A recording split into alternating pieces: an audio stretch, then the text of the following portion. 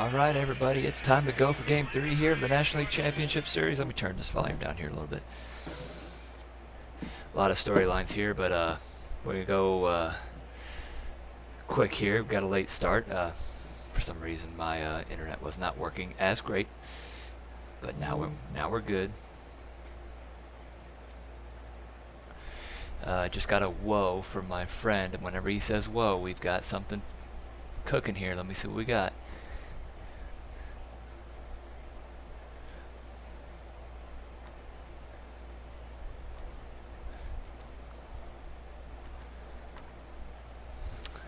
Not dealing with sports, but a new entry to the Alabama injury list, according to him.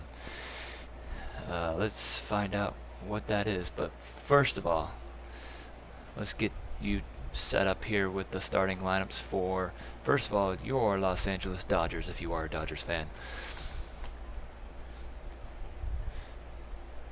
Batting first and playing right field is Mookie Betts. I mean, this is going to be the same lineup for the most part, but we do have a little bit of a twitch in the lineup as with the Braves too, and it involves the same position. Corey Seager playing shortstop, Justin Turner DHing, Max Muncy playing first base, Will Smith catching, Cody Bellinger batting sixth playing center field, Jock Peterson left field batting seventh, and Edwin Rios, a new entry into this lineup. A lineup that only had 4 hits and 1 run and struck out 9 times in Game 1 against Fried, and only had a .077 batting average against Anderson in Game 2, so they're trying to switch it up a little bit. So Edwin Rios gets his first start in the LCS, batting 8th, and Chris Taylor batting 9th for the Atlanta Braves. On the mound, well, let's get to first, Acuna batting first, Freeman first base batting second, Ozuna, Darno, Albies, Swanson, Riley batting seventh, now playing left field.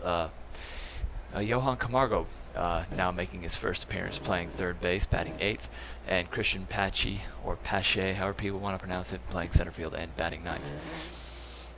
So we're just about set to get underway. I hope you like the new layout that we have here. But a must-win for the Dodgers, without question.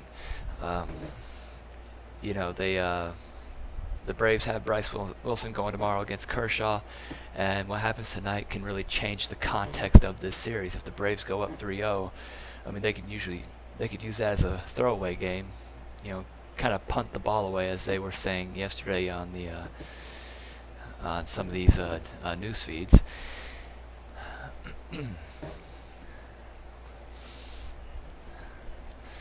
Alright, we got a late start, folks. Sorry about that. We are... Okay, here we go. Now we're good.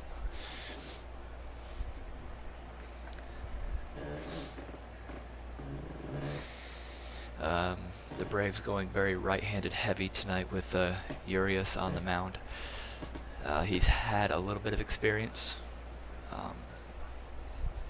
with the Braves. He'd saved 2 games last year against them, and then in his one start he went 4 innings, only surrendered 1 hit. So this may be the guy that they're looking for to help turn this series around for him. But once Mookie comes up to bat, we will do live play-by-play here, live scoring right as it happens. This is kind of what I was looking for yesterday. Could not find it, but I finally have it now, so we are going to do this. And if you ever want to do this, do some live streaming and keep score for yourself, definitely go to PCScoreboards.com. They are the number one for me in terms of keeping score.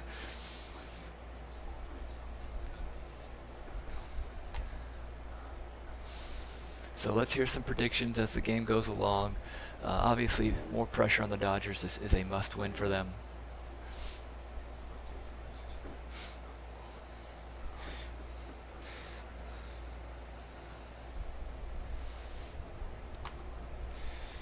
I mean, this is a difference between if you win tonight, then it may come down to, you know, you have to beat Anderson or Fried.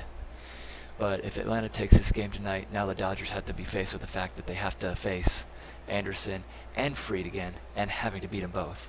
And when we come down to, let's see, Give me 1 second here. Still trying to figure some kinks out.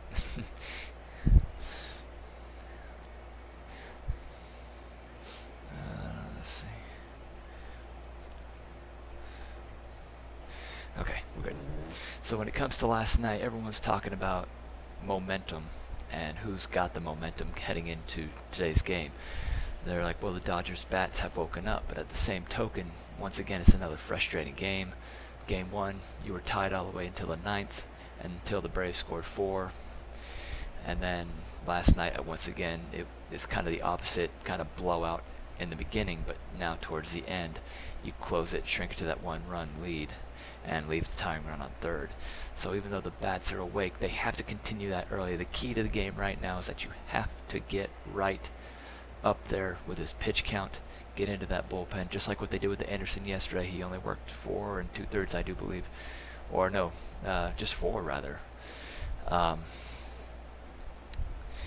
just got to keep beating that bullpen up, and this is a marathon. This isn't going to be. I still think this is going to be a 6 or 7 game series. I think the Dodgers are going to pull one off in these next couple of days. But they have to keep that momentum going within these first few innings. If we get to the 4th, 5th innings and the Dodgers aren't putting anything up offensively, then to me, last night doesn't mean a thing. So they really have to strike right early and often and keep Atlanta off the board any way they possibly can.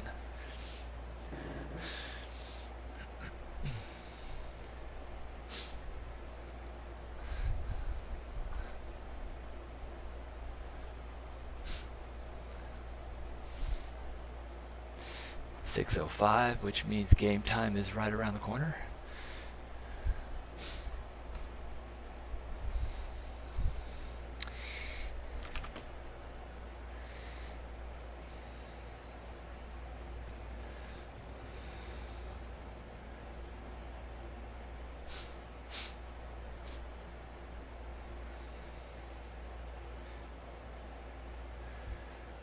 Alright, here we go. Fox is now projecting the orders. Of course, Betts, Seager, Turner, Muncy, Smith, Bellinger, Peterson, Rios, and then Taylor. Rios being that exception to the lineup yesterday, now in there at third base, while Justin Turner takes the night off defensively and will DH. And on the mound right now is Kyle Wright. 8 starts, a 2.04 record with a 5.21 ERA. Of course, his regular season and his postseason have been 2 different stories, and they kind of altered his positioning on the mound. They've kind of pushed him over to the first base side of the rubber, and since he now people want to text me, and since he made that move, he's been more effective.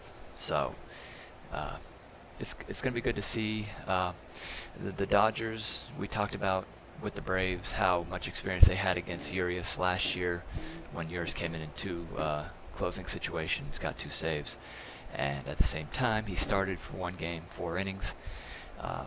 As the first pitch comes to Mookie Betts, ground ball down the third base line, it's fair. Alston Riley picks it, scoops it, throws. What a stretch by Freddie Freeman for the first out of the inning. So 1 pitch, 1 out. And speaking of Mookie Betts chasing the first pitch there, he's the only one who had an at-bat against Wright on this Dodgers team. He was 0 for 1, now 0 for 2, but that ball almost hit the bag, but Riley was able to stay with it. Freddie stretching towards the LA dugout, just barely avoiding Mookie as he made a fantastic split. What a play.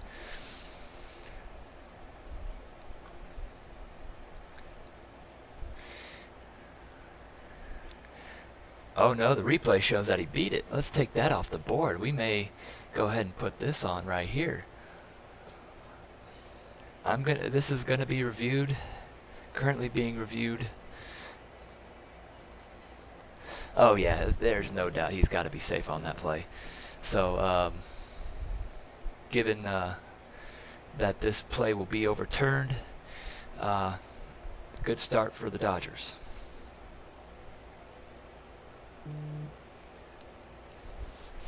Oh, my buddy's texting me.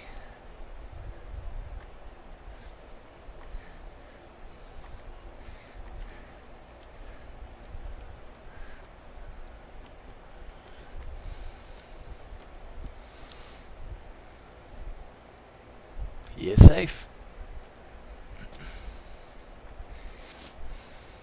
So now we've got a runner on first base, nobody out. And now let's see what we can do with Corey Seager coming up to bat. But really, despite that being a close play and Betts beating it out, that was a great play by Riley. I mean, it was going to be hard to get him anyways with the ball that deep down the third base line.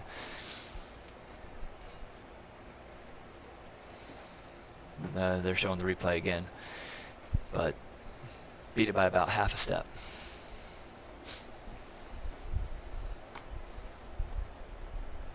So that may be something to help boost the Dodgers' confidence, especially from last night, as Seager sent a line drive into left center field on the run, can't get it, and it's going towards the wall. Riley slips and falls, and it is 1-0 LA here in the top of the first. 2 pitches, 1 run. LA ain't playing around. I should say that was Camargo making that play at third base. I'm stuck in game 2 mode. But left the ball up in the zone, and Seager, doing what Seager does, opposite field power. And Riley caught that ball on the roll, but tripped over Acuna. Almost went head first into the wall there.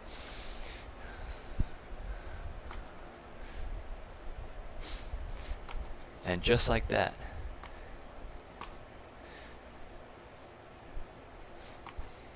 it is 1-0 Atlanta. So 2 pitches, 1 run, like I say. Now batting Turner, rights into the stretch, gets the sign. Here's the pitch, slider in the dirt. 1 ball, no strikes.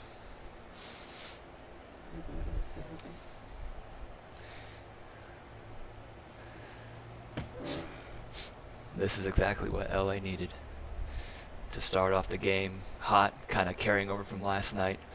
Like I said at the beginning of the game, they had to, if they went 4 or 5 innings without scoring a run, everything that would happen last night would have meant nothing. So let me put the hit on the board there. So 1-0, rights into the stretch. Here comes the 1-0 pitch. Curveball in the dirt again, more like a slider. 2-0 on Justin Turner. Can't be getting behind on these Dodgers hitters, especially early. This could be another long inning for a Brave starter. Just like Anderson yesterday, but Anderson came out unscathed.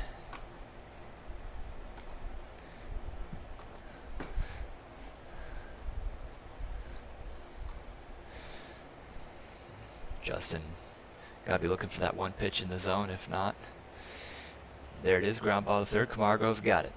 He picks, he throws, and he's got him for the first out here. Runner does not advance.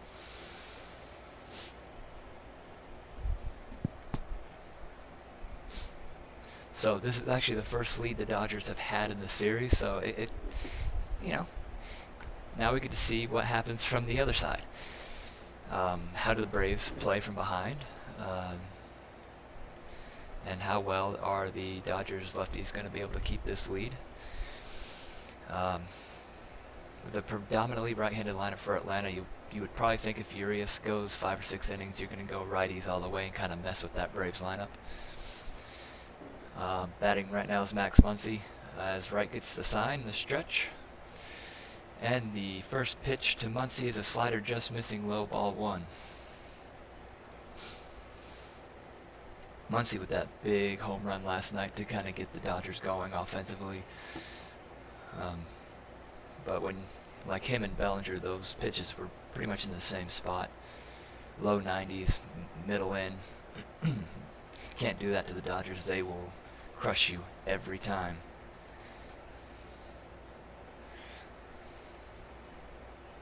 Ground ball to the right side. Albies has got it. And there are 2 outs. Runner goes to third. And stepping in now, let me switch our at bat here.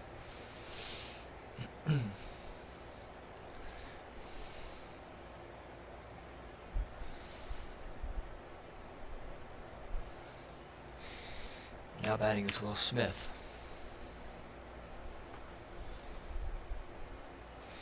Very important run right now on third base. One run definitely isn't going to be enough for this game. You know the Braves offense is going to be scoring. So I think the over-under was I think about 8.5 runs. So ball 1 to Will Smith, slider outside. But the good news for the Atlanta Braves is that Kyle Wright's only at 8 pitches right now, despite giving up that 1 run, as opposed to yesterday when Ian Anderson threw 29 pitches. So they really need him to get out of this inning, kind of get settled down, as Wright stretches for the 0-1 pitch, slider again low. So 2-0 to Will Smith. Cody Bellinger on deck. And that's definitely not a man you want to be facing with runners on. We saw that last night. Melanson tried to throw a cutter in on him and got it up in middle in, and Bellinger bounced it right off the wall on a hop in right field. 2-0 is ball 3, slider outside. He's missing with his breaking pitches right now.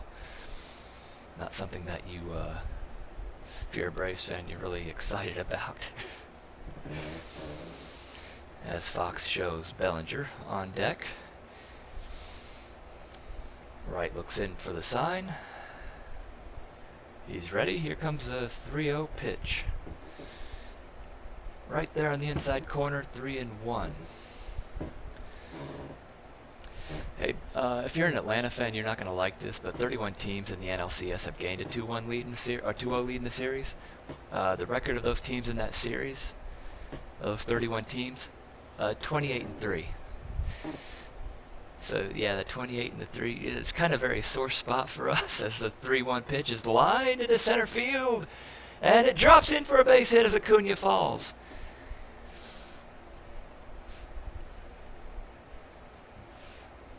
Throw into second, and Smith is safe. What a job of hitting by Will Smith, picking his pitch on the 3-1 and just lining it into center field. And I believe that was Patchy instead of Acuna trying to make the play out there. Acuna is in right, as Riley is in left field, and Patchy just couldn't get there in time. And the Dodgers are off and running here in game number 3.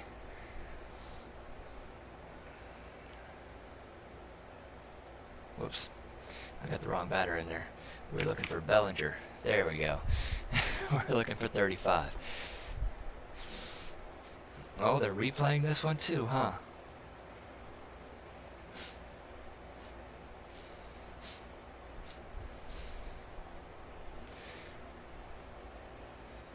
They're looking to see if he came off the bag at any point, but it does not look like he did so. What a great hustle from Will Smith. You don't see that much from a catcher, stretching a single into the double. Took advantage of Patchy falling down there. So now we are up here with Bellinger. The stretch, the first pitch, Bellinger swings and misses on a bad ball in the dirt. Slider 0-1. Bellinger's a little bit antsy right now.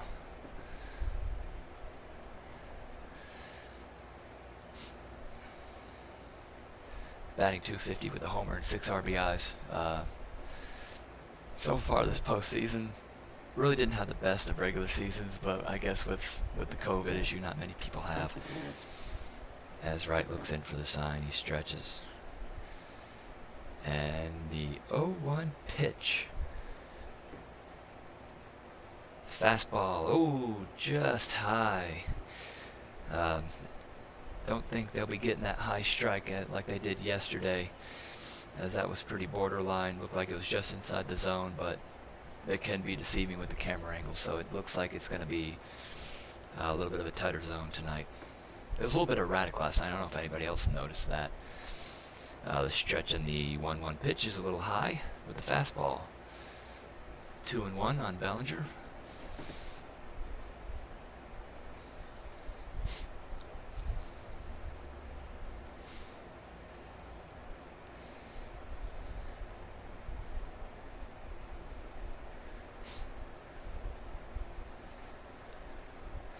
The stretch. The 2-1 pitch, fastball. Oh no, looked like a slider to me. Had a little bit of cut movement, plus my screen's a little small. Just outside ball 3, 3-1. And if you're in Atlanta, this situation, I don't think you give Bellinger anything good. You've got first base open. You put a cookie right there, and he can make it 4-0 really quick.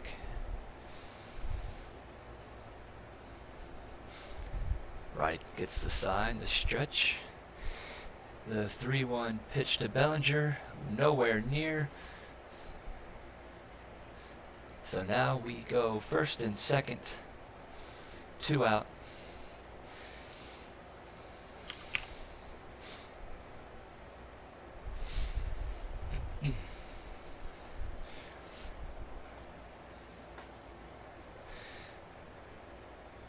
So the last 4 innings for the Dodgers, scoring 9 runs with 6 extra base hits and 2 homers. The first 15 innings, 1 run, 1 extra base hit, and 1 homer. So what a difference a few innings makes.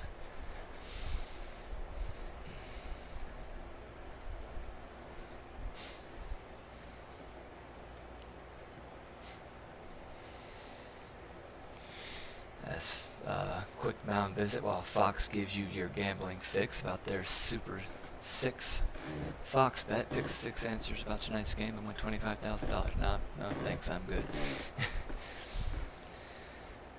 Alright, the meeting's over at the mound.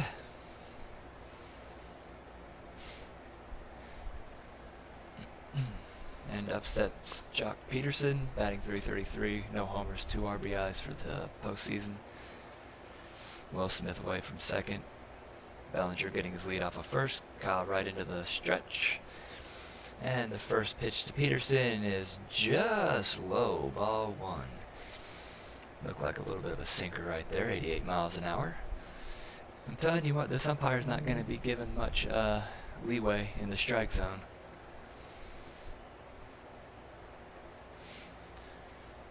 My buddy just texted me at the same time, said super tight strike zone. It looked like he threw 4 strikes, but it all depends on who's behind the plate on any given day. 1-0 pitch to Peterson is swung on a miss, swung at a pretty bad ball, sinker low.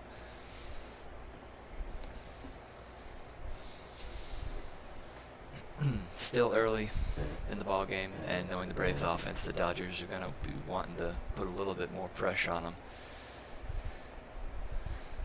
1-1 to Peterson. They could be right with this over-under of 8.5 runs. 1-1 pitch is outside, ball 2. Slowly but surely, Wright's pitch count is getting up there. He's at 20 pitches. He had 2 outs with 8 pitches, you know, given the first 2 balls he threw generated a run.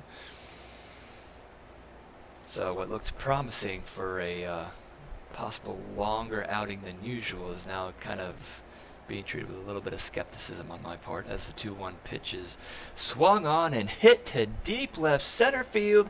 That ball is gone. It is 5-0 LA here in the first. This is what happens when you get behind these Dodger hitters. I'm telling you, you cannot go 2-1, 3-0, 3-1 on these guys. They will make you pay real fast.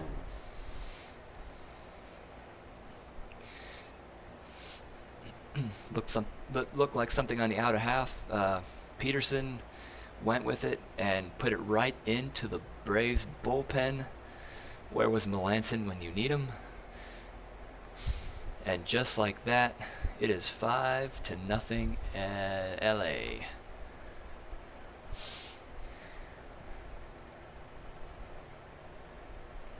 Oh no, is that 6? No, that's a solo shot. Edwin Rios goes deep. That ball is gone. Center field and gone. I'm telling you what, the Dodgers came to play today, you guys.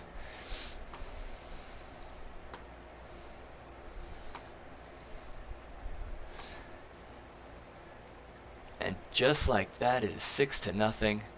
And unfortunately for the Braves, they may have to burn through the bullpen on this one. Kyle Wright just does not have it. But the Dodgers do have to be careful at the same time. They don't want to do the same thing last night or the same thing today that the Braves did last night and kind of get a little complacent.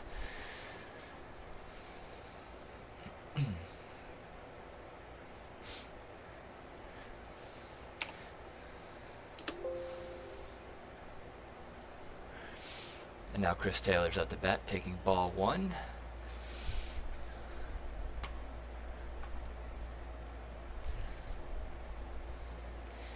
And the 1-0 pitch is swung on and missed. Chris Taylor trying to get on the action and go deep there.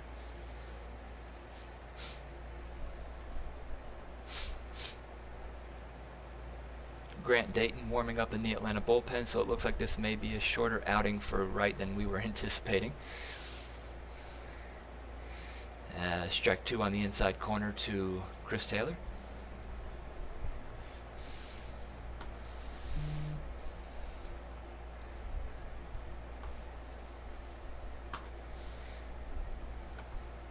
Now my Braves fans are typing me.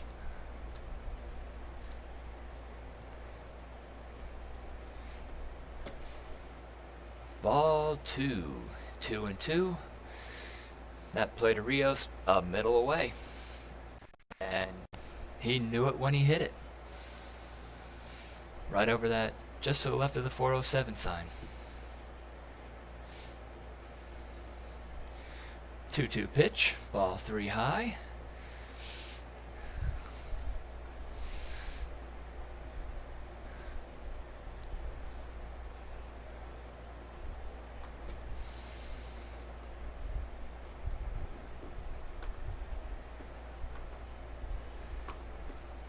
The 3-2 pitch outside, nowhere near, and Chris Taylor draws a 2-out walk, and Mookie Betts comes up once again. And that's going to be it for Kyle Wright as Snitker is making his move. Grant Dayton will be coming in to face Mookie Betts. And if you were Atlanta, this is something you kind of worried about with Kyle Wright, if he would revert back to his regular season form, and tonight that was it. When you combine that with how the Dodgers went on the offensive last night in the 7th and 9th innings, you know the confidence was there, and the mission for Wright was to make sure that that's all they got. And the confidence keeps getting bigger and bigger for these Dodgers, I'm telling you. Do I need to repeat? I think I should repeat this. This does bear repeating. In 1969, the LA Dodgers, not the LA Dodgers, but Major League Baseball in general, expanded to the 7-game format in the NLCS. And so when that happened from 1969 to 2020, or 2019 rather, 31 teams had created a 2-0 lead in the series in the NLCS. When it came down to how many of those teams finished that series, finished off that 2-0 lead, and went on to the World Series, 28 of the 31. But here's the thing. That record now, if you're an Atlanta fan, you hate to say this, but their record was 28-3. So what does 28-3 mean to you as an Atlanta fan, especially if you like the Falcons? That was a very bad omen coming into this game today. So we'll see how it transpires, as Mookie Betts will be coming up here in just a few moments.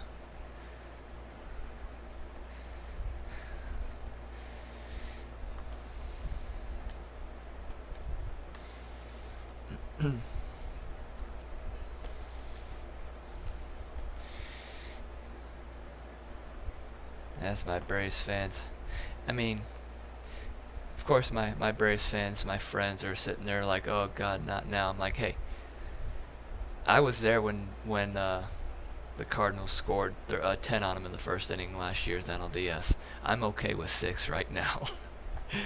So Grant Dayton now set to pitch. He gets into the stretch, and the first pitch to Mookie up and in, ball one.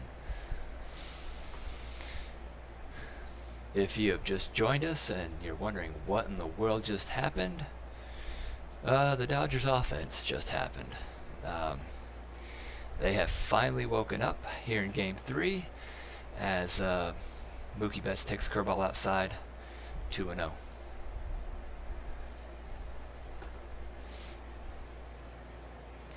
As Kyle Wright looks on in disbelief. I could believe it. He takes just high, ball 3, 3-0 on Mookie Betts. Sorry, I'm getting these counts as fast as I can. I'm orchestrating 3 different things at the same time at this moment. The stretch by Dayton, the 3-0 pitch to Mookie Betts is right in there for a strike, 3-1.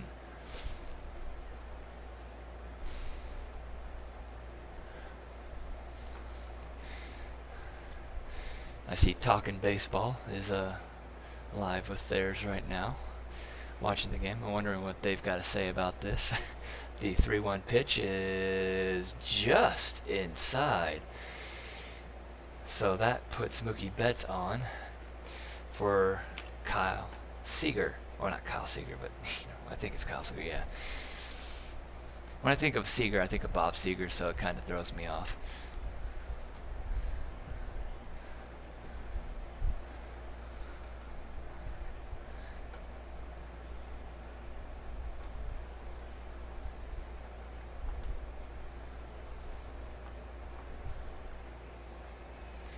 As Freddie Freeman kind of looks on. Dayton delivers the first pitch to Seager. Swung on, line drive, center field, base hit. Here comes Taylor to third, goes Betts. He is safe. It is 7-0 Atlanta. LA. I got so used to saying it's 7-0 Atlanta, blah blah, because of their offense the last couple of days. But it's kind of nice to see that we are now having a competitive series here with the Dodgers leading 7-0 here in the first. Took a nice fastball in the outside corner. That was more part of good hitting by Seager than it was Dayton leaving any mistakes up in the zone. And Betts just getting in under the tag. As Justin Turner takes his turn up to bat. Seager gets his lead off first, and Turner looks like he got hit by the ball. And they're saying it's a live ball. Braves just standing around doing nothing. It is now 8-0 in favor of the Dodgers, as going all the way to third is Seager. It looked like Justin Turner got hit by the ball. Oh, he kicked it.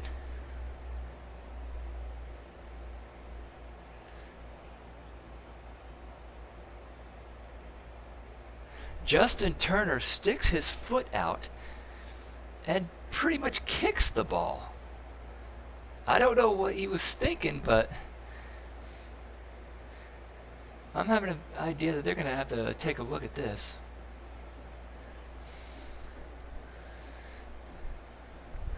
And that's what they're going to do. They're going to go to the replay on this. That was interesting.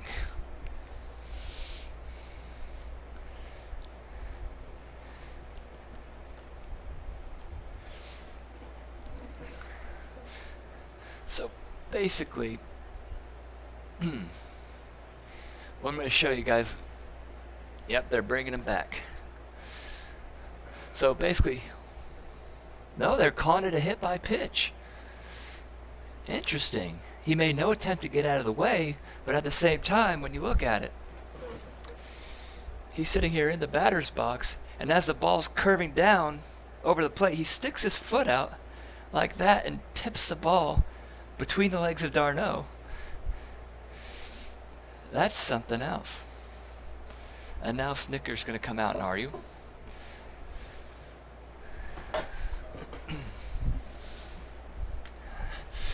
Boy, this is going to get funny tonight, guys.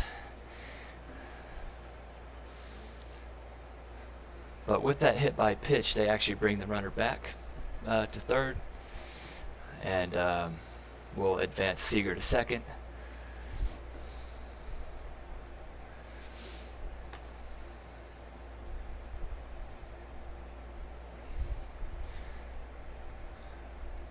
Boy, this is very reminiscent. Oh, and if you're a football fan right now, Nick Saban of the Alabama Crimson Tide has just tested positive for COVID and probably will not be on the sidelines for the game against Georgia. That's huge.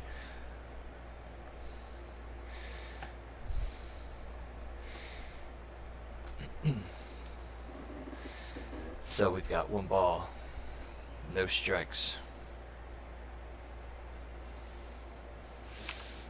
Let me change my batter here. That it would be Muncy, number 16. Slider outside. We are at 2-0. So how bad is it going to get for Atlanta tonight? Do we have any suggestions? Do the Dodgers go for 20?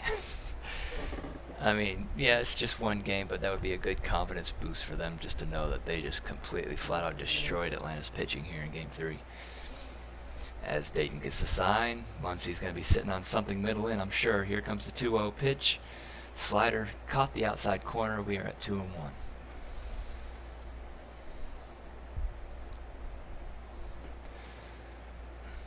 Dayton at 10 pitches already. A lot of this damage coming after 2 were out.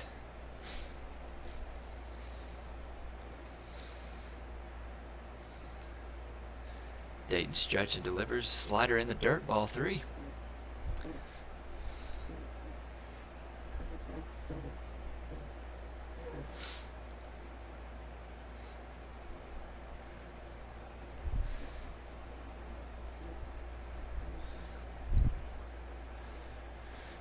You got to put 1 in here right now. You got to be really precise, or else Muncy can hurt you. Just like he showed last night against Josh Tomlin. Here's the stretch, the 3-1 pitch. Strike on the inside corner.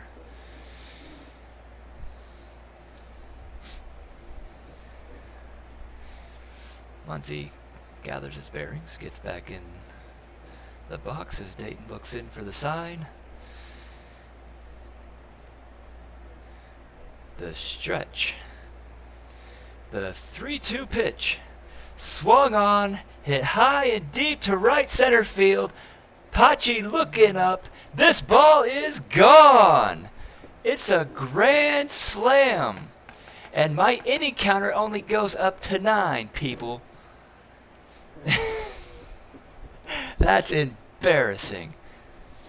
It's 11-0 in favor of the Dodgers.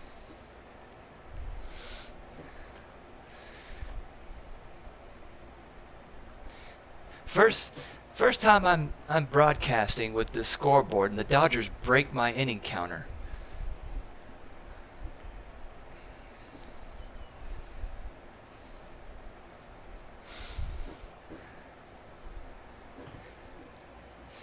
Most runs in any inning in postseason history for the Dodgers. They've got to be loving that. Now up to bat, the Fresh Prince of Bel-Air himself, Will Smith.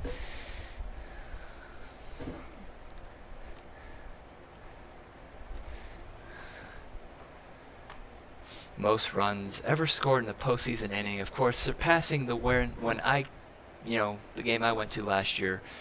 And of course, the Braves were the ones victimized in that as well.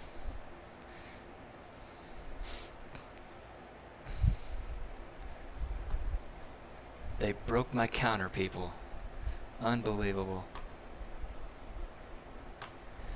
I'm going to have to add 2 runs to this inning. Because we know this isn't going to be happening a lot.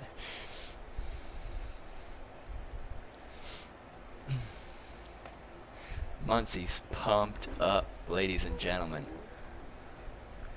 I know the box score is not going to look correct, but hey,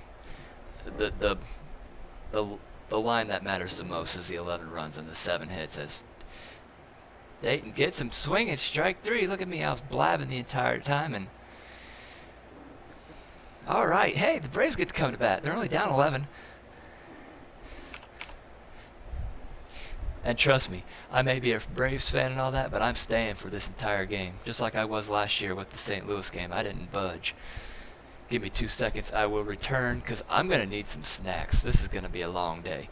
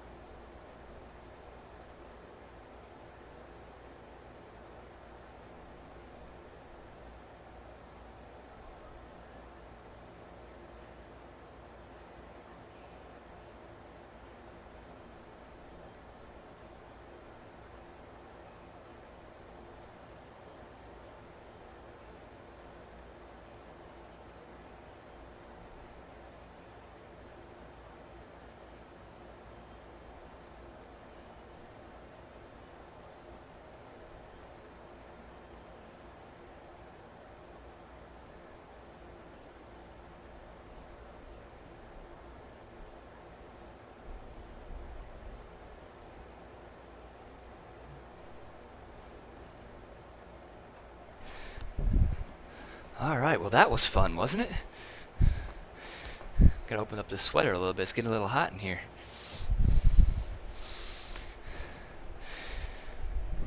This was one of those innings that could definitely change the complexion of a series. Without a doubt.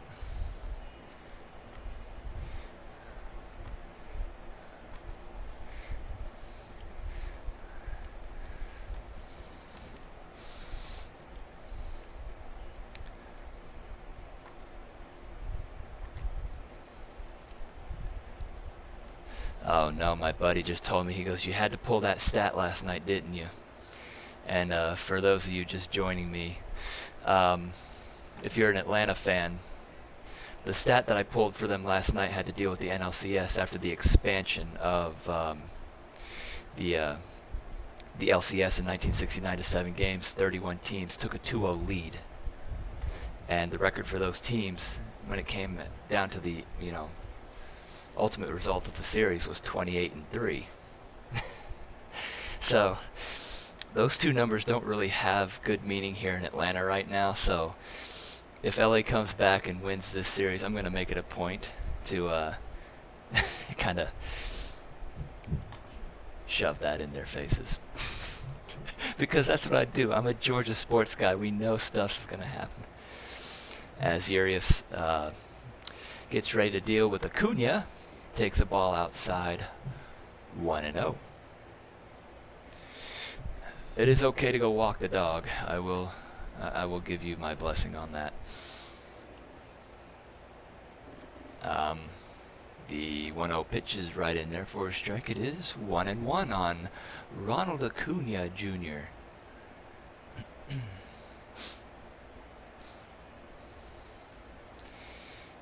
2-0 record with 0 ERA this postseason for Urias.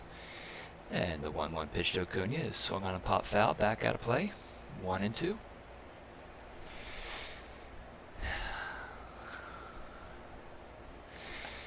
But with Atlanta, it kind of makes this game easier to get over. It's not like one of those games where you're going to lose 2-1, 3-2. And kind of like what Deion Sanders said back in the early 90s,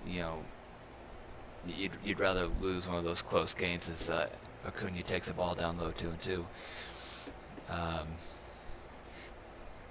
It's easier to live with those games where you get beat down, as opposed to kind of fighting your way through 9 innings and then just coming up 1 run short.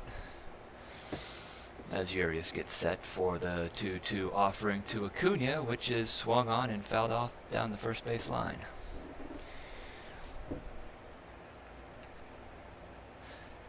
So this plays well into the hands of the Dodgers, who should have Kershaw going tomorrow.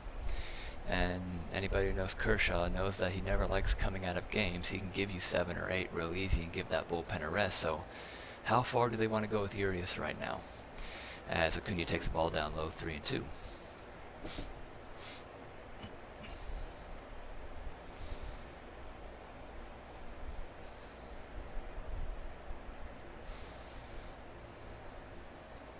bottom one, nobody out, 3-2 count. That score is not a typo. It is 11-0 LA in the first, as Acuna swings and lines one foul just past the third base coach. The only thing you can do as the Atlanta Braves right now is see if you can up Urias' pitch count and get back into that Dodger bullpen, get see more of those guys, and just see where it goes from there. I mean, this game looks to be already a lost cause. 3-2 pitch, fastball inside, he walked him. Up steps Freddie Freeman now. I think a shutdown inning in this case is an inning where the Braves don't score more than 5 runs. Anything below that, you should be okay.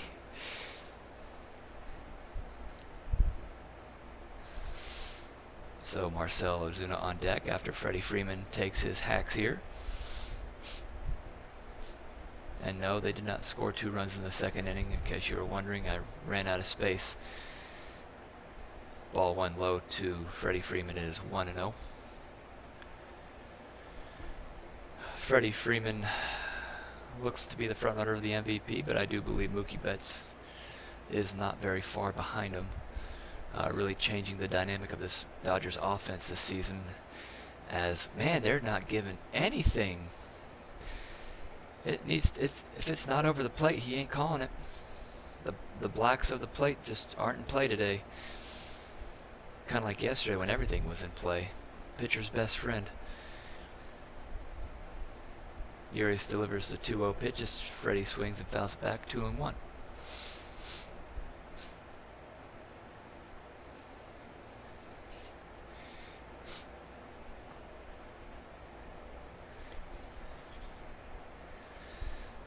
If you're Atlanta, you just have to tell yourself, hey, it's only one game. Just only one game. Kind of like the Falcons in Super Bowl 51. There was only one touchdown. 2-1 pitch swung on a foul just beyond the first base bag. It is now 2-2 on Freddie Freeman. 11 runs, 7 hits for the Dodgers. No runs, no hits, and 1 walk for the Braves.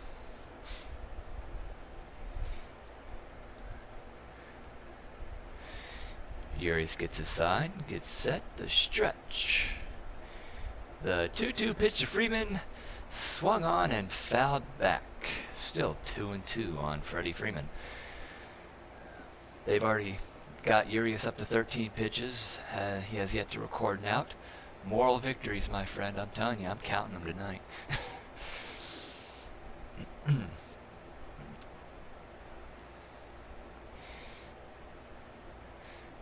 2-2 pitches down low, curveball, 3 balls, 2 strikes on Freddie Freeman.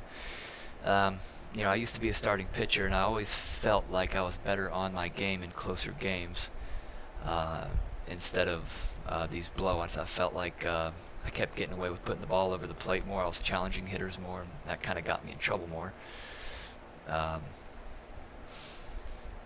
But you can't take an even 11-0 lead for granted. As Urias goes to the 3-2 pitch, ball 4. So now Freddie Freeman walks and Acuna's on second. So Urias basically just wasting pitches right now with nothing to show for it. But then again, some of these pitches are really borderline, and the umpire's not giving them for either pitcher right now,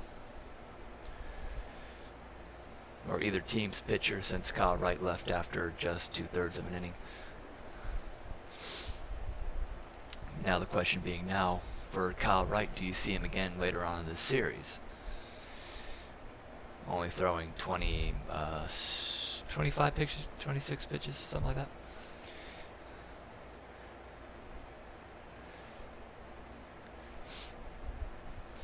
Nice little windy day in Arlington. That the roof is open, folks. That may be why these balls are carrying out the way that they are. As Marcell Ozuna steps in now.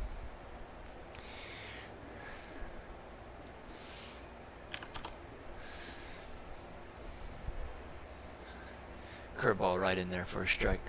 0-1. Now with Urias on the mound and the hard stuff that he throws, I figured this would be a good game for Ozuna. If I had to pick anybody out of the Braves lineup to get anything done here,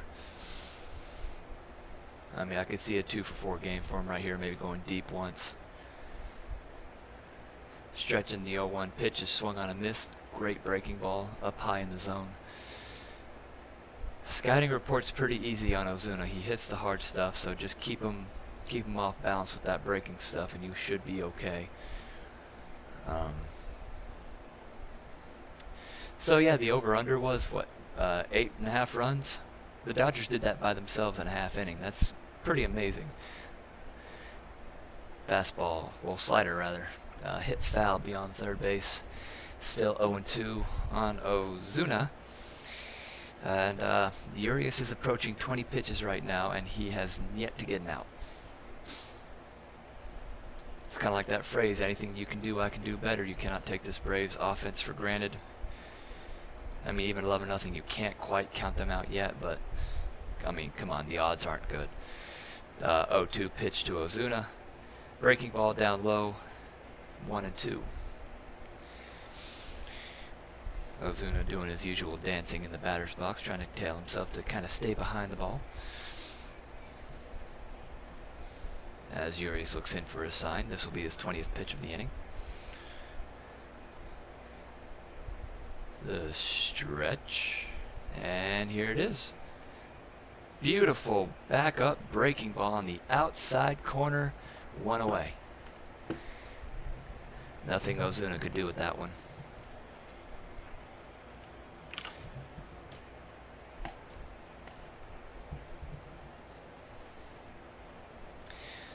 Alright, so 2 on, 1 out.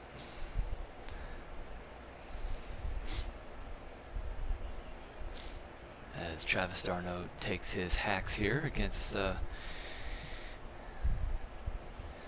Urias. d'Arnaud hasn't really been there this series like he was there in the Marlins series, but now may be a good time to start that. As the first pitch from Urias is swung on and hit foul down the right field line, 0-1.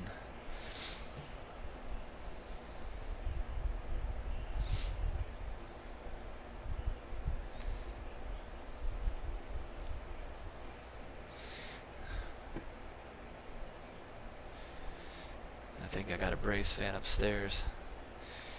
I'm going to tell him the bad news. He hasn't had the game on, but I love being the bearer of bad news. If that hasn't tipped you off by now, as d'Arnaud takes a strike on the inside corner, 0-2. Urias is starting to hone in with that off-speed stuff a little better. Freeman at first, Acuna at second. The Dodgers knew they had to come out and win this ball game tonight, or else it was a 3-0 hole. I think they have responded really well as d'Arnaud swings and fouls one back to the screen. It is still 0-2. Of course, the scoreboard doesn't have the pitch count for anybody, any of these pitchers, so I'll just continue to relay the pitch count, which right now is at 23 for Urias. I don't think it matters for Dayton, because I think they're going to drag him into the ground right now.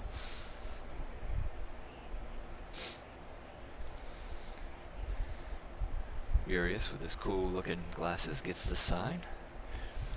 Checks out Freeman at first, and the 0-2 pitch to Travis d'Arnaud is, I'm telling you, these pitches are not being called anywhere. Low, high, east, west. We have a very conservative strike zone tonight. As Fox FS1 shows Clayton Kershaw just chilling there in the dugout. He'll be your Game 4 starter against Bryce Wilson. 1-2 pitches low, 2-2.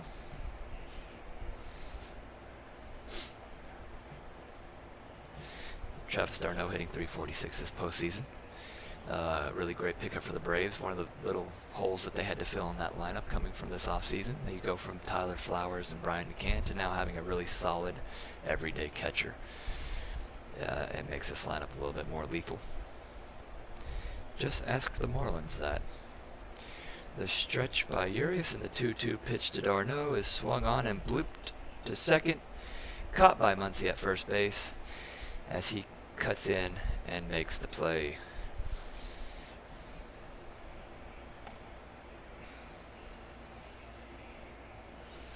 And now get Mark Melanson up in the bullpen, not to warm up, but just to make sure that he catches Ozzie Albies for the 3rd night in a row.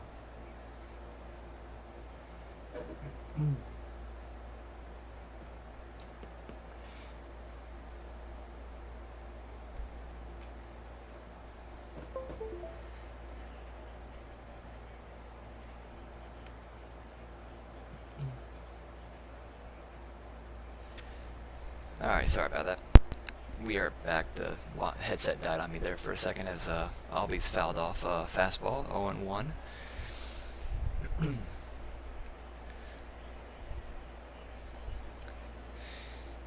We are nearing the 30 pitch mark. The only good thing the Braves have done in this first inning. And the 0-1 pitch to Albies is swung on and hit high and deep to left center field. You've got to be kidding me. He's at the track. He's at the wall. He leaps and he makes the catch. Cody Bellinger. You have got to be kidding me.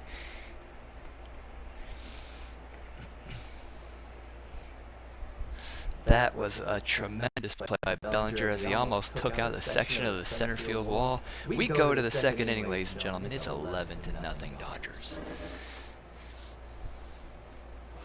Be back 2-2.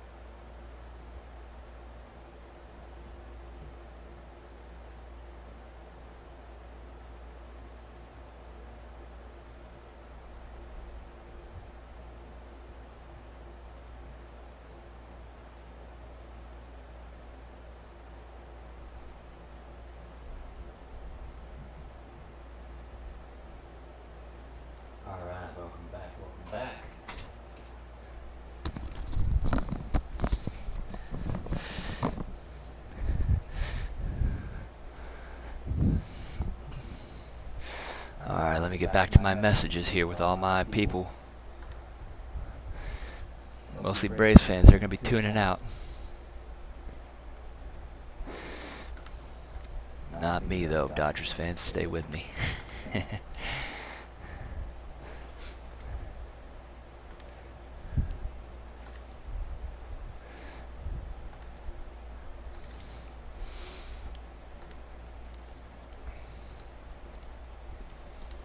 Alright.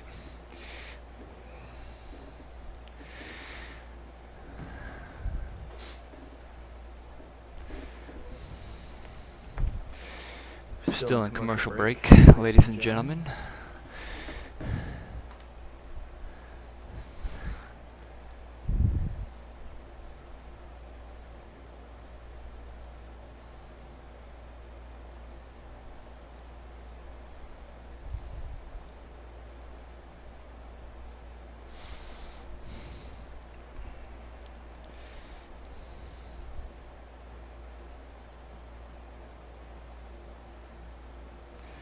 Let's see what he says to that.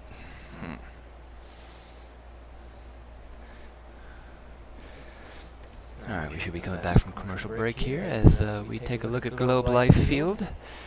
Living in Dallas for 10 years, I always was a big fan of Globe Life Park, but I've never visited Globe Life Field before, so I may have to go out there as Cody Bellinger is up to bat now, and he takes the ball outside, 1-0.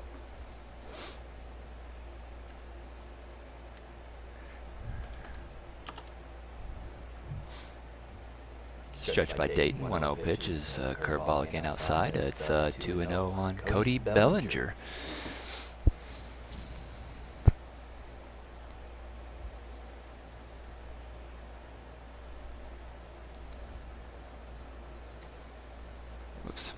Why did I do that? As ball 3 to Cody Bellinger makes it a good proposition that he'll be reaching base here in the next pitch or two, and here it comes, and no, he ain't reaching base because he's rounding the bases. That ball is gone. Cody Bellinger with a solo shot to right. Who said this ballpark was big?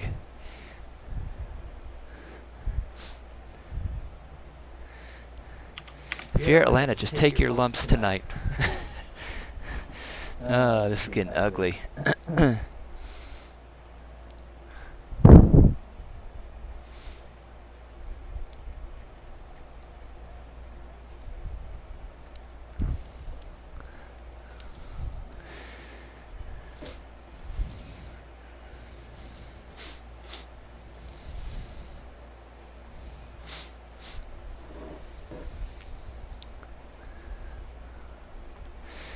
But like I said, you cannot get behind on these Dodgers hitters, and Dayton doing over the plate for once, and it got whacked as Peterson tries to go yard and does not. He swings and misses. It's 0-1.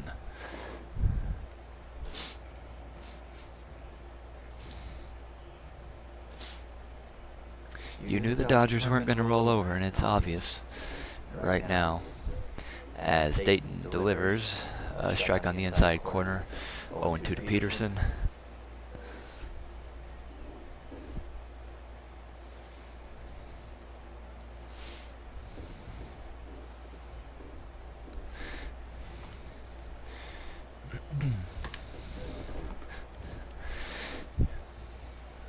Dayton, Braves whipping boy tonight, delivers the 0-2 up high, making it 1-2 rather.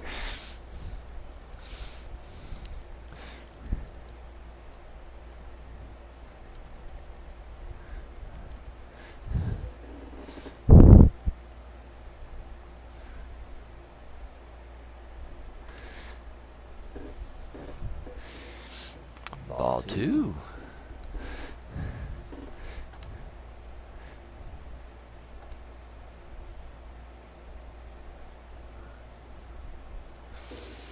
On deck is our Rios, actually, yeah, our new third baseman for LA, as Peterson pops it foul and out of play. 2-2 still. Edwin Rios in the first inning taking an outside pitch and really driving it the other way out to center field, and they really pulled the right strings today, these Dodgers have, I'm telling you.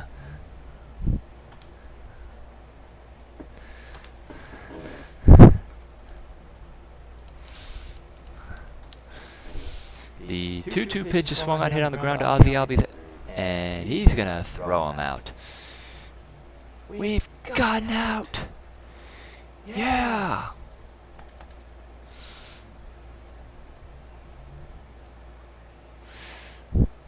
Now batting, number 43, Edwin Rios.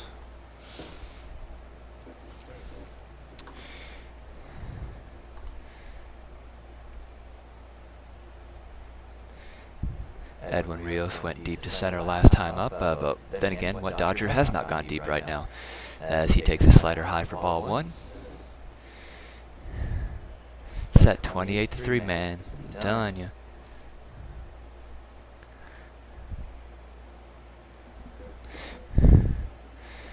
As he checks swing on the slider. 2-0.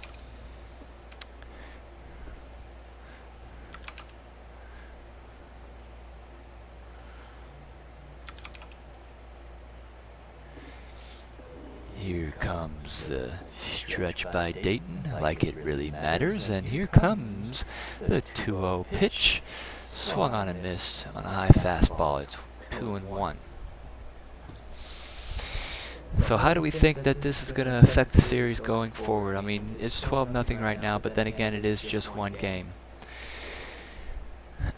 This is just one the Braves are going to go home tonight and forget about it and come back out tomorrow as a 2-1 pitch to Rios is outside, ball 3.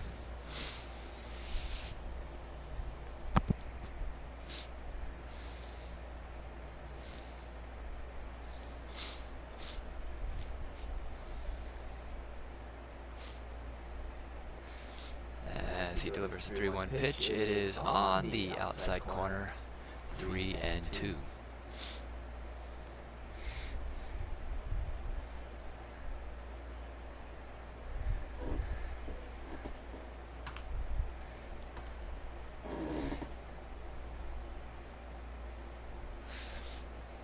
Swung on and missed on a high fastball. That is strike 3. 2 men out in the inning. That brings up Chris Taylor. Chris Taylor, 1 for 1. And already getting his second at bat here in the second inning.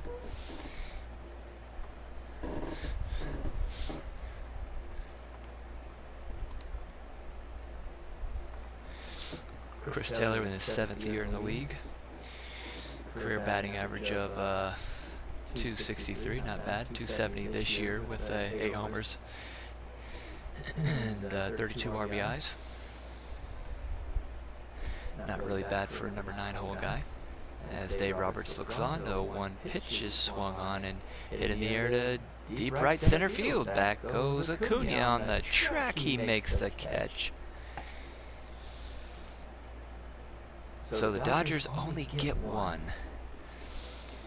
1 run, 1 hit, no errors. We go to the bottom of the second. It is now 12-0 Atlanta.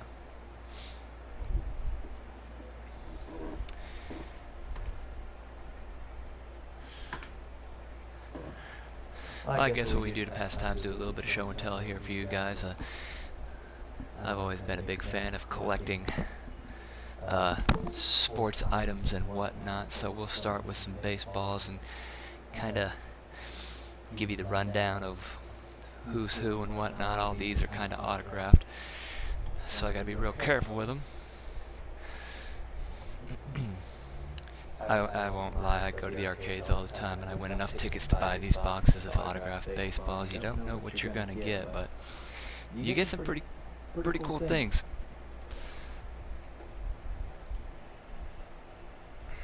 I guess the first showcase I will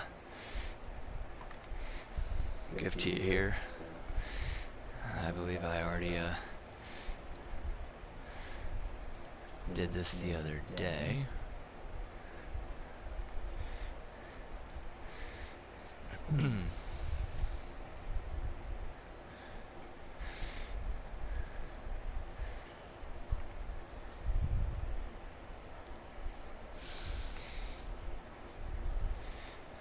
This baseball I won the other day. 2-time MVP, 2 times World Series champion. Basically a big part of that Big Red Machine back in 1975 and 76. He was an All-Star Game MVP, 5-time Gold Glover, 10-time All-Star, Silver Slugger Award, 2-time Major League Player of the Year with a career batting average of 271, 268 homers, and only 9,277 at-bats, 1,133 RBIs, and arguably one of the best second basemen in the history of the game.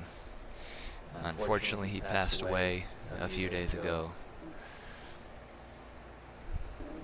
There's a sticker for authenticity, and that man is Joe Morgan. So that's basically what you can get with these packs, and I need to put this back in its case before it gets all muddled. We'll come back at the bottom half of this, well, not the bottom half, but the top half of the third, and give you more statistics and more fun facts, because I got a couple of baseballs here who some people you'll know, some people you'll not know, but the fun facts are kind of pretty cool. Just like the fun fact that this is about to be, yeah, I know, 11 in the first. I couldn't put anything past 9. I tried, but my counter only goes up to 9 on the inning, so I had to, add 2 extra runs in the second. So, but the runs hits are correct on the big side of the board, as Dansby Swanson steps in, takes a ball low, 1-0. Slider in there for a strike. It is now 1-1.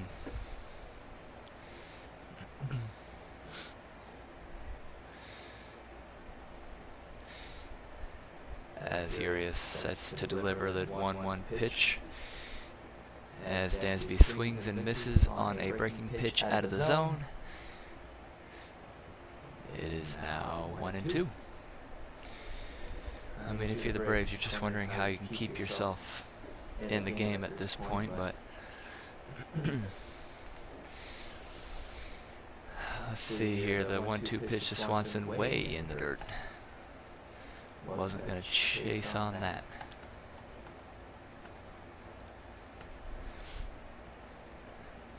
Austin Riley waits in the on-deck circle, only batting .200 on the year, well, on the postseason rather. As Urias gets the sign, does his little duck, and delivers a 2-2 pitch, which is swung on and grounded in the hole. Great play by Seager as he makes the play to retire Swanson.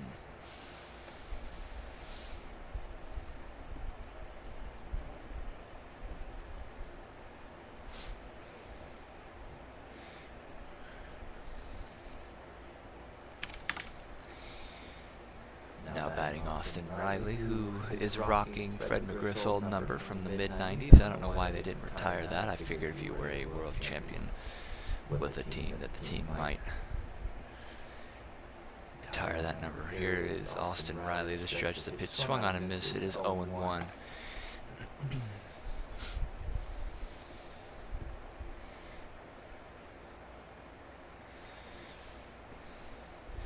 I will make that correction there in the, as the 0-1 pitch is taken. Whoa! Up high for a ball.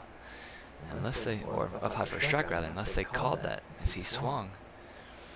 Didn't look like he went around, but Urias back into the, stretching the 0-2 pitch, way in the dirt, 1-2.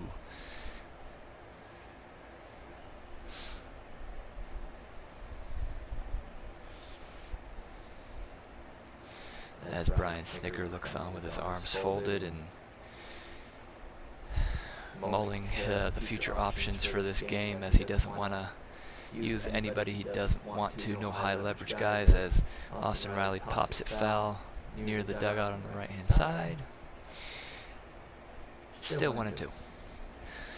Urias getting up to 37 pitches. That's the only downside. The Dodgers are going to have to go to the bullpen at some point when after the 5th inning if this trend continues. As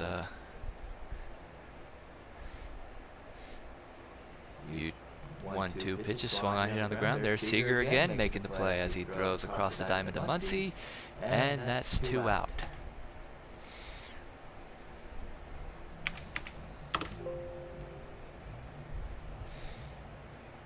Now, getting his first at-bat of the game is Johan Camargo. Getting his first at-bat while everybody else in the Dodgers lineups has already batted around twice. Oh, the tale of two offenses right now.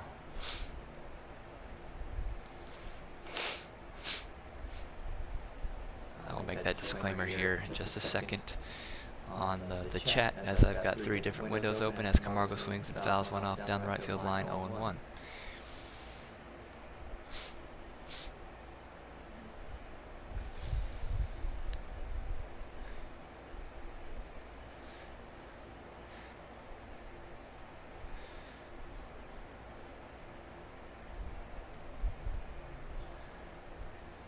Here comes the 0-1 pitch, is outside, 1 ball, 1 strike. Now, this is something that you may want to consider too if you are the Atlanta Braves. If the game is that far out of reach, to save your bullpen, who on your bench, like Charlie Culberson, could come in and eat some outs.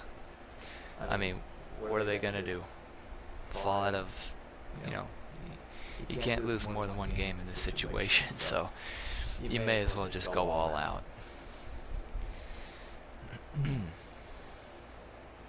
As Dayton looks dejected in the dugout, not believing what's going on right now. As Christian Patchy, who should be getting some good experience with these at-bats, the first he swings and pops it foul out of play.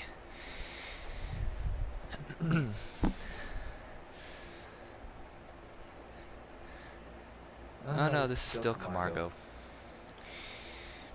I'm getting ahead of myself. I'm getting excited that all the Braves are about to have their first at-bat, even though, you know, all the Dodgers have already had a full game's worth of at-bats.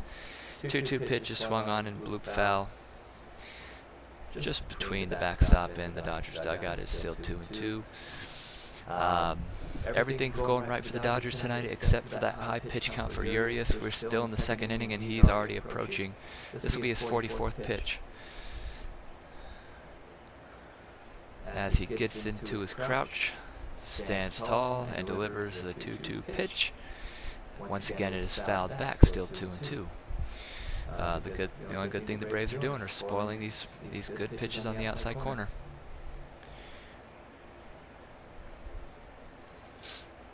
As Darno's sitting there having a laugh with Dayton, because that's basically all you can do in a game like this.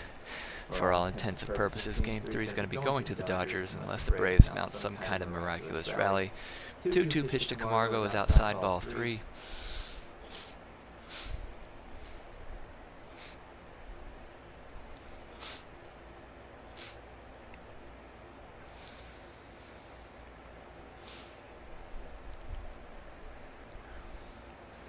Here's a stretch by Urias, and the 3-2 pitch is swung on, and that ball is crushed way up into the concourse down the left field line, and the Atlanta Braves may be on the board here. No, it's a foul ball.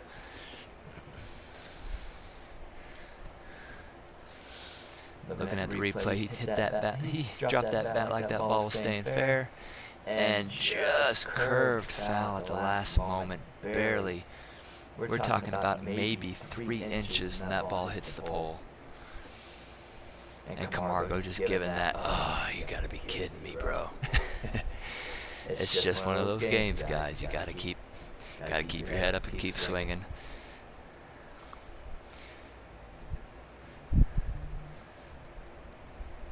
And my buddy texts me saying that looks fair to him. Well, it didn't look fair to me. As Camargo gets back into the box, 3-2 count. Urias gets into his crouch, and the 3-2 pitch is swung on and fouled back again. Great at bat that Urias is having here with Camargo, but we are now looking at our 10th pitch here coming up, and this will be the 48th pitch for Urias, or Urias, however you want to pronounce his name. So nearing 50 pitches in 2 innings, so he won't be long for this game, but I don't think that's going to make a big difference as the 3-2 pitch is fouled back again. We'll do it again. I'm going to make a wager and say that you will see Charlie Culberson come in relief here later on in this ball game. You know you don't want to burn any reliever in a game that's meaningless as right now. The Dodgers scoring 12 runs, the Braves not even mustering a hit right now.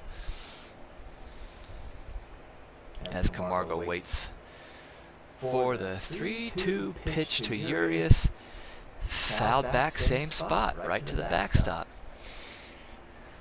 So pitch number 13 coming in this at-bat.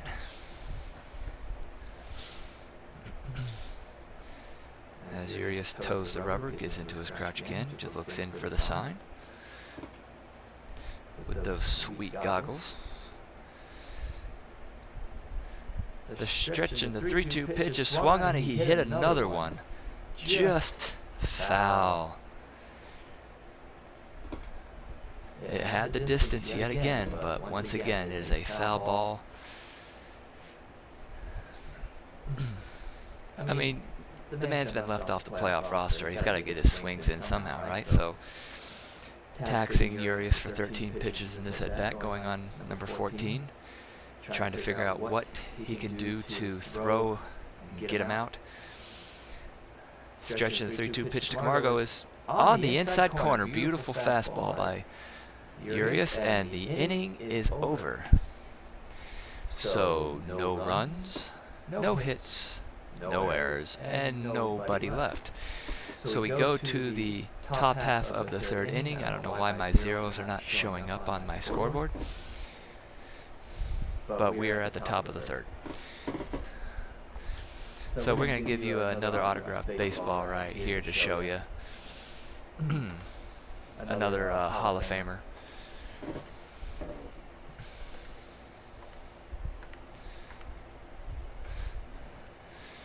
And this one, you know, speaking of the Braves having to go to their bullpen,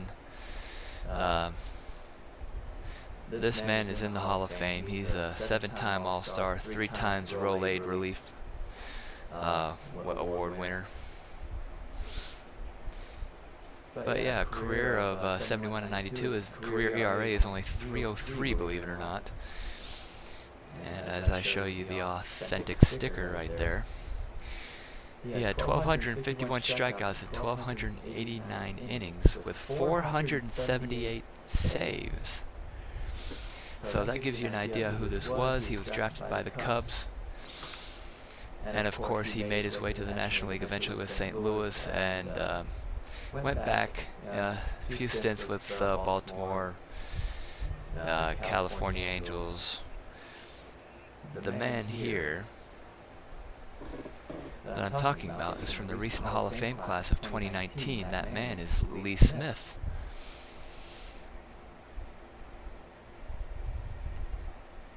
So Lee Smith will be going back into his cage.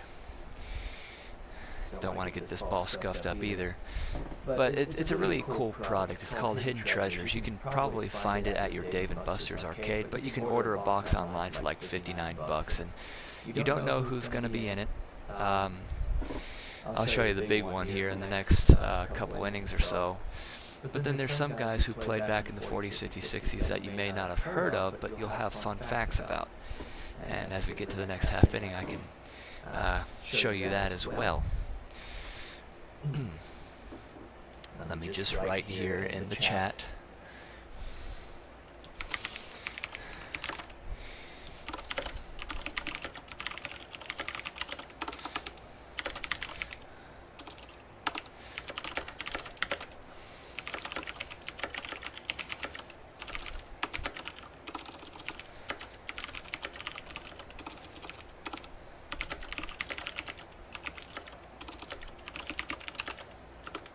There we go.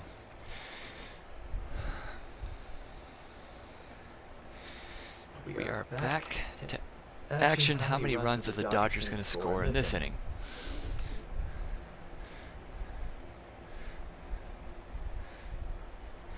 If the Dodgers put up more than 2 runs, or no more, say like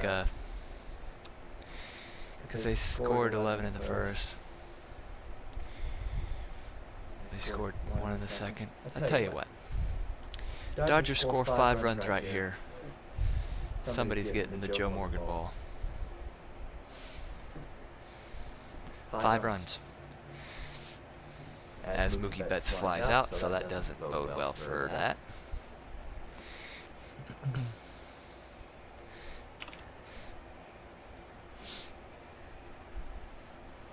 So now Seager comes up to bat here.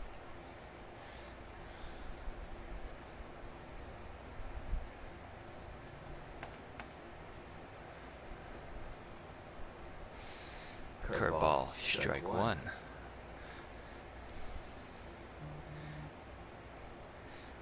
Corey Seager is 2 for 2. He's doubled, he's singled, he's driven in 2 runs. As he swings and sends a fly ball deep right field, guess what? That ball is gone. Oh my goodness. The first 3 innings of this game looks like a Los Angeles Dodgers. Ooh, it's a beatdown. Looks like a California area code, doesn't it? It is 13-0 442 feet projected on that Seeger bomb. And it's only getting worse. Hey, guess what? 4 more Dodger runs, guys, and someone's getting this Joe Morgan baseball. Come on now. But it has to be in this inning.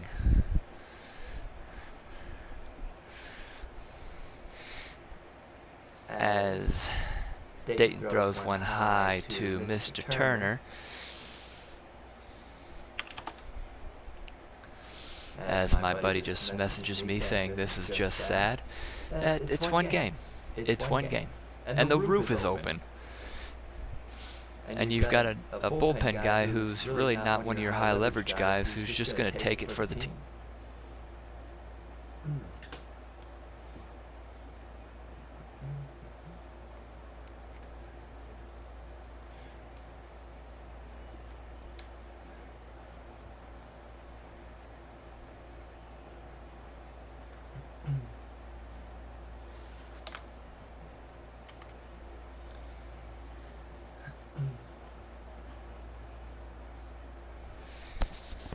Alright, so as I plugged in my headset again, as it died on me, Justin Turner swings and lines one to left field for a base hit.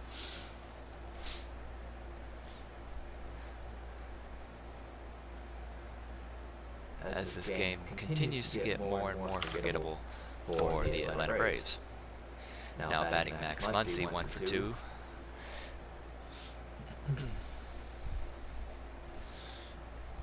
Fastball on the outside corner, it's 0-1. Muncy continuing his power surge from last night. This is definitely a game that's going to get an offense going and build that confidence back.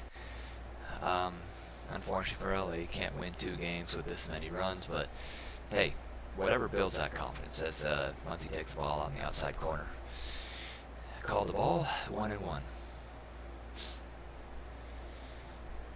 So Muncy with that grand slam in the first that really put this game out of reach. I mean, 7-0 was bad, but 11-0 is pretty much impossible. As Muncy swings and misses at the breaking ball, 1-2.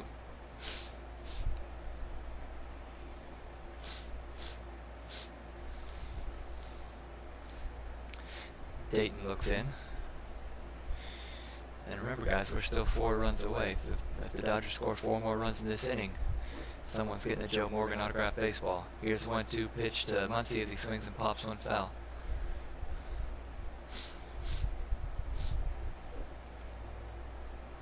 Dayton wearing the number 75, which probably is his ERA right about now. As Muncy takes his practice swings, gets back into the box. Dayton looks for the sign. And the 1-2 pitch to Muncy on its way, which is on the outside corner, but called the ball. It is 2-2. Justin Turner on first after that nice little line drive single. I better add that to my hit column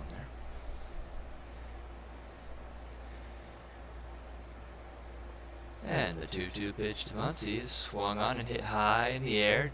Deep left field, back goes Riley, he can't get it. That's going to bounce off the wall. Justin Turner had to stop for a second, but now it's runners on second and third with 1 man out.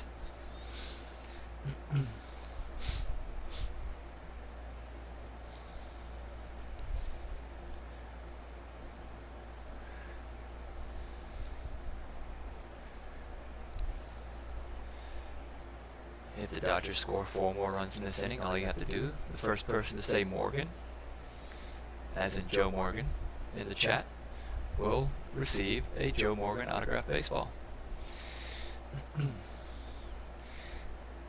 As Austin Riley looks in disbelief, wishing he could play third base again. And up steps, once again, the Fresh Prince of Bel-Air, Will Smith, as Dayton delivers to him. Fastball, strike 1.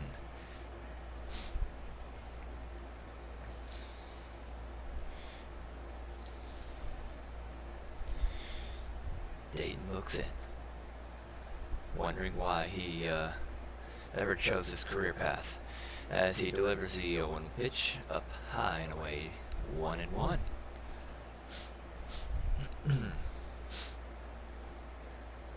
Brian Snitker sitting there in the dugout, looking like a cool customer wearing that nice mask, even though I'm pretty sure Dayton wouldn't mind putting the mask over his face right about that hat himself, as the 1-1 pitch is in the dirt, 2-1.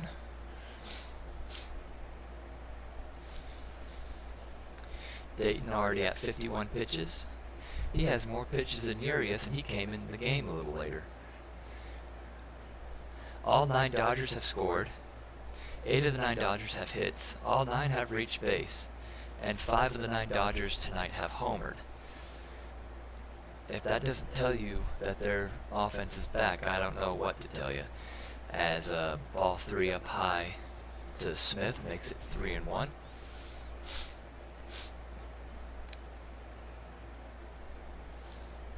This could be one of the biggest blowouts in postseason history by the way this game is going, especially with the weather conditions. The roof is open, that wind is blowing.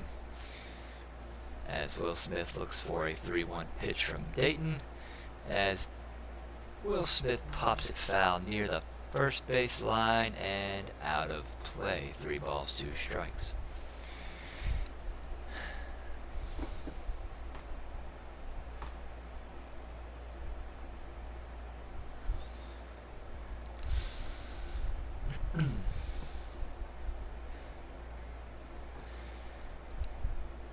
So pretty much just all we see of Dayton in this series.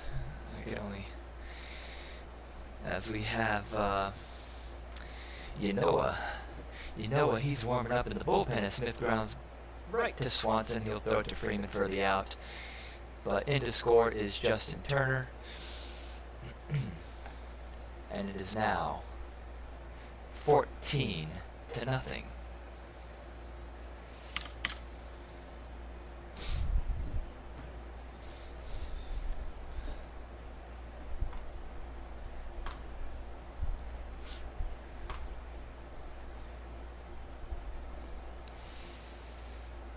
Showing replays of Bellinger's homer. That was a really good pitch by Dayton low in the zone, but Bellinger got under it as he takes ball 1 here. I mean, you'd figure that the umpire would be a little bit more lenient with the strike zone now that it's 14-0, but you know, this man's a gamer. He's gonna rain or shine.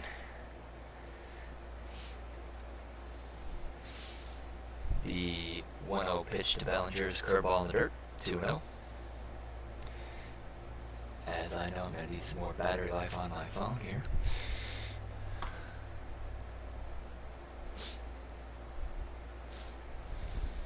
Bellinger back in the box, as I'm sure everybody's probably tuning over to the Rays and the Astros right about now. Speaking of the Astros, the Rays can put this game in the trash can as Bellinger pops it high down the third base line, and Camargo reaching over and not having a play. 2 balls, 1 strike to Cody Bellinger.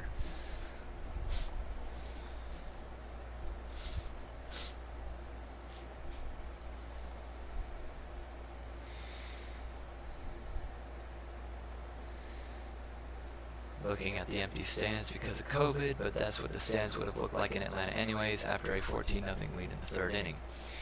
I don't know what it is about these playoff games. Sometimes they just let them go. As Cody Bellinger takes a strike, 2-2.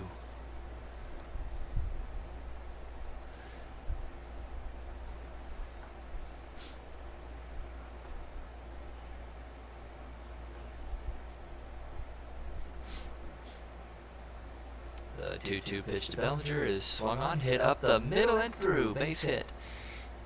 In to score is Seager, and the Dodgers are not relenting. If the Dodgers score 2 more runs, guys, 2 more runs, type in Morgan. But it has to happen as that 5th run crosses the plate. Be the first to type Morgan, you get the ball.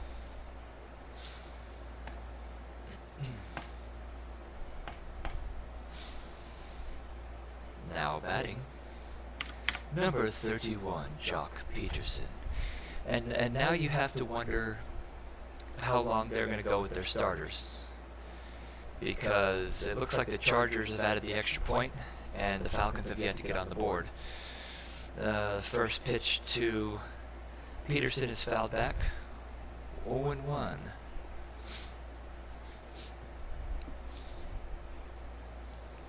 Kershaw and Roberts having a discussion right now in the Dodgers dugout. More than likely having to do with his status for tomorrow, but I'm pretty sure he's going to be going anyways. Bryce Wilson has to be on his game, or else this series is going to be 2-2 really fast. The pitch to Peterson is up high, but he swings anyways. It is 0-2.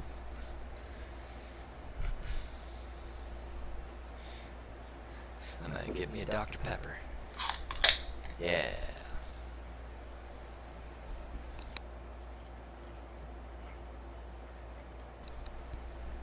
If you haven't tried the Dr. Pepper with cream soda, you're missing out. I'm just saying, that's my new favorite drink.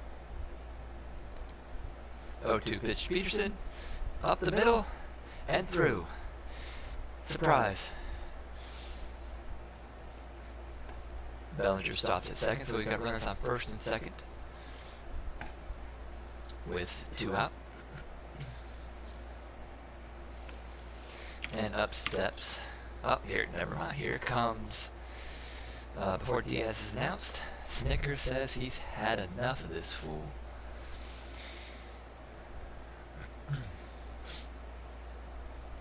Watch.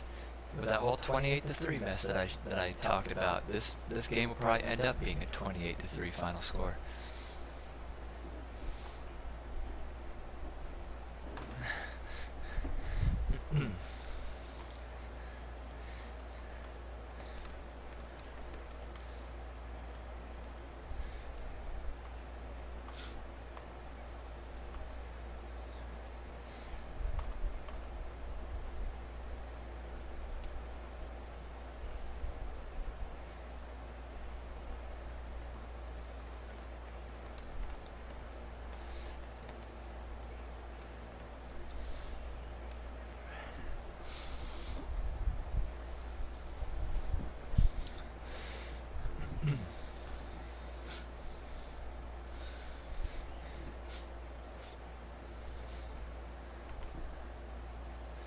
Alright guys, remember,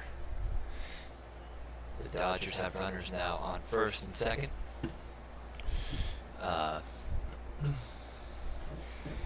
This is going to be a very historic beatdown of the Atlanta Braves if it hasn't been already. It only took them 3 runs to score 15, so, you know, can't wait to see what the others innings have in store for us. Alright, so what's the final score going to be? How many runs are the Dodgers going to score? I mean, at this point, they're on pace to score 45, which is kind of gnarly.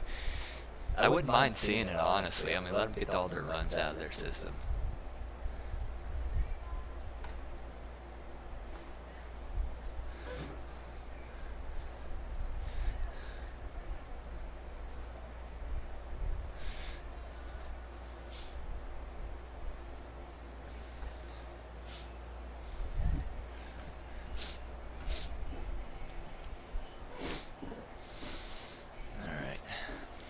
Waiting for it to come back from commercial.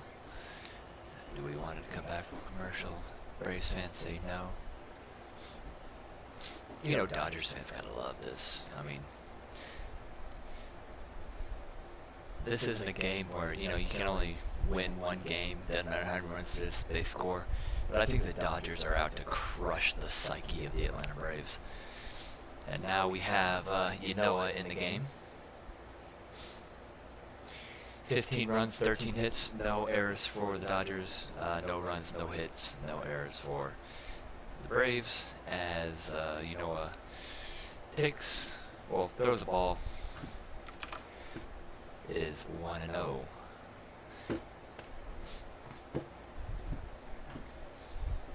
Alright, where's that 5th run? If he hits a double. Oh, swing and a miss, horrible pitch, but he still swung at it. And Diaz has now got an even count at 1-1. He had a solo home run in the first. A good welcome into the NLCS. As Ynoa looks on. Stretch the pitch. He's got some good bite to that slider, but it's just missing low.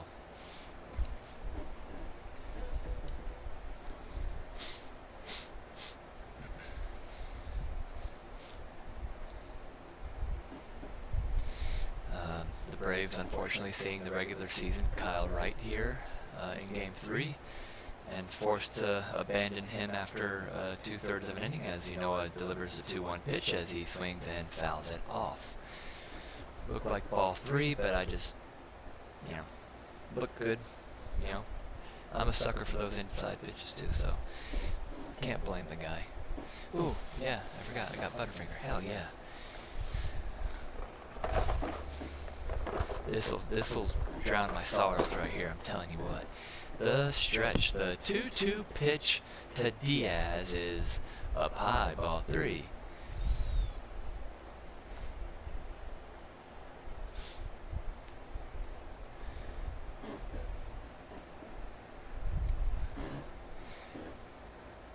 If the Dodgers score 2 more runs, I'm giving this autographed baseball away, just like the Braves are giving away runs, as Ynoa delivers the 0-2 or 3-2 pitch to Diaz, which is swung on down the right field line and foul. Just foul.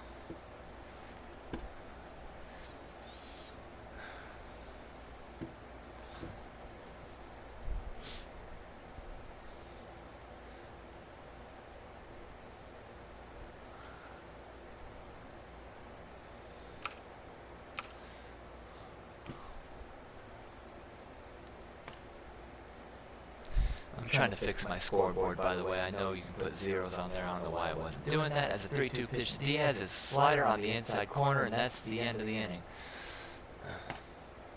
So guess what? Only 3 runs come across that time. I consider that a moral victory, as they did score 11 in the first, 1 in the second. I only put 9 and 3 now, guys. Once again, because counter only goes up to 10. Or to 9, rather.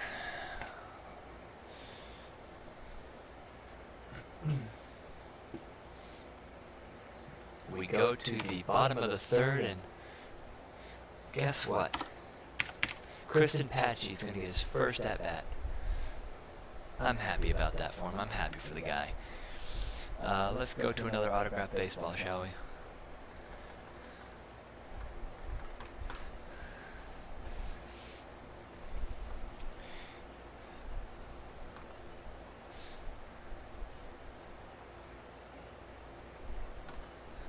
Let's see. This next hitter, he is a hitter, he's a catcher. Played for the Philadelphia Phillies. This is one of those guys you have a fun fact about. Basically, his career was, batted .254, 116 homers, 397 RBIs. He wasn't the biggest, but he was a 2-time All-Star with the Philadelphia Phillies. His career spanned from 1948 to 1960.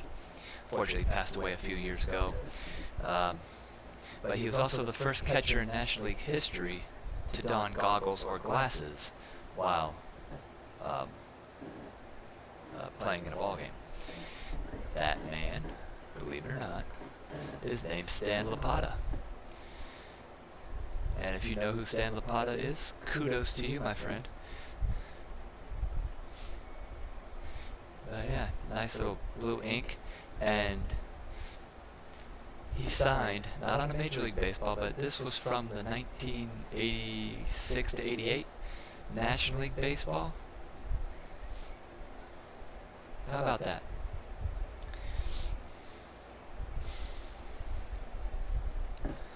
I know I've got one of old Atlanta Braves closer, Mark Woos.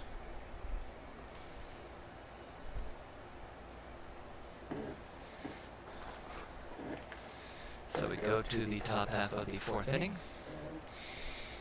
or the bottom half of the 3rd inning, rather.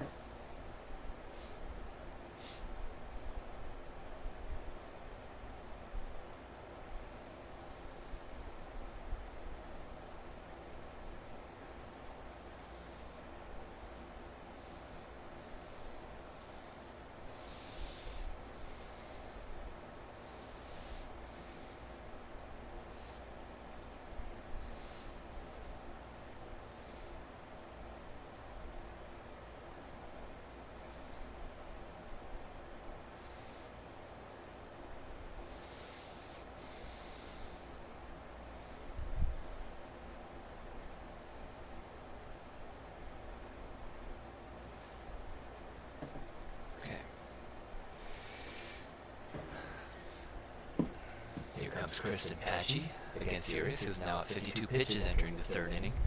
I mean, you know, despite the fact that they gave up 15 runs, just, yeah. Patchy swings and sends a fly ball to deep left field down the line. This ball, it is 15-1. We're coming back. No hitter, perfect game, shutout, gone. As Kristen Patchy just destroys that. Looked like a fastball that didn't get in enough.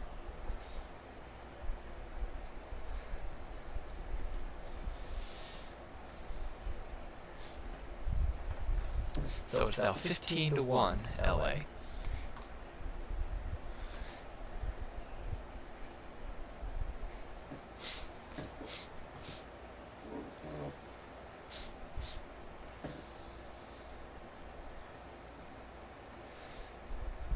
As they still do their selfie thing in the dugout.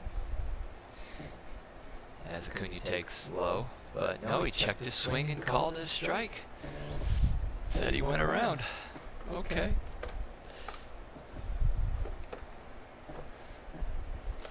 Acuna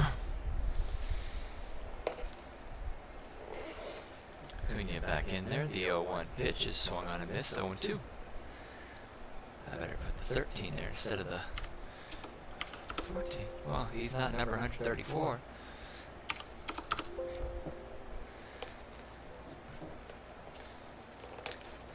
Urias goes into his little duck stretch and delivers the 2-2 pitch, which is in the dirt, 1-2. So basically this is a home run derby, and the Dodgers are pretty much the only participants with the exception of Kristen Patchy. It gives the kid confidence though, so can't beat that. Stretch, and the pitch is down the line. Great stop at third.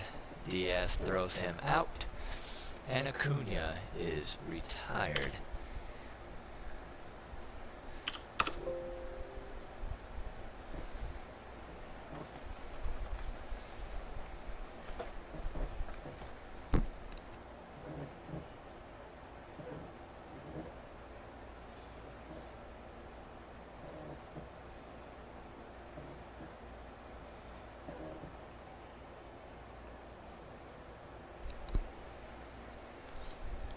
That shot by Patchy landed almost in the same spot that Camargo's foul ball did.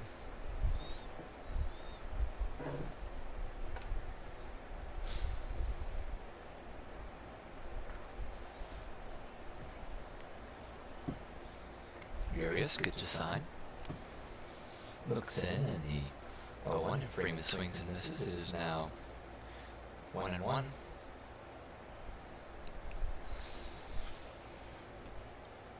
At least the Braves can be a little bit loose and, you know, get their at-bats going here. Curveball in the dirt. It is 2-1.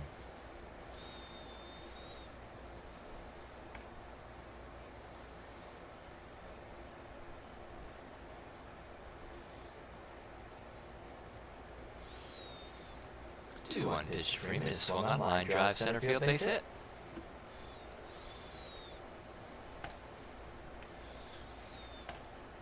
So Freddie Freeman is aboard now with 1 out. Now bring up Marcell Ozuna. If you're the Dodgers, though, you gotta be careful, though. I mean, you want to get these innings over as quickly as you possibly can. We are averaging 2 home runs an inning right now between both teams. Which is just absolutely insane. The over-under was 8.5 runs. I think they may have more than 8.5 homers. As Ozuna takes the ball down low,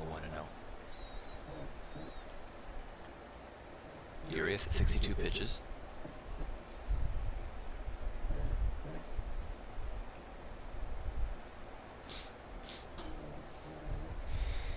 Looks in for the sign. Probably another breaking ball coming, I'm sure. And here's the pitch. Nope, fastball low and in. Fouled away. So it's 1-1 on Ozuna.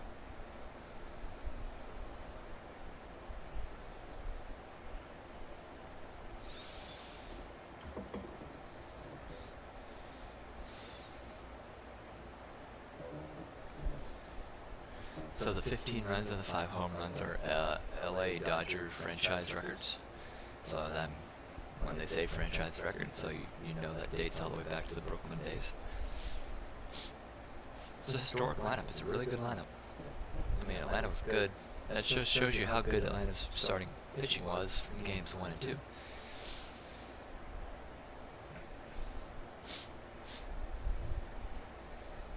The 1-2 pitch to Ozuna is swung on and hit high and deep down the left field line and foul.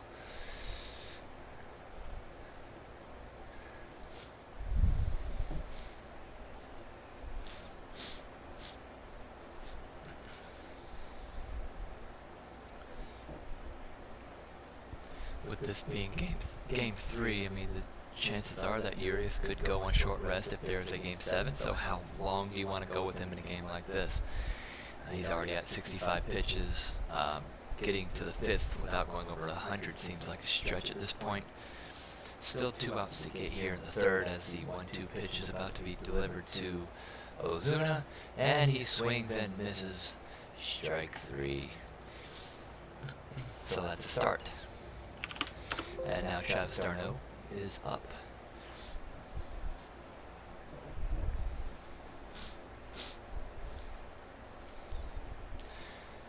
That looked like a little bit of a half-hearted swing on an outside fastball. As here comes d'Arnaud to see if he can. Oh no, it's Tyler Flowers now up to bat. They are giving d'Arnaud the day off, the rest of the day off.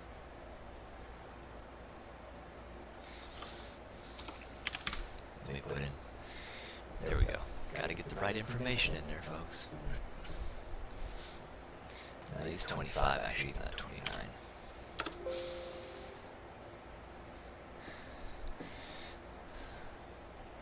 Fastball line drive, that ball is foul down the 3rd base line.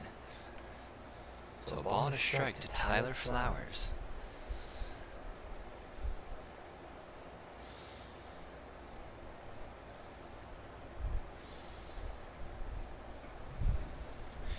Goggles on goggles, as Tyler Flowers also has eyewear on during ball games, and steps into the box, waves the bat once or twice, and is now ready for the 1-1 pitch from Urias, or is he?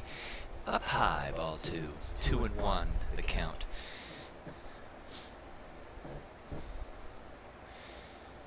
Urias now sitting at 69 pitches. This will be pitch number 70, and he is not yet out of the 3rd inning.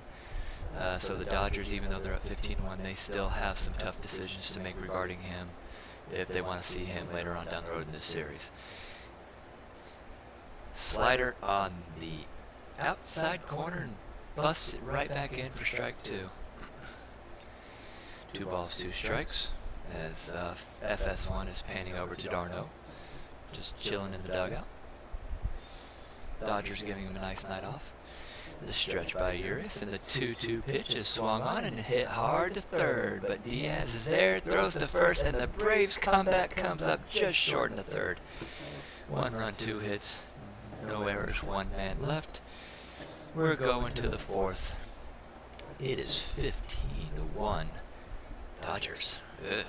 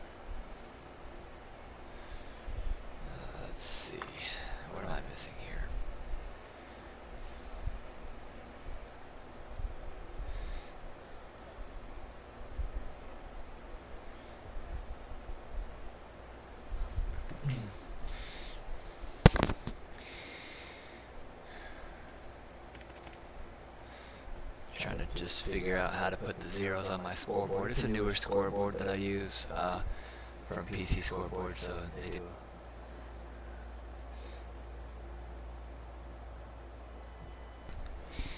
So yeah, they do a pretty good job.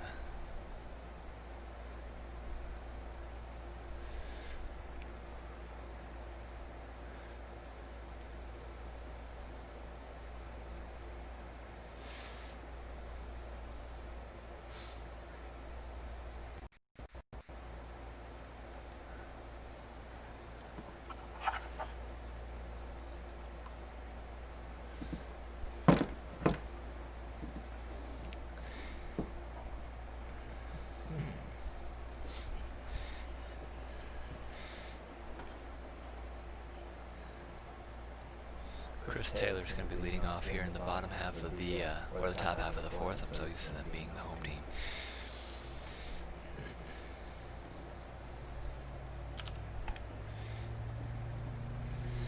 So Freddie Freeman's now out of the game. Pablo Sandoval is at first base.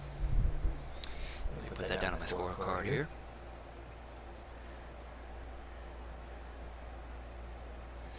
I mean, why risk injury in a meaningless game right now? As Taylor swings for the downs and misses its 0-1.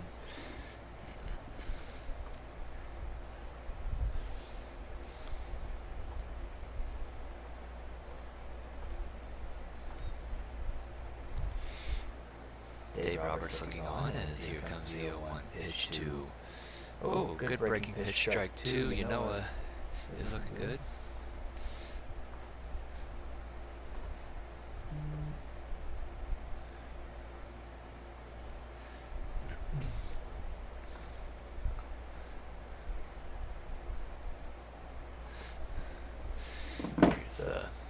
Struck him out. Taylor is gone for the first out of the inning.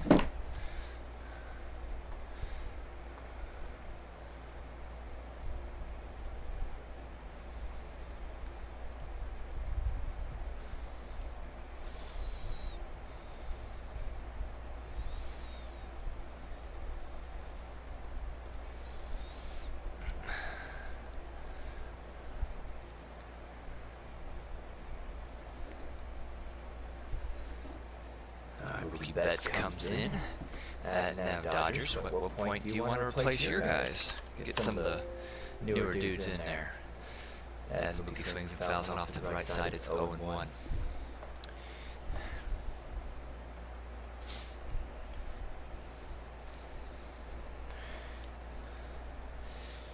Anybody ever seen Mookie Betts bowl? What a dude! That dude is an all-around athlete, let me tell you.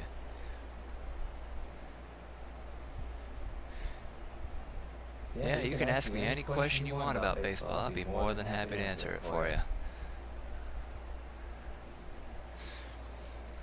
As Mookie Betts steps in here.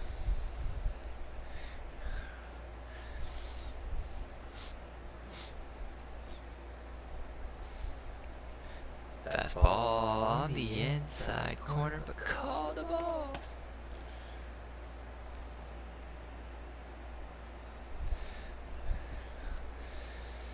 Man, Mookie Betts got some wheels on him.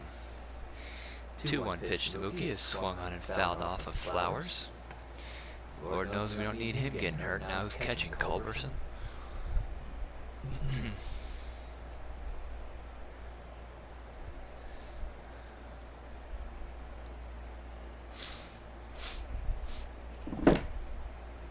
As my viewing device has fallen, Mookie Betts steps in the stretch, and here comes the pitch. Oh, Mookie crushed it foul, but out of play. Woo. You keep that ball fair, and I'm telling you, you might kill a fan with that one. That might be an instant where COVID saved somebody's life.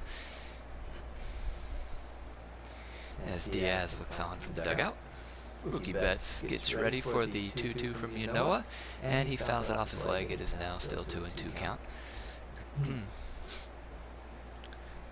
Mookie Betts asking the umpire if that was going to be a strike, and the umpire probably would have said no because he is not really a fan of calling strikes. Very tight strike zone tonight, very tight.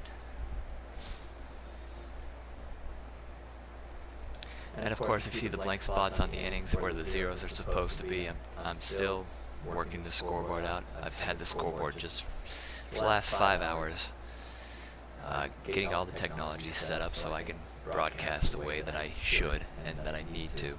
Here's the stretch by the 2-2 pitch to Mookie Betts. Is swung on, line to first, and Big Panda gobbles that one up for out number 2.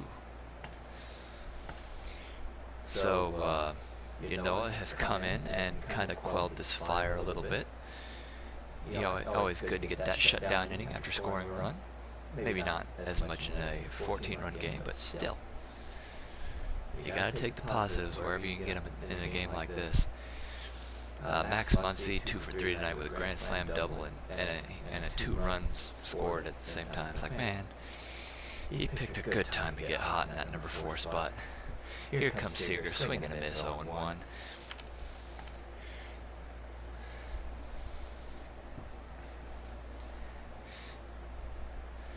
Corey Seager has RBIs in 5 consecutive plate appearances. That is something.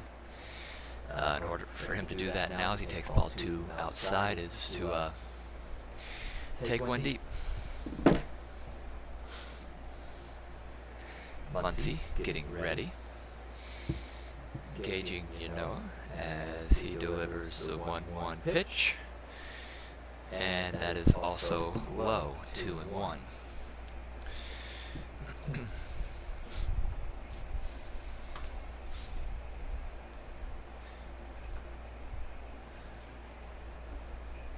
Two-one pitch. Swung on, hit high and deep to left center, but not deep enough, as just before the warning track, Patchy makes the catch, and the inning is over. We go to the bottom of the 4th. It is still 15-1 Dodgers.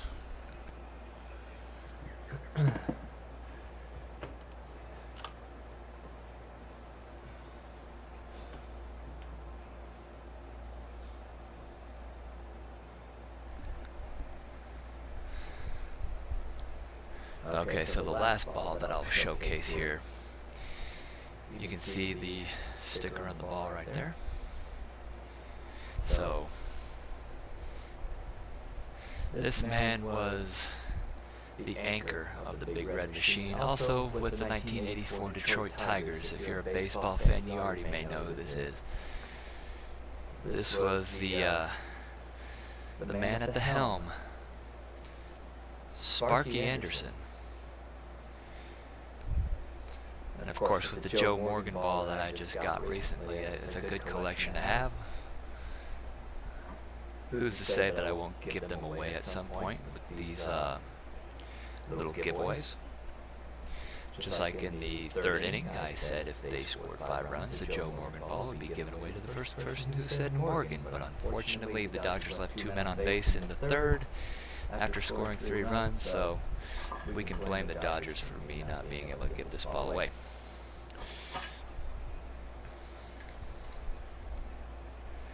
And my friend just posted saying that we pulled our main guys, we gave up the game. I mean, yeah, I mean it's 15-1. What's it gonna hurt pulling your guys now and giving the rest of the night off, especially when this can go 7 games with no off days? I mean, they gave the game up in the 1st inning, so it's, I have no problem with that at all. This isn't like it's game 7, so just keep all your guys in there. So I have no problem with Panda at first. I have no problem with Flowers behind the plate. If we don't use our high leverage guys out of the bullpen, I think we're still okay.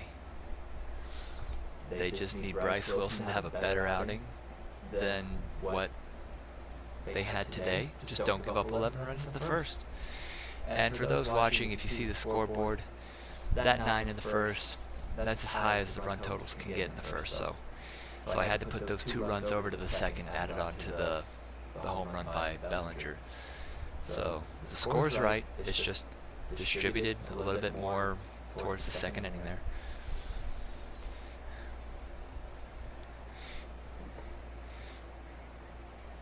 Now playing second base, Kike Hernandez, now in the ball game.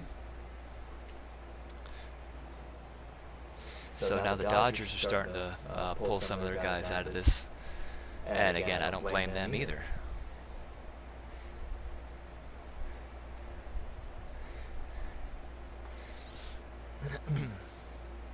Pop foul backing out of play for Albies. It is now 0-1. Well, 0-2 now, rather. See what happens when I get to talking. I miss a pitch.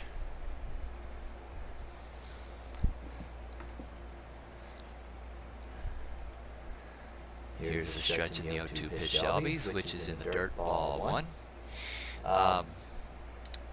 We're in the bottom of the 4th inning. 15-1 Dodgers over the Braves. Urias is already up to 74 pitches.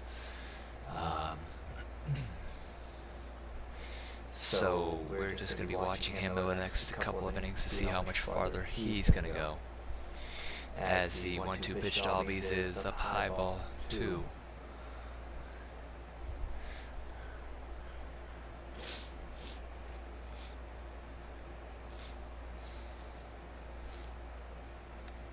Urias into a stretch.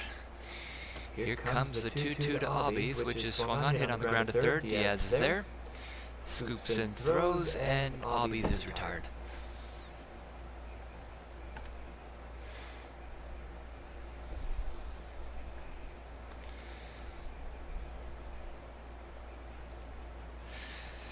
Next up for the Braves is going to be Dansby Swanson. Hey, if you're going to lose your first game of the postseason, you may as well just lose it in style. As a Braves fan, I'm not worried about this. It's still a 2-1 series. Just got to figure out a way to solve Kershaw. And as Swanson takes a strike, 0-1. Just got to keep the Dodgers off the board. I mean, they exploded in that first inning. They carried it over from last night. They kept the confidence. And the 0-1 Swanson is swung on and missed. 0-2.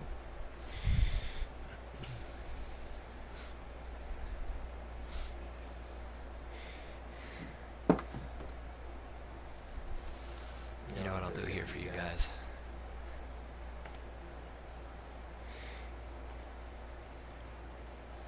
Let's see. Instead of the at-bat,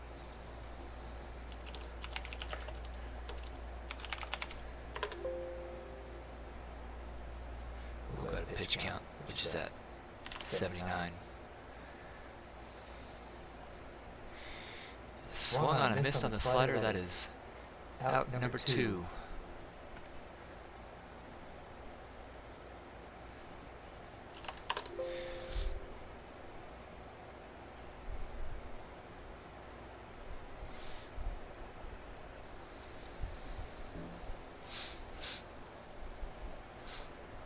Good breaking pitch from Urias. Really good.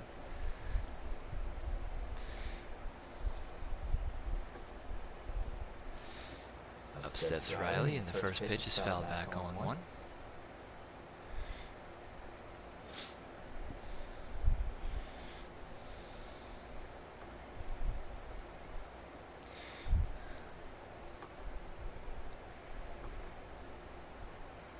Urias getting into the stretch. Here comes the 0-1 pitch, and Riley takes a breaking pitch right there. Middle of the plate, 0-2.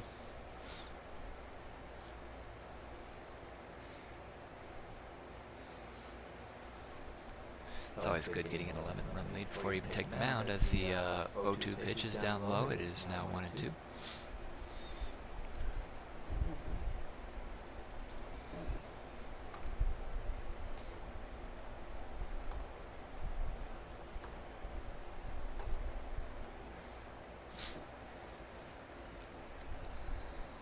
As they show the old Braves cutouts there in the stands. Here comes the pitch, swung on, hit high and deep, but not deep enough, obviously, as Bellinger's there to make the play. So we go now to the bottom, or the top half of the 5th.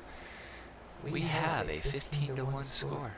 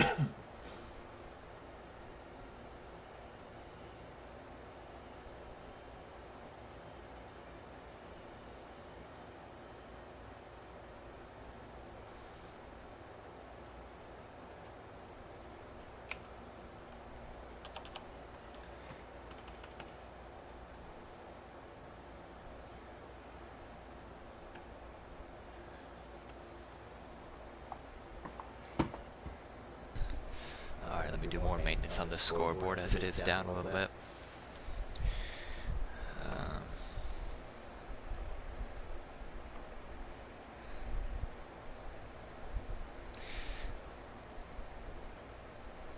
So we've kind of settled in a little bit after that, after the first 3 innings.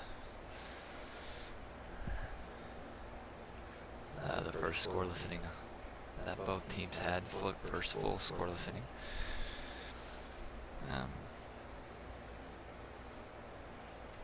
Urias right now at 84 pitches, 20, well, I think 56 have more strikes, so I think he's got one more good inning in him. Let him get through the 5th, and then just kind of get the guys out of your bullpen that might need some work, and there we go.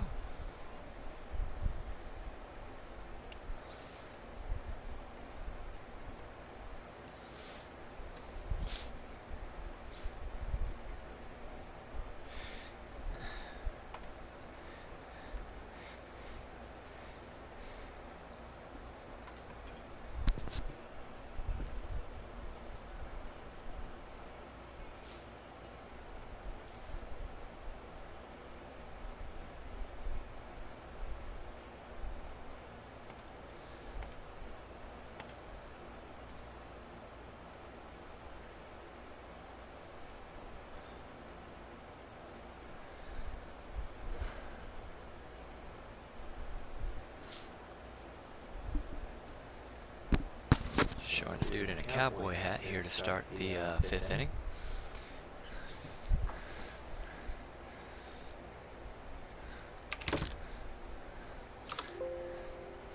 As you know, deals a strike to Justin Turner. Turner was hit by a pitch. He actually kicked the pitch. He didn't get hit by it. He hit it. The ball was hit by a Turner. Here comes the 0-1 pitch. Slider down low. It is 1-1.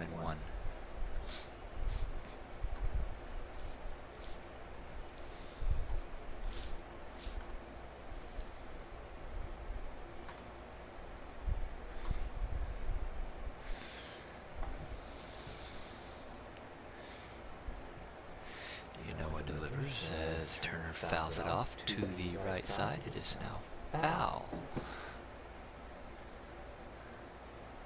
Let's see if I do that. There you go. That's how we do it. That's how we do it. Look at that, guys. Come on, give me a round of applause for that.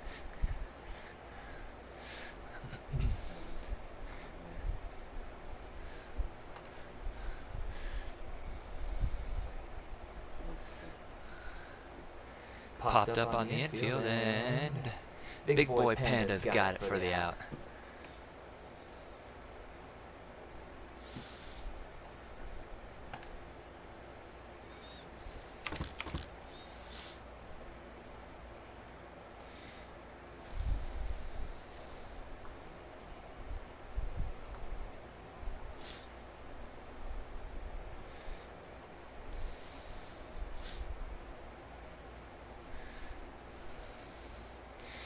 backs Muncie up with a grand slam, a double, and 2 runs scored.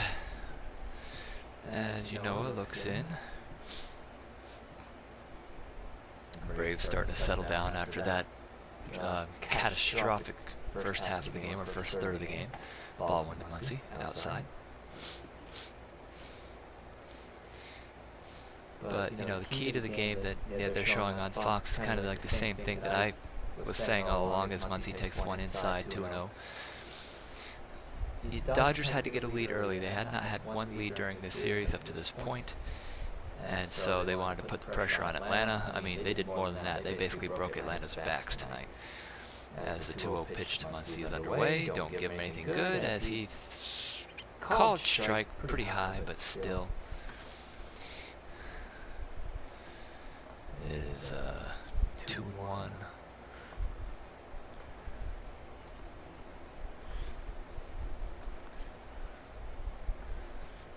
The pitch swung on and fouled back. It is now 2-2 on Mr. Muncie.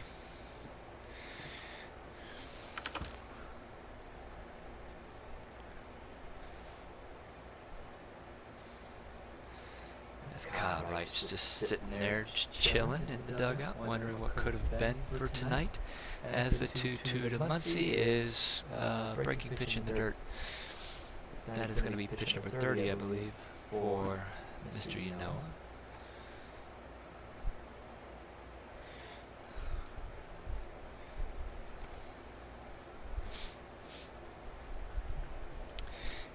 As we get the sign, my phone's acting weird, the 3-2 pitch. Inside corner, but called a ball. Muncie is on with now 1 out. Pitch count up to 31 for Ynoa, but, you know, this may be the only time he's seen in this series. It looked like a great pitch on the inside corner. Stat tracks. Looks like it's right there. It's tough getting those strikes on the corners tonight.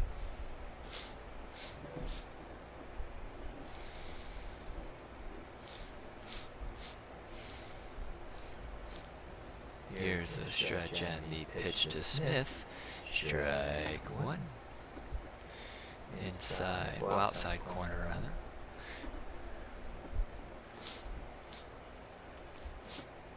Of course, the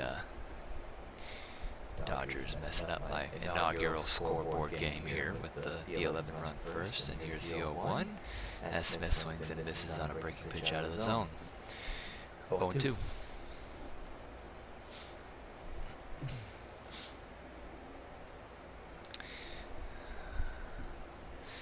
Well, Will Smith hasn't had too much luck in this series so far, but he's kind of hoping to take this time to turn that around a little bit, maybe gain some confidence for himself against this Braves bullpen. As the 0-2 pitch is on its way, Smith takes a ball outside, 1-2. Oh no, they called him out. That was a late strike 3 call. So another 2 down with, I mean, that was the same location on Muncie that was called a ball, so maybe a little bit of inconsistency there.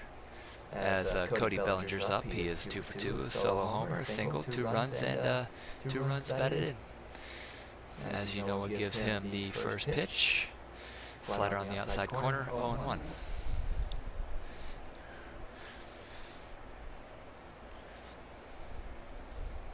Bellinger wearing the number 35, which is where it just turned this year, this past September.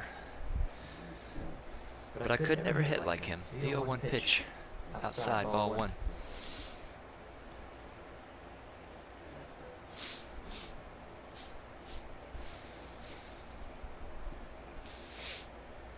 Ynoa with a big, deep breath.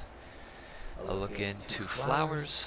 If anybody's just joining us, Darno has been replaced because of the lopsided score. Here comes the 1-1 pitch to Bellinger, which is down low for a ball, 2-1.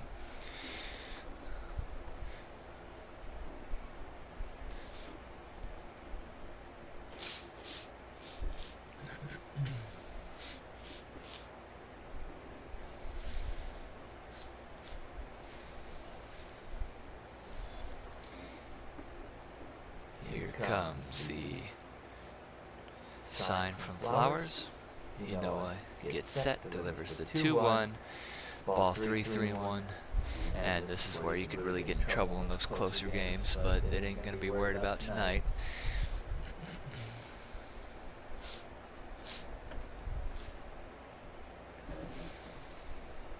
You just don't want to put anything middle into this guy. He will put 120 roast back in right field.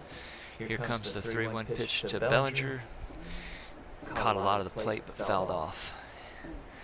So 3 balls, 2 strikes on Cody Bellinger. Pitch count right now is up to 39. For Noah, who's done a pretty good job eating some innings here.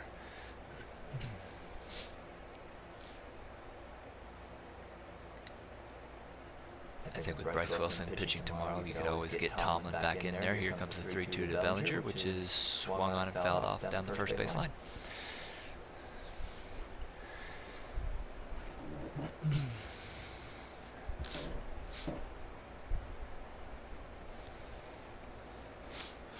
This could be an opportunity for Atlanta to get some of their confidence back. Let some of their bullpen guys throw up some zeros. As Clayton Kershaw's looking on. Looking to be getting the start tomorrow, barring any setbacks. Here comes the 3-2 pitch to Cody Bellinger, which is check swing on a ball outside, and he went. Inning over. Bellinger signals to the third base ump, like, all right, you got me. And so now we head to the middle of the 5th. More Urias coming up here in just a second.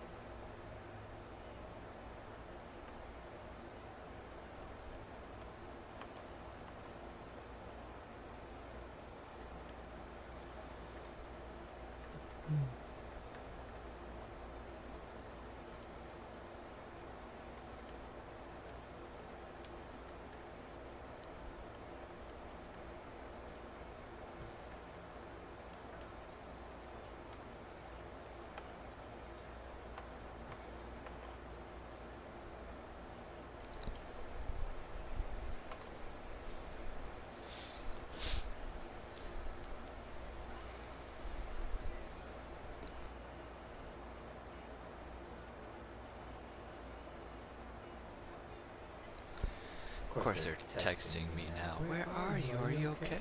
Well, I'm streaming a ball game. Unless they saw the score and were just checking on my welfare. That's very nice of them.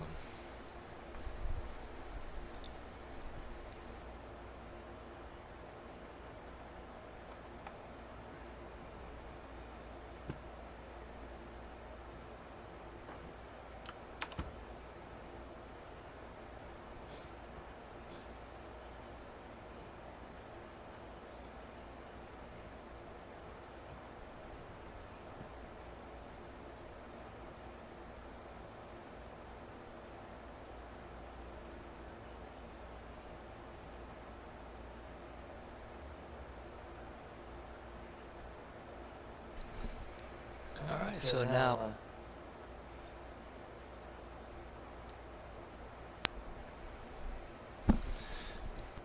Chris Taylor comes in to play second. You got Kike Hernandez playing shortstop, and Beatty's now in left field. So the defensive merry-go-round continues. The stretch, and the first pitch to Camargo is fouled off. It is 0-1.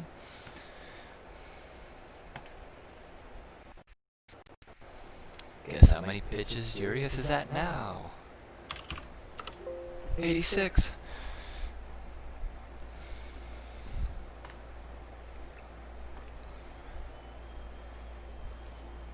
Curveball down low.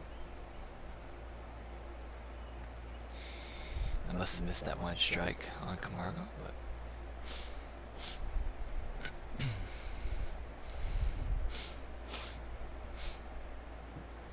Urias gets his sign. The stretch, and the pitch is a curveball up high and out of the zone. It is now 2-2.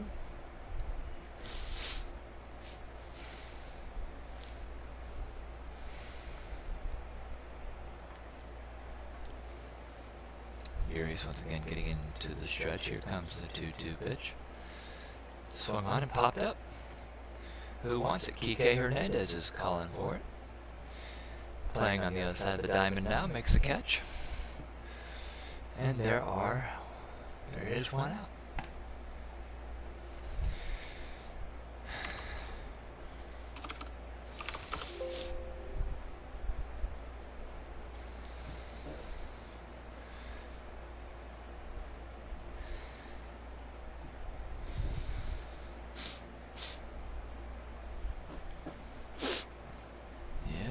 Tampa Bay and Houston going to be playing later, as there's a strike called to Patchy. It is 0-1. Gotta love that young Tampa Bay starting staff, though. They're going to cause problems for whoever they face, whether it be Atlanta or LA.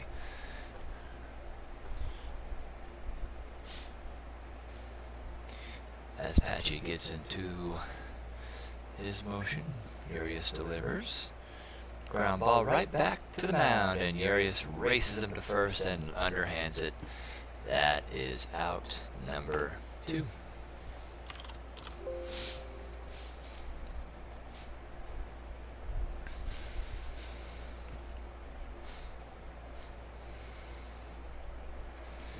I mean, not just that pitching staff for Tampa, but they could play defense like the best of them. Everyone's talking about how bad the Astros are offensively in this series. I think it's just, how well Tampa's pitching and how well they're defending.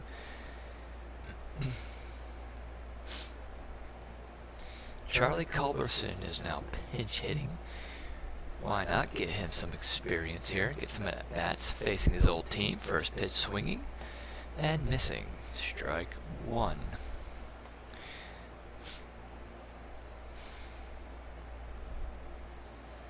Culberson and Swanson kind of rocking the same kind of hairdos, as Urias looks in for a sign, and here comes the 93rd pitch of his night. It's a slider inside.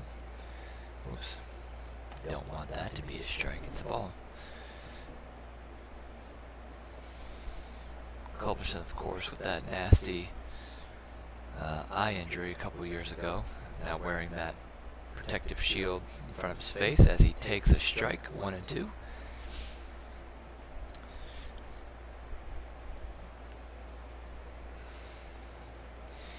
Urias is really hitting his spots tonight too, so that's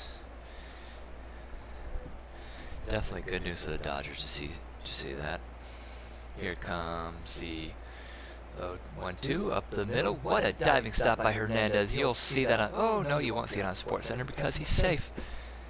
So that'll be a hit. And now, as Urias is getting close to the 95 pitch mark, you're pretty certain that this is going to be his final inning. But he almost caught that comebacker, Kike, with a great stop, but just could not beat Culberson to the bag. But good play, though. Great stop.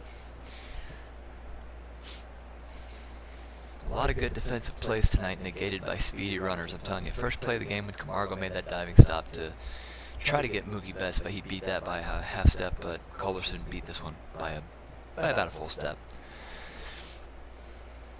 Culberson leading off first. Here comes the pitch to the Panda. Up high, ball one. Pablo with his fair share of postseason success with the Giants, including that 3-homer game against the Tigers back in 2014 to pretty much set the tone for that World Series. Here's a ball high, 2-0.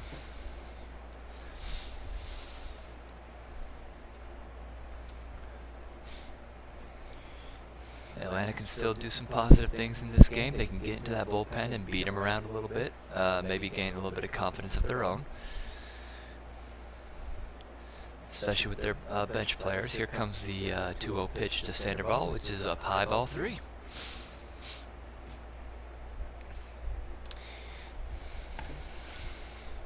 As Urias is now closing in on 100 pitches for the night.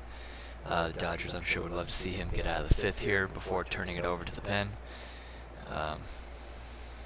Get some of these lower leverage guys in there to get some work. Urias into his little duck crouch and into the stretch. Here comes the 3-0 pitch, and right on the inside corner, strike one. As they actually take a look at Kenley Jansen. Well, no, it's not Kenley Jansen. That fence is kind of in the way. It's Baez they were looking at. Here comes the 3-1 pitch. Swung on. What a healthy cut, but he missed it. So we are now at 100 pitches for Mr. Urias. He has thrown 16 here in the 5th inning. His pitches per inning has been down here in the 4th and the 5th, but it was the first 3 innings that really, totaled up on him. So here's the stretch. Here comes the 3-2 pitch to Sandoval. Swung on and missed. That puts him at 101. And we go to the top of the 6th with a 15-1 game. Somehow Atlanta added the extra point without the touchdown, while the Chargers there added the 2-point conversion.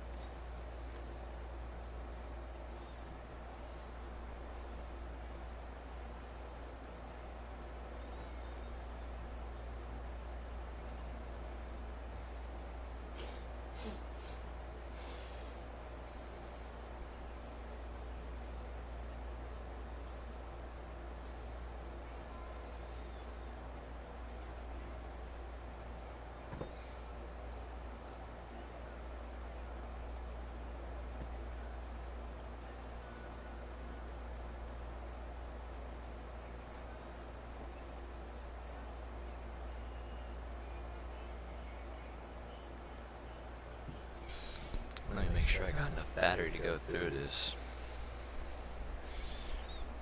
Either way, I got enough juice in there. We can pull out a few more innings of this, can't we?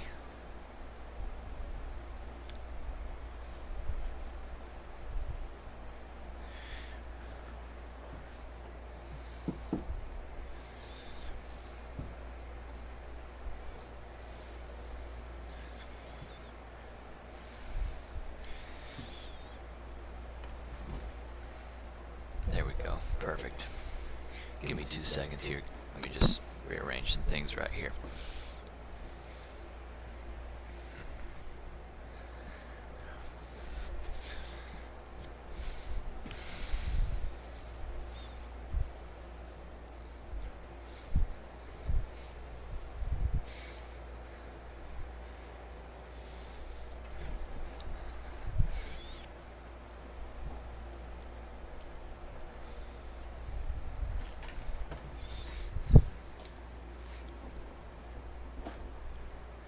Hear any crashing in the background? That is not my fault. I didn't do it.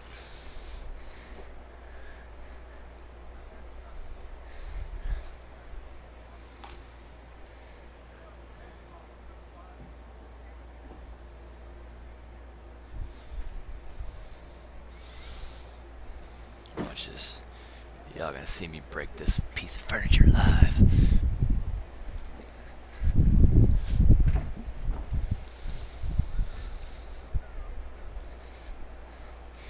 Well, there is an outlet there, but it's being blocked. Oh well. We go to the top of the 6th, and I am now winded. I'm getting slowly older and incredibly fat. But, alright, here we go. As somebody just sent me a message with a picture in it. I'm watching a ball game, lay people. I don't care if it's 15-1. Here comes Peterson, stretch. The first pitch is swung on and popped up down the third base line. Out goes Camargo, in comes Riley, and that'll make the highlight reel. Camargo with a great play. 1 out.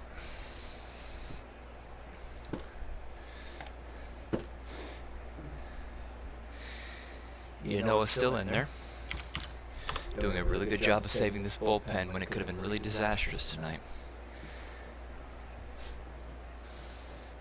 Camargo had a long way to go for it, and basically keeping his focus on the ball while sliding over Riley. Could have been a nasty collision right there, but it was averted. Swing and a miss by Rios. It is 0-1. That'll definitely be a highlight on SportsCenter, for sure.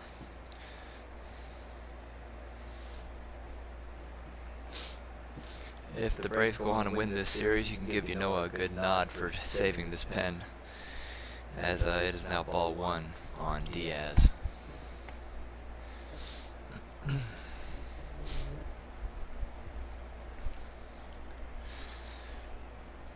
Brian Snicker looking on.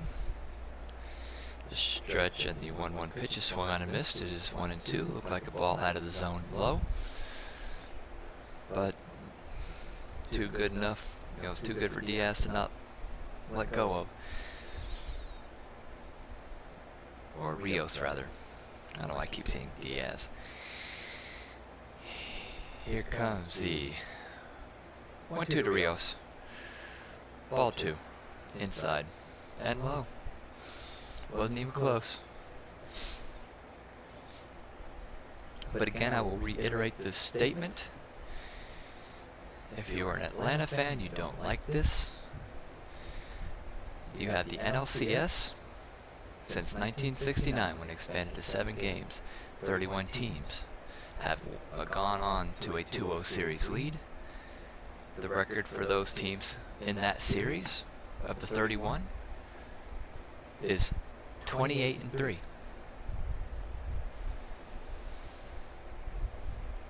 And if you are an Atlanta fan, Atlanta sports fans, you know those numbers are cursed.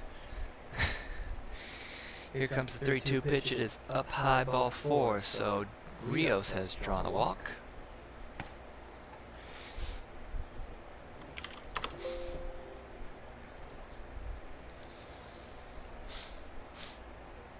Let's see if Noah can get him into the 7th inning and maybe get Tomlin there to kind of get him some confidence back.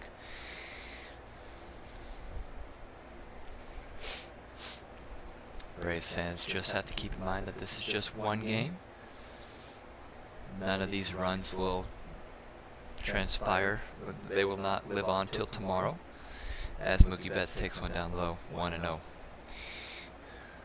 That's pretty much a saving grace. It's Chris Taylor. My apologies. Him and I don't know why Taylor and Betts have a similar body structure, kind of similar stance. So it's plus I got the volume down on this. Here comes the 1-0 pitch, is a strike for 1-1 count. Kenley Jansen just stretching, getting loose with Baez there in the bullpen. This would be a good game to get Kenley Jansen in. 1-1 pitch, inside, 2-1. We know Kenley Jansen has been having problems with his velocity lately. Past 5 years, it's gradually been declining.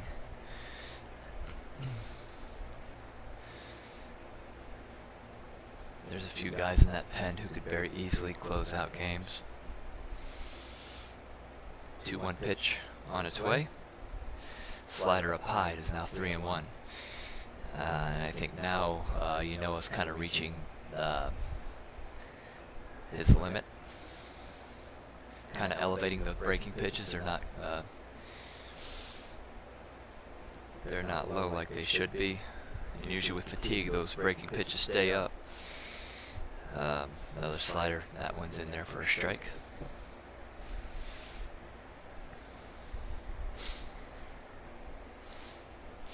Kike Hernandez on deck. He's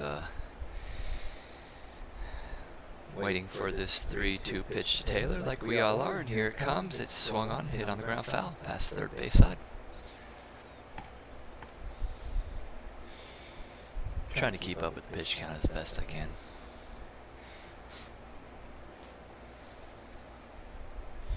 Chris Taylor, another guy who needs to get it going here for the Dodgers.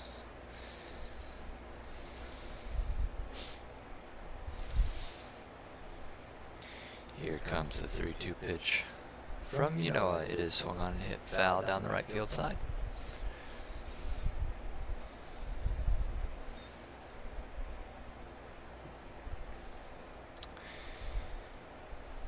These are the easier games to just let go of if you're the Atlanta Braves. I mean, you knew the Dodgers weren't going to go away. You knew their offense was top-notch, just like with yours. And as the 3-2 pitch comes to Taylor, he swings and sends one right back to second. Ozzie to Swanson. Swanson to first. Not in time, so basically just trading runners at first base on the force out.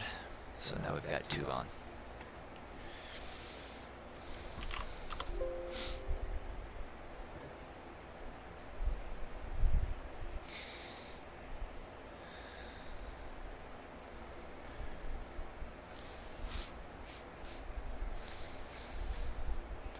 Colorful glove Camargo's wearing tonight. Kind of like a tannish, reddish color.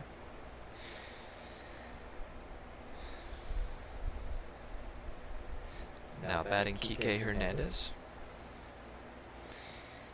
which makes me believe that Mookie Betts is out of the game now, and after scoring 15 runs, well-deserved night off. As Kike hits a foul on 1.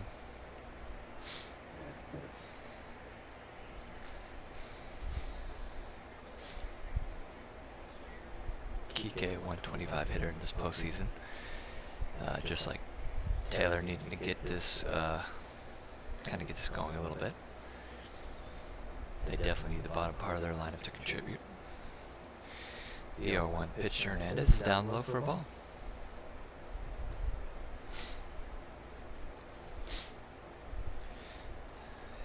I'm on up there.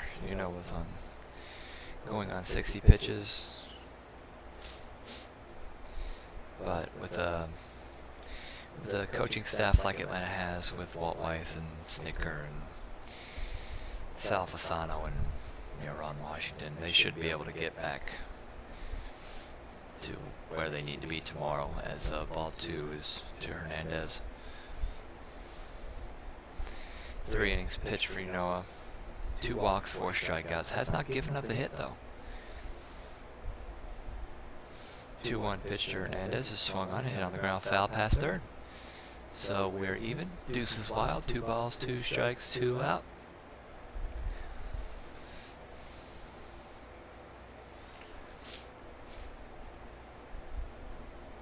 And for to throw up 3 shutout innings after the Dodgers did what they did in the first 3. I mean, you got to tip your hat to the kid. The stretch and the 2-2 pitch is outside ball 3. Fastball at 97.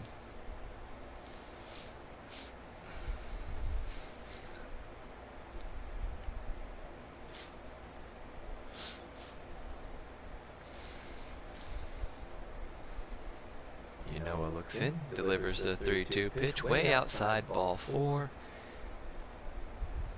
And now you're wondering how much control he's got left after throwing 63 pitches. Does he got one more batter in him? I would think so. I would definitely think so.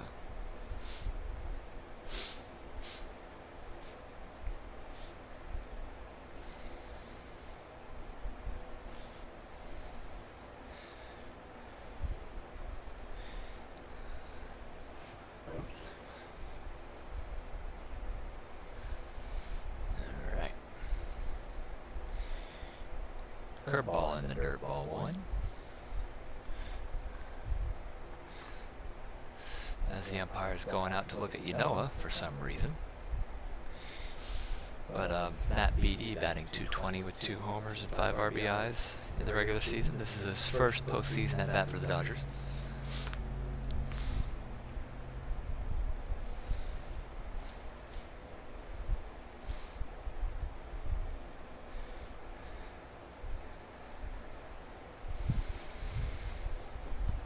Yanoa looks in.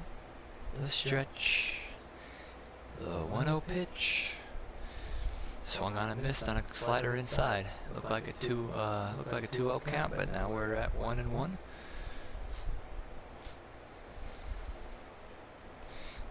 Beattie back into the box. Taylor and Hernandez with their leads from first and second. The stretch by Yanoa, who has not given up a hit yet, and the pitch. And he hit him. Slider inside, got him on the lower extremity. So the bases are now loaded. And I think we've got all we could have gotten out of Yanoa.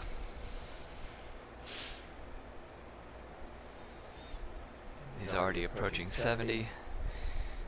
And Austin Barnes is now taking a batting .244. 1 homer, 9 RBI in the regular season. 4 for 5 in the postseason, so he can really add on to this right now.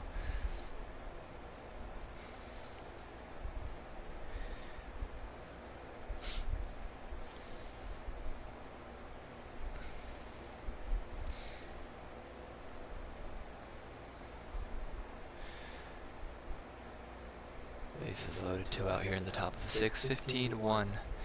Los Angeles game was never in doubt. After the top half of the first inning, the Braves were pretty good at giving up those kind of runs in the top of the first. Here comes the first pitch to Barnes. Is a breaking pitch right in there for a strike. 0-1. Well, let's talk about some other stuff too while we're watching the game. Tomorrow, Bryce Wilson will be making his first career start, while Clayton Kershaw will be the game for start for LA. Breaking ball, strike 2. It'll be interesting to see how Bryce Wilson's going to handle the spotlight, especially going against a lefty. Should be no pressure. Everybody's already calling for a Dodger win tomorrow with Kershaw, but you got to figure out what his health is like, though. How far can he go? Here comes the 0-2 pitch. Breaking ball outside. 1-2. He's had 69 pitches, going to be hitting 70 with this next one. But Kershaw could, pitch 2 innings and his back could tighten up on him again. I mean, we never know. I know Dodgers fans will be watching with bated breath tomorrow, as will the Braves fans. Here comes the 1-2 pitch. Austin swings and fouls it back.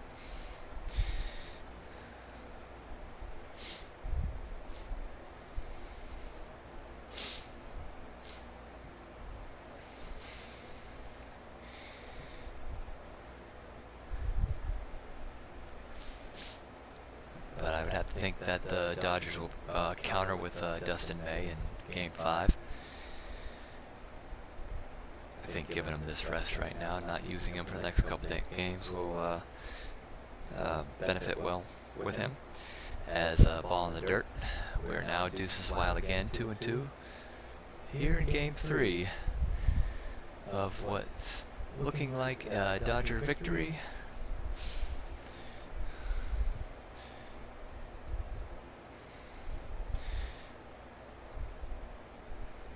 Scored, 30 pitches in the inning.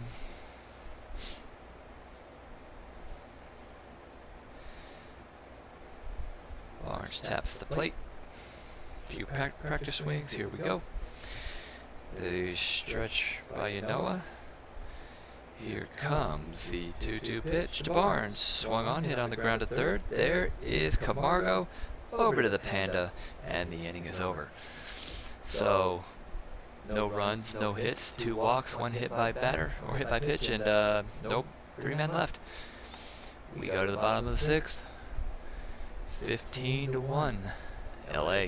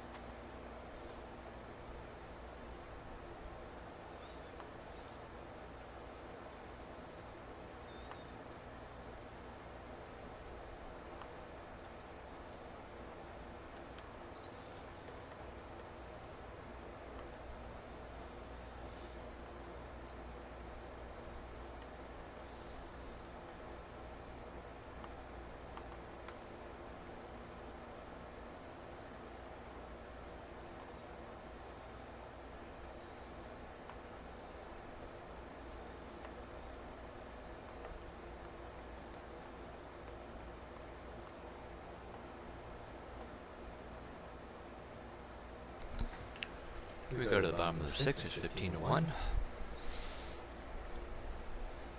Dodgers been ahead from the start, and there's the man Kenley Jensen.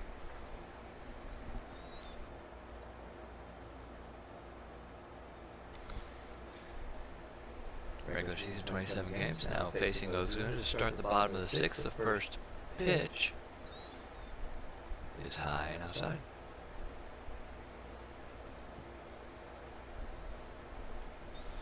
Ozuna over 2 with 2 strikeouts, making me look like a fool, thinking that he would have a big game today. One pitch foul back.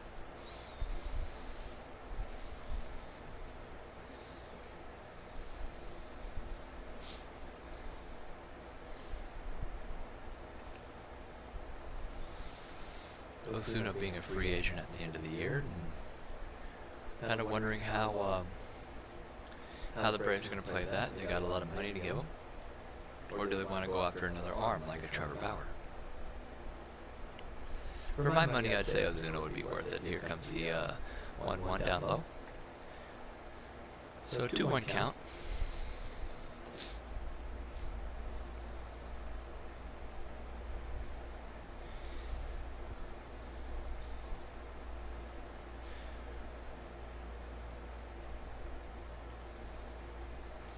Swung on line, foul down the third base line. It is now 2-2.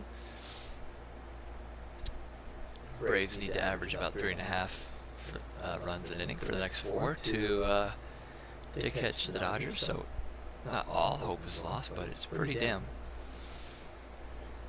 Jensen gets the sign.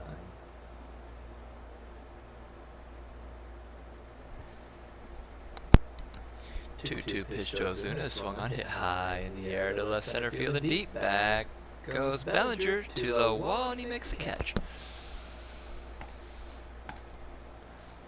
So that's a noisy out number 1.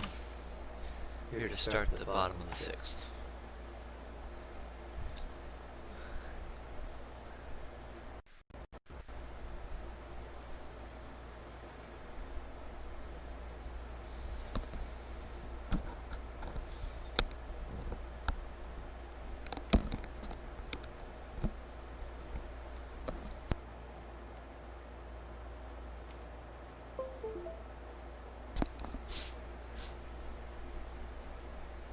Jensen takes his time, gets the sign from his catcher. Here comes the first pitch to Tyler Flowers. It swung on and popped up. Left side, who wants it? It looks like Rios is gonna get it, and he does. 2 men out. So Jensen making quick work of the first 2 hitters out of 6 pitches.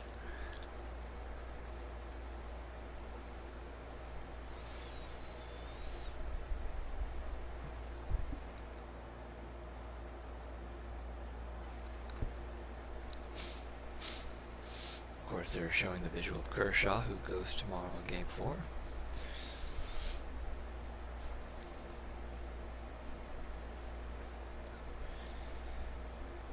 Here comes Albies, and Jensen's first pitch is fouled back 0-1.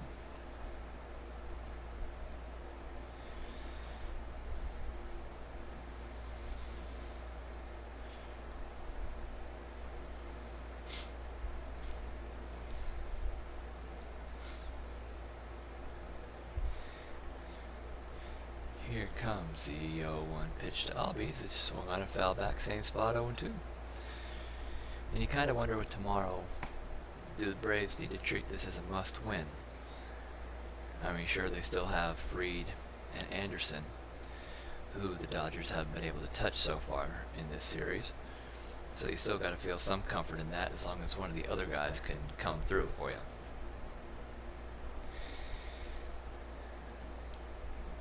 Jensen gets the sign. Here comes the 0-2 pitch to Ozzie Albies, which is up high. Hello. 1-2 the count. I think Jensen wants that outside corner here on this next pitch. I'm going to look for something off speed. Just trying to make him dance. But I still think with a game like this, the Braves should still feel comfortable. They still should feel like they're in control of this series. I mean, a win tomorrow and tonight is basically a wash. Here comes the 1-2 pitch to Ozzie. Swung on, line drive right to first. Muncy is played perfectly, and the inning is over. So no runs, no hits, no errors. We go to the 7th. Man, a pitcher's duel is breaking out. It's now 15-1.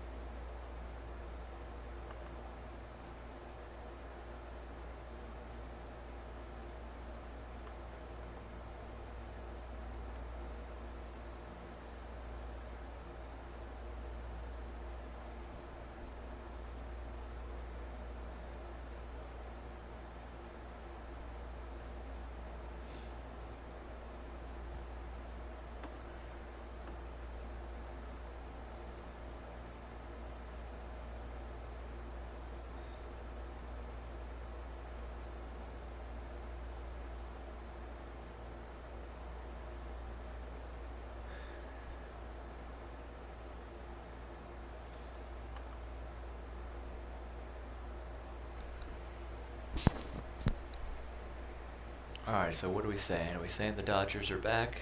Yeah. But what's the level of the concern for the Braves, though?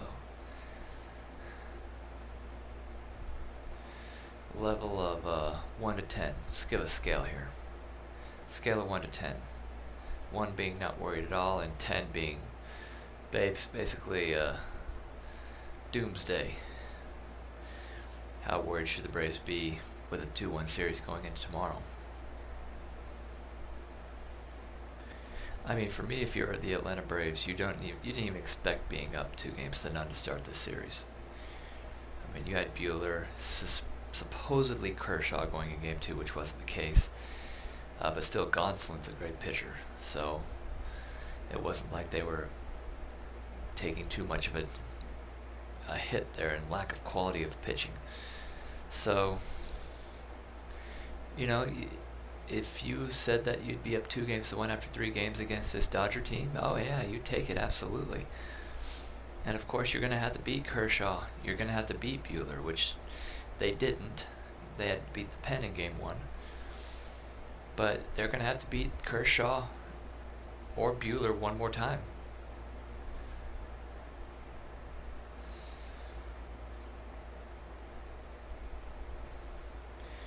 I mean, can you just imagine if they had Hyunjin Ryu still? Or if they had Maeda? That's a scary thought if they still had that. LA would, without a doubt, be the team to beat. But they don't, so back to the game here as guys, you know, is still out there. Here comes the first pitch as Muncy swings and fouls it back 0-1. I mean, even though the Braves are going to lose, you got to give this man a game ball. I mean, he came in and held them right where they're at. I mean, yeah, some of the players are now, you know, subbed out, but still.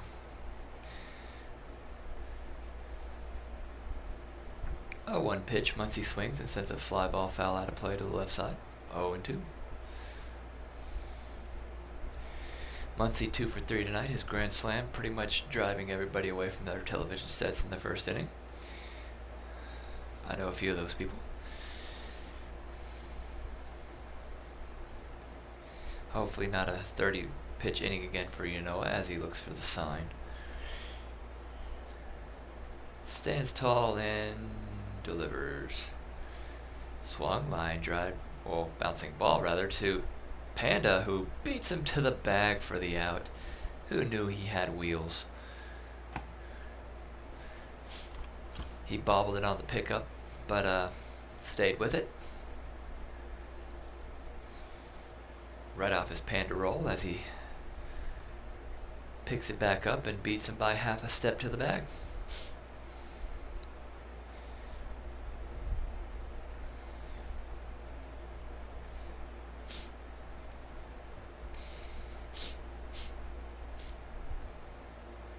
Up now is Will Smith. 1 for 4 tonight as he takes a strike, 0-1. Nice breaking ball, low part of the zone.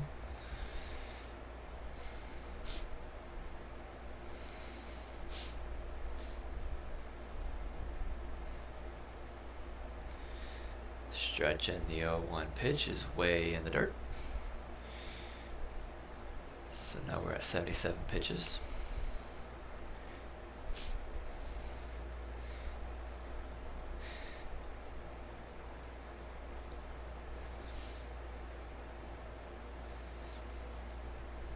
Tyler Flower drops the signs, and here it comes.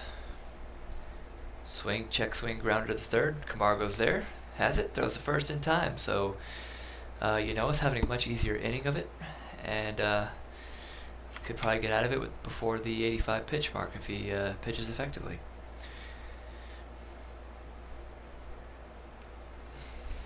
So tonight's been kind of a home run derby that's given away to a pitcher's duel. 2 different thirds of the game. You know, first third obviously was the deciding factor, and ever since then it's been all zeros. I believe I'm shorting the Braves on a hit there. Here comes Bellinger. Here's the first pitch, outside corner, but called the ball, 1-0.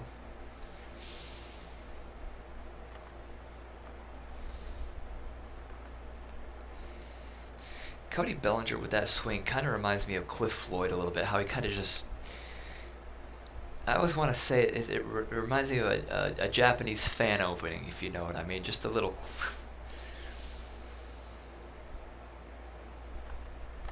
can get to those inside pitches like nobody else. Especially last night when he turned around that failed cutter from Melanson and just put the Dodgers pretty close to tying that game. And can you imagine if they did that last night? Combined with tonight, it would be the Dodgers with a 2-1 lead in the series. So this is going to be very back and forth, a very competitive series, and still tomorrow I would have to say is a must-win for the LA Dodgers. And also, if you're not paying attention to anything else right now in the sports world, Nick Saban from the Alabama Crimson Tide has tested positive for COVID. And so did their athletic director, Greg Burns. So he will be working from home this Saturday, will not be on the sidelines against Georgia, and I think that's a big hit. As the 2-2 pitch comes to Bellinger, and it's now a full count. Not ball four. Let me stop yakking about football here and get back to the game here. So yeah, big occurrence there in the sports world.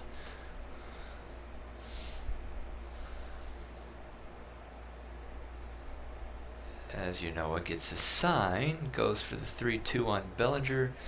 Low ball four. Bellinger now reaches.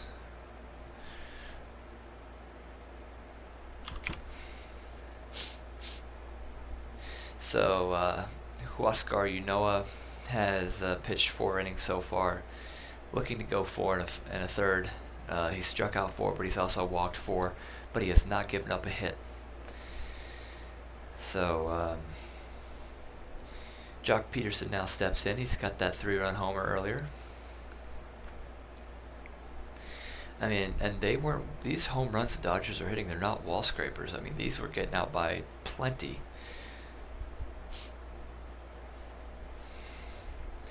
Ynoa with the stretch. Here comes the first pitch to Peterson, down low, ball 1. I'm just going to leave the room after this happening for just a second, but I will return as Dylan Webb is now warming up in the Atlanta bullpen. He should take it the rest of the way after Ynoa should get these final few outs, or final out rather. Since we have 2, swing and a miss.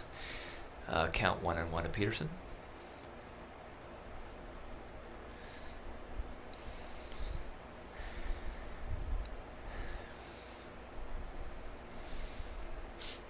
But you gotta tip your hat to the Dodgers. They never really folded to the pressure. I mean, they came out and proved that in the first 2 pitches of the ball game, taking that quick 1-0 lead.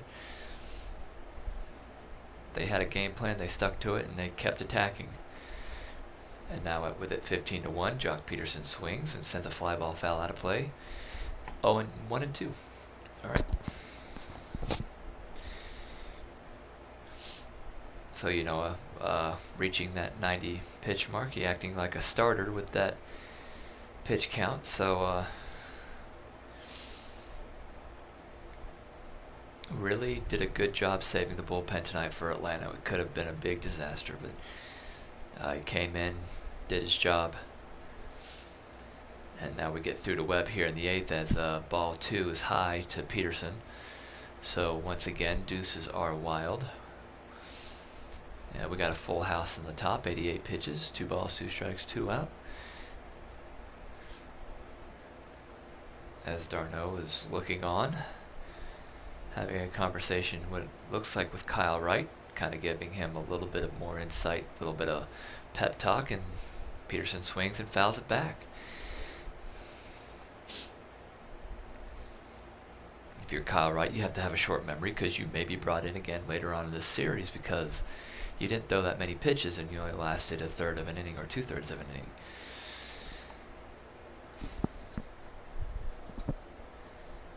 Peterson stands back in there after fouling that ball off. Looked like it fouled off him a little bit. There's a look of Dustin May, one of the most underrated pitchers in the league right now, as Peterson gets the 2-2 pitch and swings and fouls it back. Dustin May is one of those pitchers that'll get you. I mean, he's got that 100-mile-an-hour heat, but he's also got that filthy breaking pitch. I know I faced Atlanta a couple years ago in 2018, and Atlanta touched him up a little bit, but different year, 2 years under his belt, definitely seems to be a more seasoned pitcher. Um, but Atlanta is a fastball hitting team, so it's not like it's going to be an overwhelming mismatch. If he goes in games 5, the 2-2 pitch is now outside, ball 3, 3-2.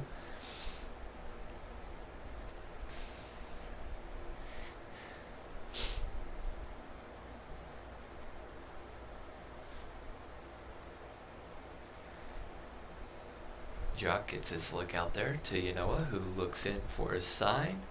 And the 3-2 pitch is swung on and hit high and deep to right on a line and off the wall. Short hop. And that'll put runners on the corners as the ball was too hardly hit. Bellinger gets to third, but Peterson only able to get the first. And that should be it for Yanoa, as here comes Snicker, and he's made the call. So in comes Dylan Webb to try to mop up this mess. No pressure. We're only down 14. It is 15-1 Atlanta, or at LA. Wishful thinking.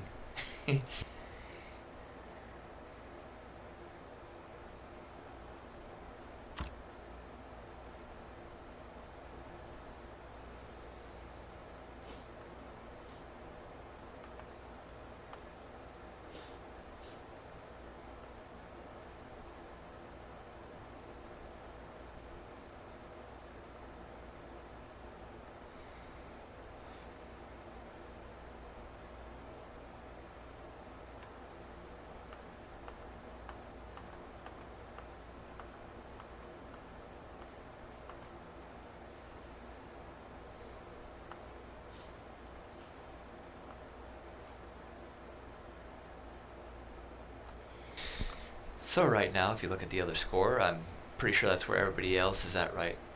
Yeah, that's where they're at right now with the streaming. Astros and the Rays. Zach Greinke doing whatever he can to keep the Astros in the series. Altuve once again getting hot, homer to center, and now it's off of glass now. So you get whatever you can off of that kid, because later on in the game he's not going to be surrendering much. So Willie Adames is up to bat right now against Greinke, who has already struck out 3 in 2 innings pitched, no hits, no earned runs or walks. So it looks like he may be on his game a little bit, which would be just what the Astros needed at this point for them. I mean, when you look at the Astros, you kind of think about Barry Bonds, and people don't hate the Astros for what they're doing now. Because we knew back in the day Barry Bonds was a good hitter. We know the Houston Astros are a good team. They don't really need that extra, they don't need that extra incentive, that extra motivation or anything like that. And they didn't need to cheat. But unfortunately, 2017 happened with the whole trash can thing, and the Houston Astros had a lot to prove. And I think COVID helped them out a lot, because they didn't have to get all that grief from the fans of the opposing teams going into their ballparks. So I think that kind of helped them a little bit with their mentality, with their kind of kept their psyche high, because you can only imagine the abuse they would have taken. But anyways, Dylan Webb's back in the game here. Here comes the first pitch to Rios, which is outside for a ball. Edwin Rios, a good surprise for the Dodgers, as a first pitch he saw rather, was something up and out over the plate, and he just put it right out to center field. So, good hitter. He kind of had like that McGriff style finish. Ball 2 inside. Don't want to get too ahead of myself. Don't want to put third ball up there.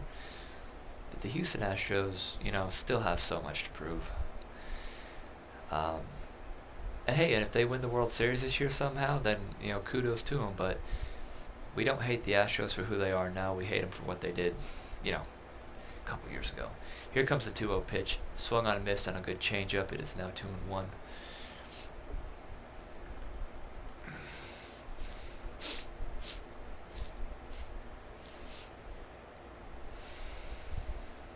Webb looking mean right now. He's got that look on his face, that determination. Here comes the 2-1 pitch to Rios, which just swung on a miss. Nice high fastball at 96 miles an hour. So now we're at 2-2 with 2 outs here in the top half of the 7th inning. Dodgers threatening again. Cody Bellinger leading from first. Jock Peterson away, well, from third rather, and Jock Peterson leading from first. Here comes the 2-2 pitch, is down low. Ball skips away from Flowers a little bit, but no advance by Peterson. Ball thrown out of play. So now Peterson will be running here on the 3-2 pitch.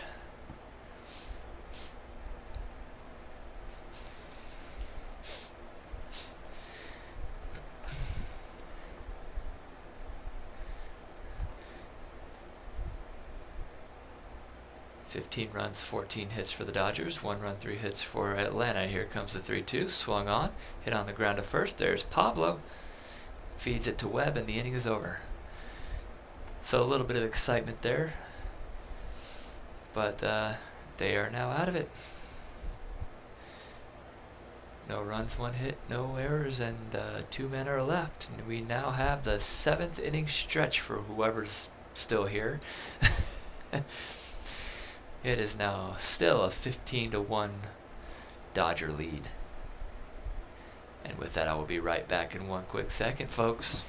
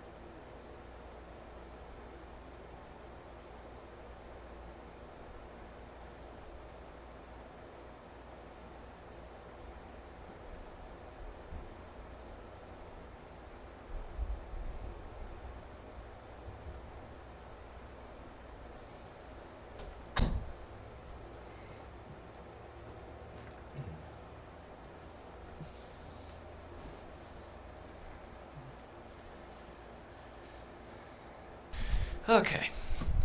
7th inning stretch had to work for me too.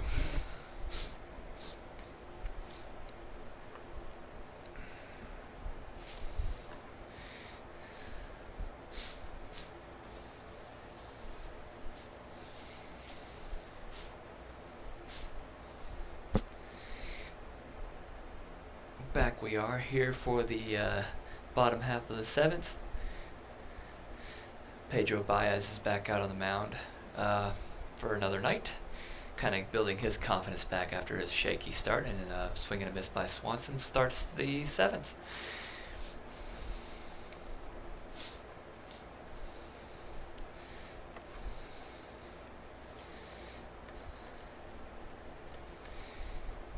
Somebody asked me why I'm still watching the game. Why not? It's baseball. Down, Swanson swings, sends a fly ball deep down the right field line. On the run is that still Peterson? Yes, it is. 1 down.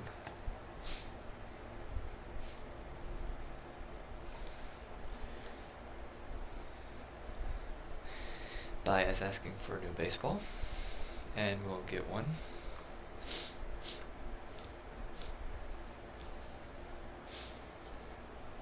Got some Rangers fans in the seats tonight, as well as some Braves fans and a little bit of smattering of Dodgers fans. As Riley takes his hacks now, 0 for 2. He's getting his third at-bat here in the 7th. Some of the Dodgers are getting their third at-bats in the 3rd and the 4th innings. Fastball high, ball 1 to Riley.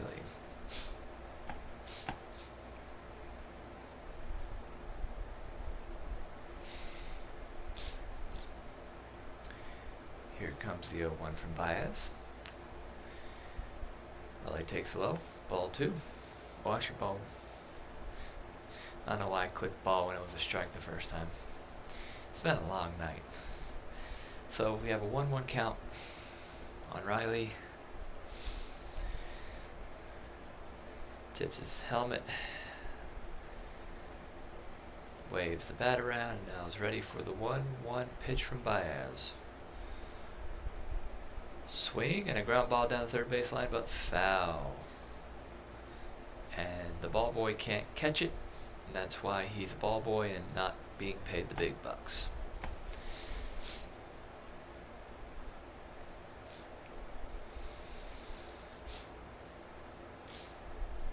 So Riley steps back in, and the 0-2 pitch is now coming to Austin Riley, which is way high. Tell you what, boy, these Dodger relievers can bring some heat.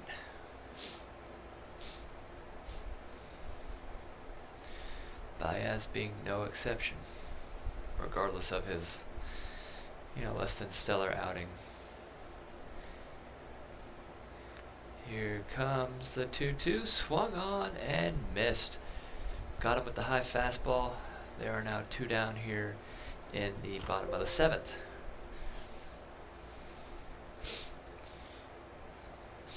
Stay tuned after the game. I will be breaking some, I won't be breaking anything, honestly. I'll be recapping is a better word. Everything that went down here, what the Braves can do to get over this. As Johan Camargo steps in now, struck out and pop out. Here's the first pitch, swung on a miss. Looked like a low sinker.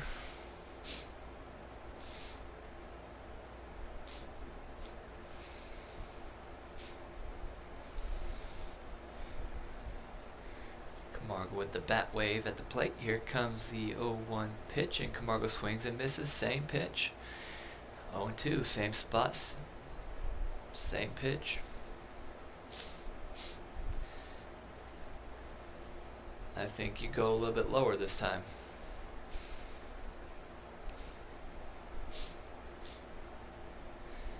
Get him to chase even lower. Here comes the 0-2 pitch to Camargo. Up high with a fastball. It is ball 1.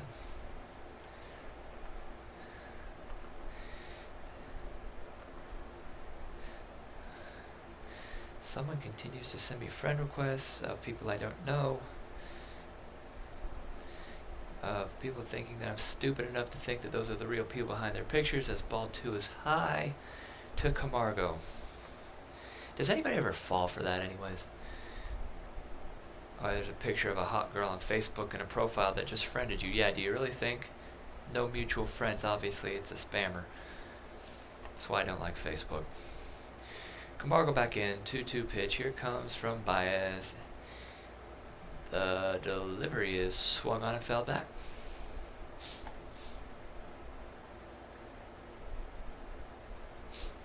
Camargo putting up some good battles tonight. He had that 14 pitch at bat earlier with Urias, and now making Baez waste a few pitches here.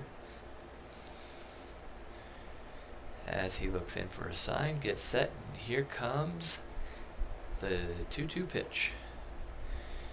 Right on the outside corner, couldn't do anything with it. Strike 3 called. That is the end of the inning. We head to the top half of the 8th. 15-1, Dodgers.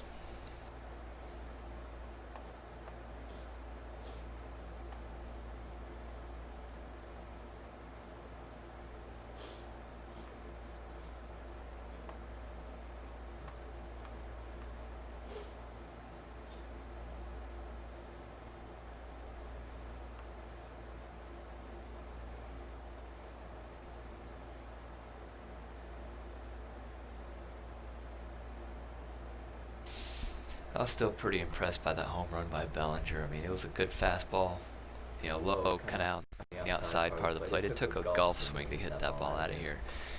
And, you know, I said it looks like Cliff Floyd when he swings. He also's got that Paul O'Neill look to him when he swings the bat. Look up some pictures of Paul O'Neill swinging and see if you agree with me on that.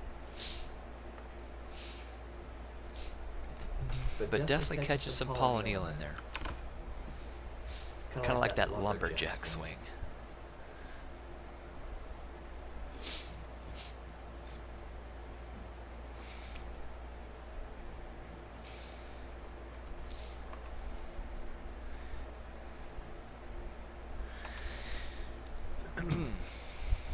Let's see if we can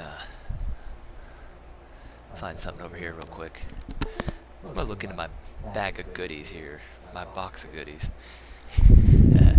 Sorry for that fan sound. Gotta keep this room cool somehow. What do you say?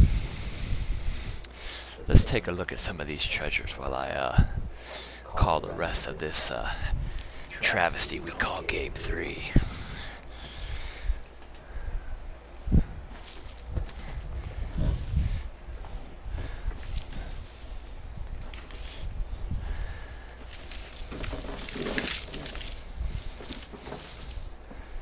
Of course, some of these photos I actually had signed personally. Some of these are not baseball.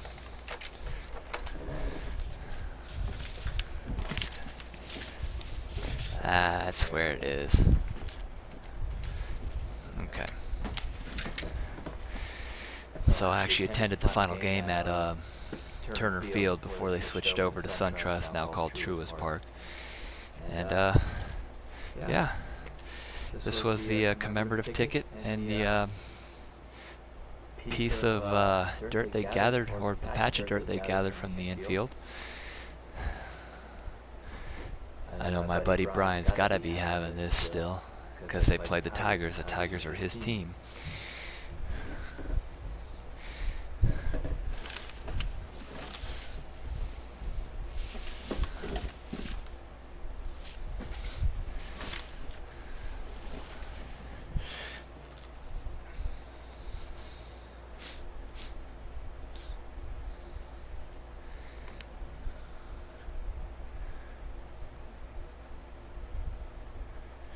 Alright.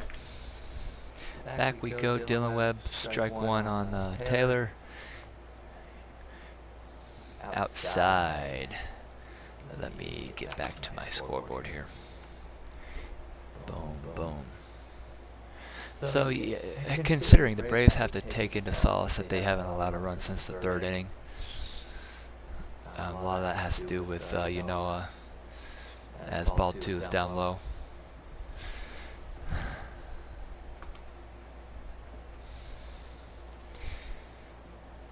Actually, Patrick Creighton of the Dallas Cowboys, I remember him. I actually got him to sign one. Bob Lilly, Hall of Famer. And D'Angelo Williams, the Carolina Panthers. Yeah, here comes the 2-1 pitch, swung on a miss, 2-2 on a sinker down low to Chris Taylor. No Sean Moreno, I did get a hand sign. Vince Carter of the Dallas Mavericks actually sent me a Vince Carter autograph, which was cool. Back when I was in Dallas and was a big involvement in the Dallas Mavericks chat community. There's a foul ball, 2-2 still on Chris Taylor. If you're a big fan of old style football, you got Art Donovan. Man, dude's been dead for years.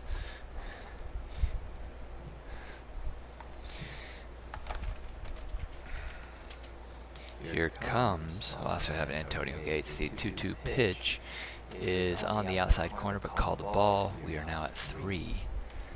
and 2. But if you're looking for baseball, how about that for a signature? Here comes the 3-2 pitch to Taylor. Swung on and missed. But yeah, this is actually, if you point it towards the sky a little bit, because I know it's a little blurry. Ryan Sandberg. There you go. So yeah, good collection right there. I don't collect anymore though. Dave Roberts looking on right now. Here comes the stretch by Webb, and here's the first pitch to Kike Hernandez. It is on just off the outside part of the plate. 1-0.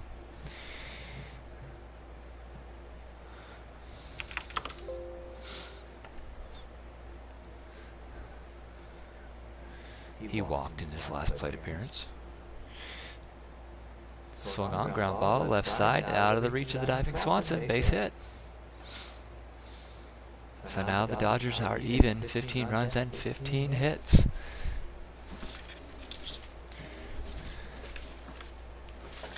Man, I really need to go through this stuff. I don't know what in the world I have in here.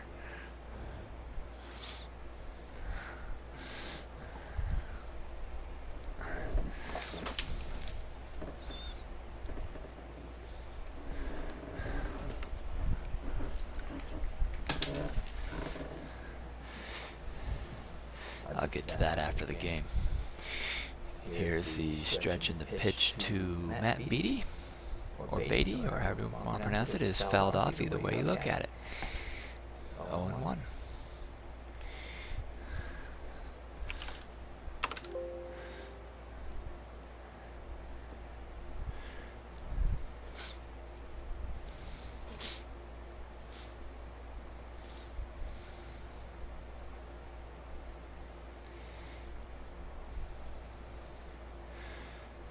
Beatty back into the box. Webb juggling the ball a little bit in his hand. Gets set. Now here comes the 0-1 pitch to Beatty.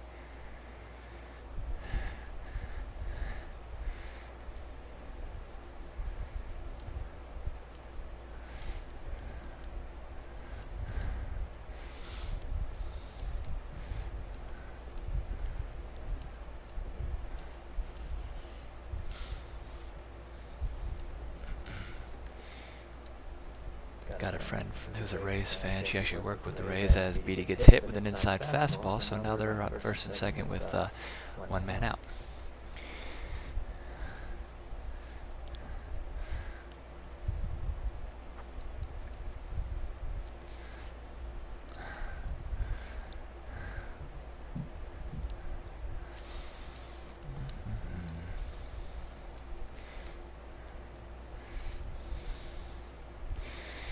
Alright. Hit him right off the thigh. Well, he's not an everyday player, so it don't matter. But yeah, if the Braves make the World Series, there's a possibility that I will be there in Dallas. I've got a friend who's a Rays fan, and she, like I said, worked for the Rays for a couple of seasons, and very baseball savvy, very knowledgeable in the game. And she said if they both make it, we need to go hang out in San Antonio or Dallas. I'm like, alright, let's go. I'll bring the World Series hats. Here comes the pitch to Barnes. Austin Barnes taking a ball. Oh no, they called that a strike. It's 0-1. Shocker, he never called that all night, but now he does. He wants to get home. It's dinner time. This score ain't gonna change much. 14 runs or 6 outs. What's going to come first, you know. The pitch, and Barnes swings and it crushes it foul down the left field line. Hits the netting and back into play. 0-2.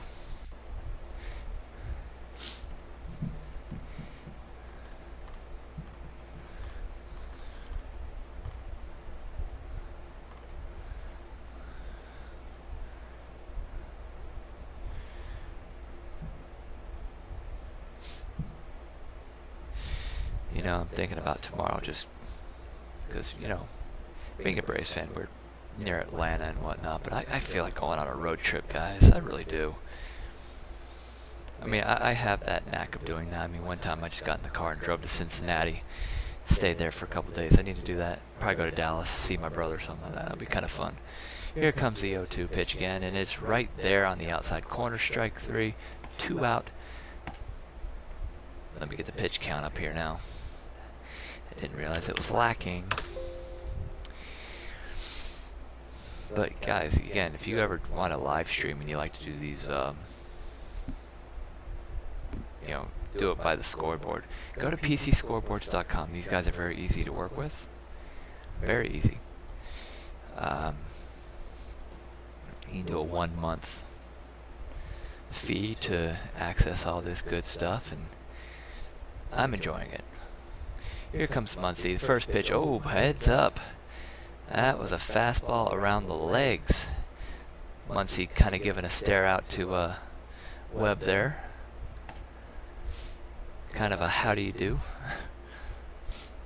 Tyler Flowers kind of laughing with him about it. Of course, not being intentional or anything like that. He just pulled that fastball too far across his body. Kind of like yesterday when Freeman got hit by Alex Wood. It was just a curveball that didn't, you know, get in enough, and it just hit him on the elbow. It's no sinister actions there. The 1-0 pitch to Muncy on the way, low, ball 2.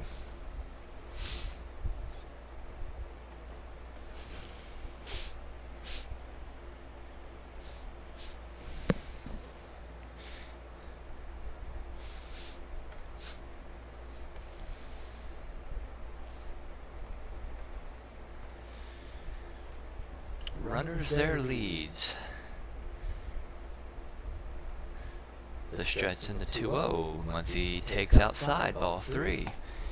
So, a little trouble brewing here in the 8th inning.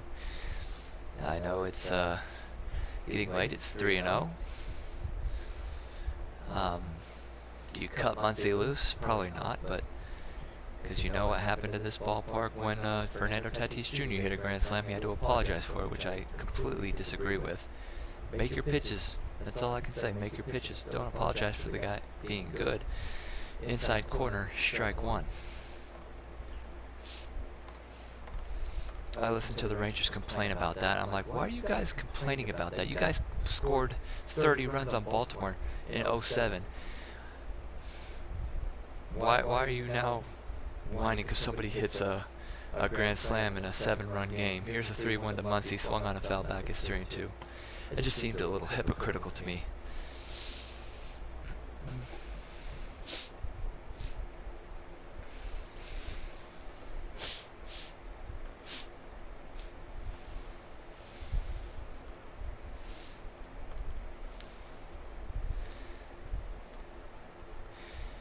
Alright, so that 11-run first inning was basically all the Dodgers had.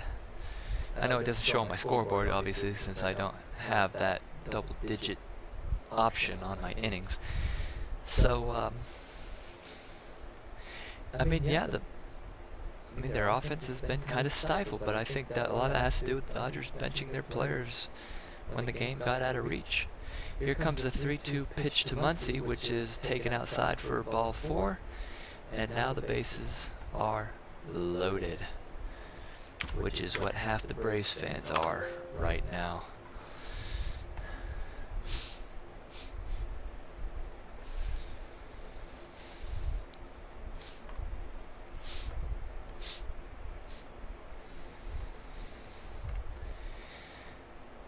So Brian Snitker's not going to go any farther.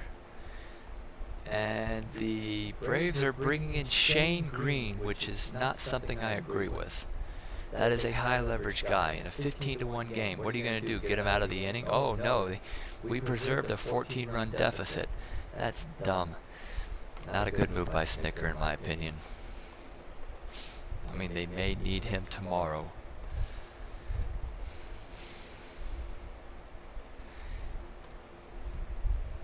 I know they're going to say, well, they need to give him some reps. Well, he better not go more than 1 or 2 batters. better save him. Over in San Diego, the Houston Astros now lead the Rays 2-0 as Jose Altuve strikes again. This time a double to score Maldonado. So Houston's kind of looking to extend this another day.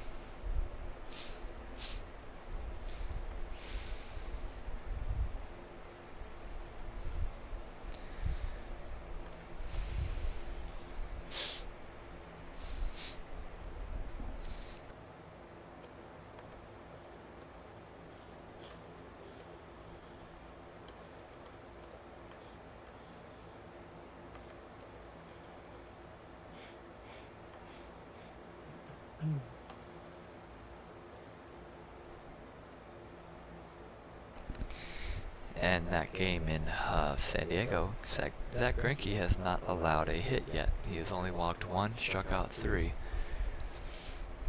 And through 3 innings, he's only got 40 pitches thrown, so it looks like he may be going deep into that game too.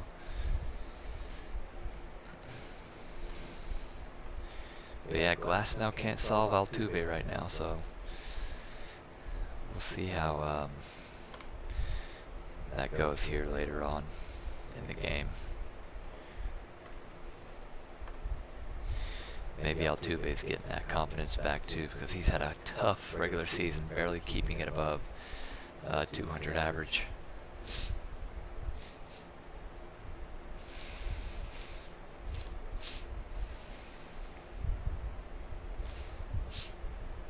That's right, that follow through on Edwin Rios' home run was pretty sweet.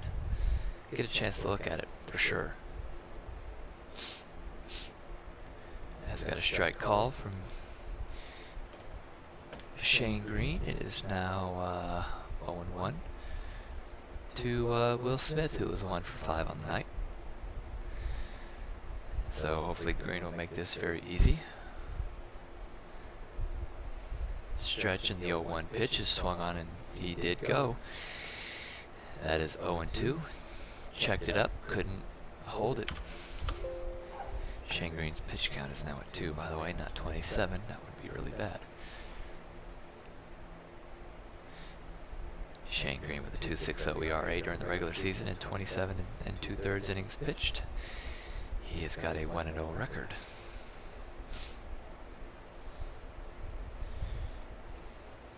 Green comes set. Here comes the 0-2 pitch. Outside ball 1 rather. Green brings some mid-90s heat himself. Will Smith with his career with the bases loaded, 417. He's been in the league since 2013, so good bit of experience, especially with an over 400 batting average. I'd say he does pretty well for himself in this kind of situation. As Green gives the 1-2 pitch, is swung on and hit high and deep down the right field line, but foul.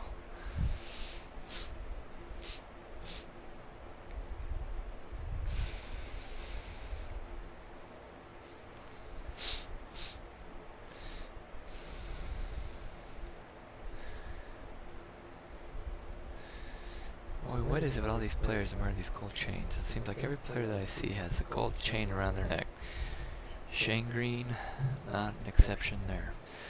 As he looks into Tyler Flowers' sign,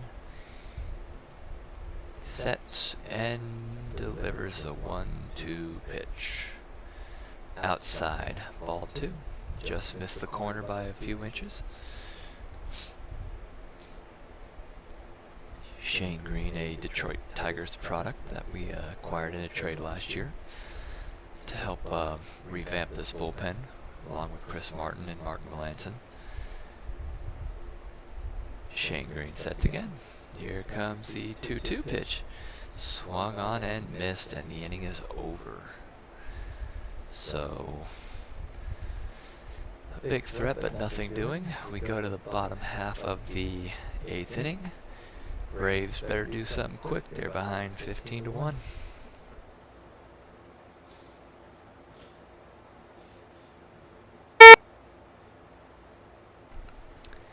And that was loud. Goodness gracious.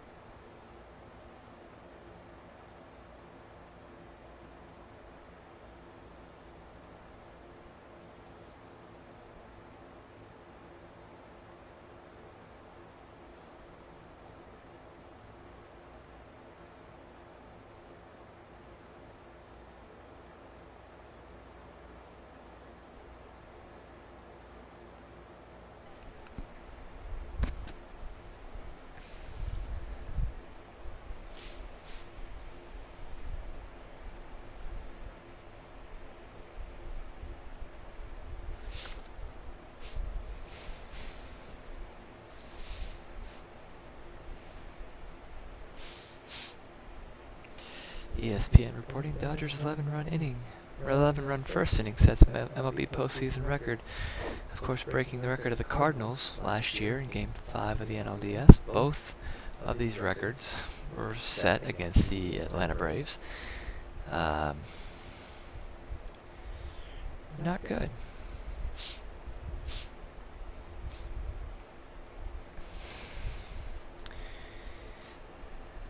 So the White Sox apparently are flirting with the fact that they might want Tony La Russa back as a employee of the club, whether it be by manager or maybe up in the front office. He hasn't managed in 9 years, so I don't know how good that would be. Here's Alex Wood. Line drive by Patchy, and it is caught by Kike Hernandez at short. 1 down. Oh, we're reaching the end here, folks. Here comes Charlie Culberson. 1 for 1 with a single in the 5th, one of the 3 hits that the Braves have amassed today. Usually an offense can really be deflated. It's kind of the same MO they had last year when the Cardinals put 13 on them. They really didn't hit, and just kind of, This ball went outside to Culberson. Clayton Kershaw still looking on as Alex Wood takes the ball low, 2-0. And now they're showing Dustin May, obviously talking. They've got to be talking about the lineup of the starting pitchers here over the next couple of games, and you have to imagine that LA is going to be going with Kershaw and May. Here comes the 2-0 pitch, which is swung on and missed by Culberson, 2-1. You have to ask yourself, though, does Atlanta come back in Game 5 with Max Fried to kind of battle with May on 4 days rest? Or 3 days rest, rather, I should say. As Culberson almost gets hit by that pitch, a slider in the dirt. 3-1. This is where I do believe that Sean Newcomb would have made a bigger impact for this team. He must have really fallen off for them not to even give him a look in this series. Kind of like what the Braves did with Steve Avery back in the mid-90s as Culberson hits a fly ball down the right field line and foul. Steve Avery didn't have a good year in '95, but they still brought him back for the postseason in the NLCS to pitch Game 4 against Cincinnati. The man shut him out. So I think Newcomb could have been given that extra chance to see if he could perform. As Culberson hits a chopper to second, and olay. That skips over, I believe that was Taylor. Yes, it is. Chris Taylor, who's been playing multiple positions tonight, got bit by that bouncer. Looks like it took a bad hop and went right over his head. So Culberson is now on board.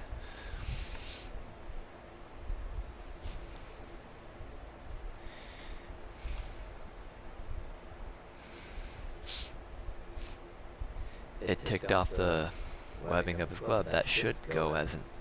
Oh, they'll charge him with a hit. All right. Waiting for the official scoring there, but it has been ruled a hit. I think they may come back and change that later because it looked like he could have had that ball easily as Pablo Sandoval faces an 0-1 count now and takes one low, 1-1.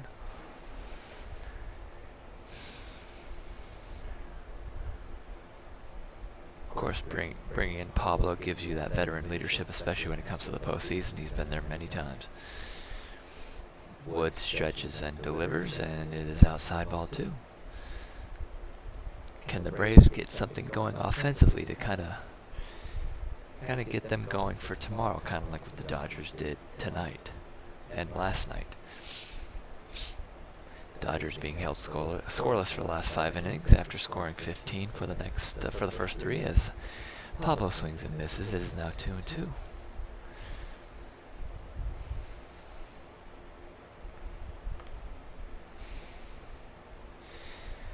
Sandoval steps back in, waits for the 2-2, and it is swung on and popped foul out of play.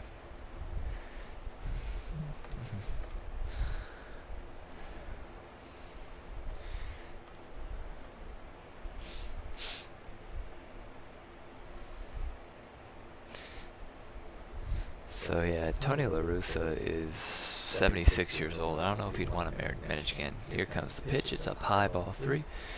I mean, him in the dugout at 76 years old. I mean, you're kind of looking at the Jack McKeon range at that point. But then again, McKeon led the Marlins to a World Series title, as trainers are kind of looking at Albie's hand there for some reason. Pop foul out of play. Trainer in the dugout kind of testing Ozzy's grip in a way. So I don't know if anything's happened out there during the during their defensive stint, but he's got some wrapping on that right wrist as the trainer comes back and is examining him again as Sandoval swings and misses strike 3. That's out number 2 of the 8th inning. So that's something that we're going to keep an eye on here.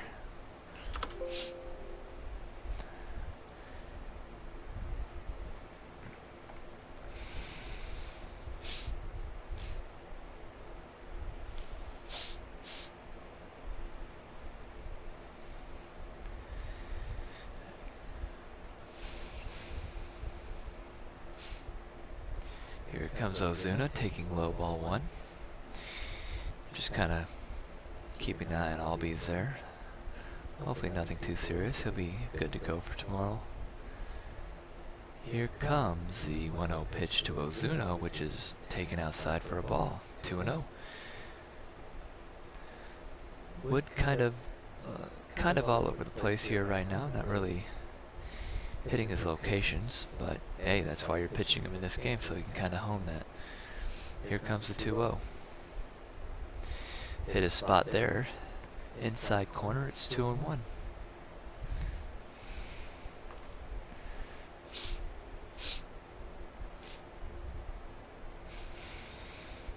Here comes the 2-1 pitch as a slider hits the spot on the outside corner. We're now 2-2. The only way you're going to get this man out with Ozuna is, with those breaking pitches. You can't really give him any kind of heat. Anything up in the zone, he'll hit. He'll crush you. Braves fans will know that from last year with that 13-1 embarrassment. As Ozuna fouls it back to the screen, it is now still 2-2 count. It's now 21 pitches for Wood. He's done about 40s. 40 some odd pitches here in the first 3 games of this series, so you can only imagine how much farther they can go with him. Give him a little bit of rest, maybe bring him back in game 6 or 7 if he goes that far. Here comes the pitch, and it is fouled off to the left side.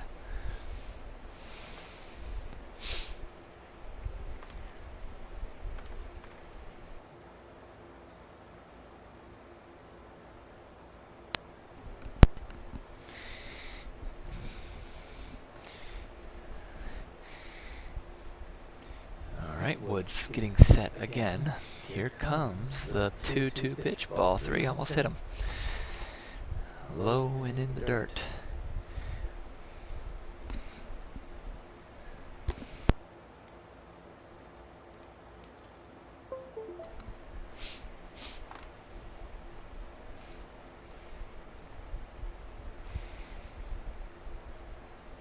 Alright, runners their lead, going and fouled off.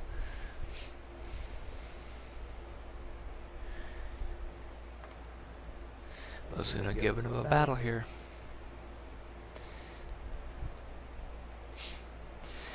Tampa Bay has just tied the Houston Astros 2-2 in the 4th inning. So Greinke could not keep him down for long.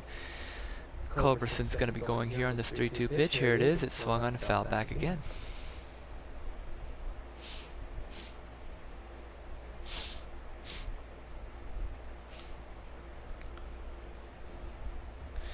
And you'll never guess who homered for the Rays either.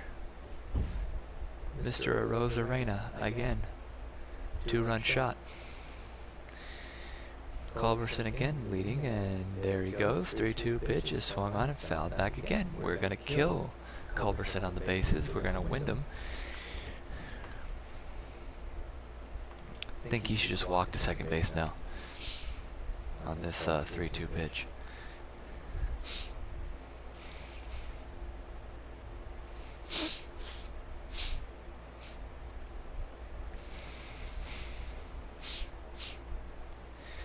3-2 pitch again to Ozuna. Fouled off again.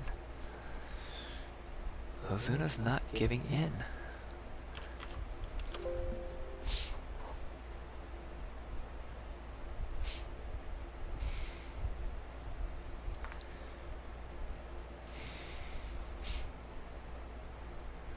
Julio Urias, a really good game today for him as a 3-2 pitch, and guess what? Foul ball. So Ozuna's really battling this at bat.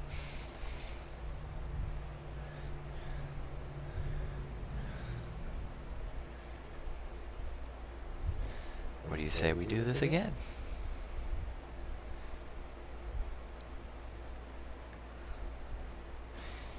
Struck him out. That will end the inning. So we go to the top of the ninth. 13 pitch at bat for Ozuna is unfruitful. But hey, we spent wood a little bit. Alright, top of the nine, let's go.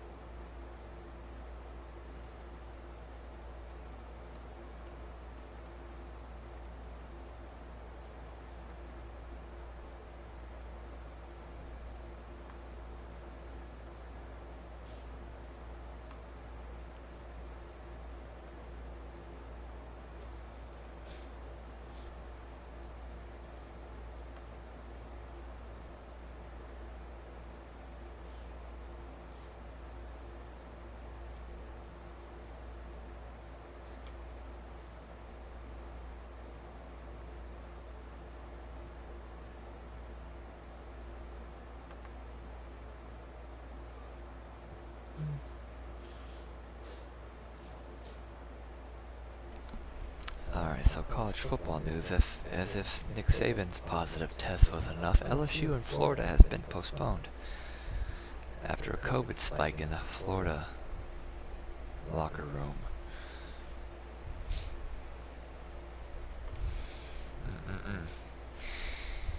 Still ain't going away.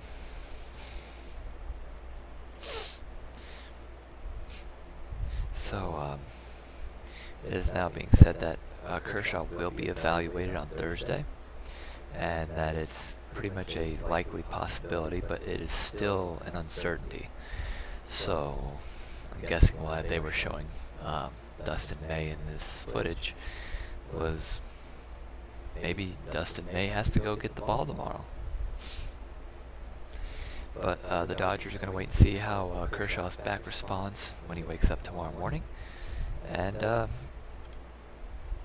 you know, the back spasms, I believe, was during a bullpen session a couple days ago. So I guess they just want to try him out to make sure, because, you know, you'd hate to see Kershaw only go 3 innings and have to leave because he re-aggravated his back.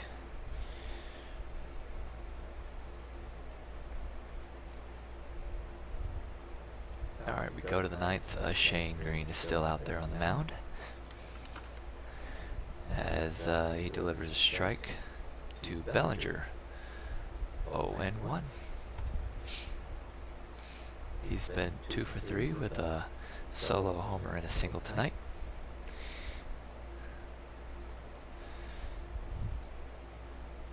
Stretching the pitch from Green, and it's pop foul back and out of play. 0-2 on Bellinger, and this night for the Braves is thankfully almost over. Back to the drawing board for tomorrow. Again, Bryce Wilson may not be on a very long leash, as Wright wasn't on a very long one tonight. 0-2 pitch from Green, sinker outside and low, ball 1.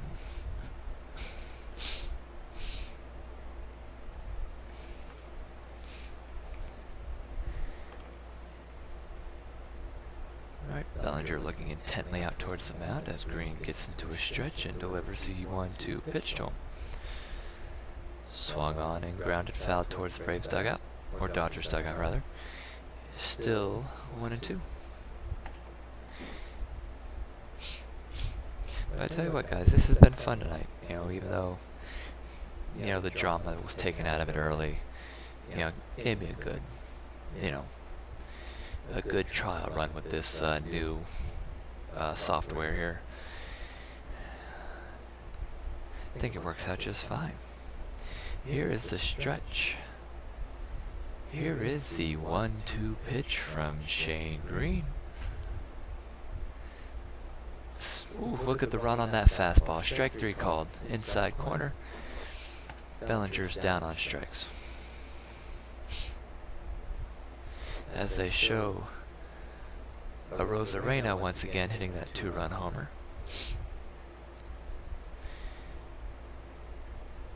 I gotta get my race friend on here. See if we can do a tandem stream. She is awesome, you guys. She really is.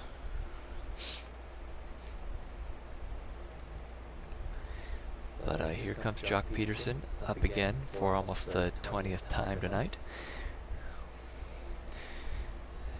Well, literally just 3 for 5.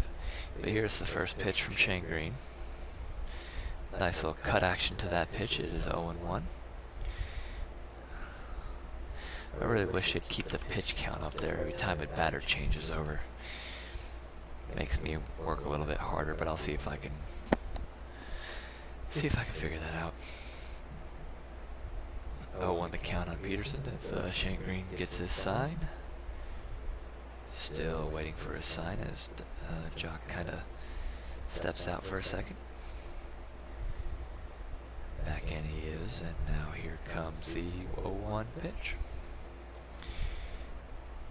Down low, ball 1. 92-mile-an-hour sinker.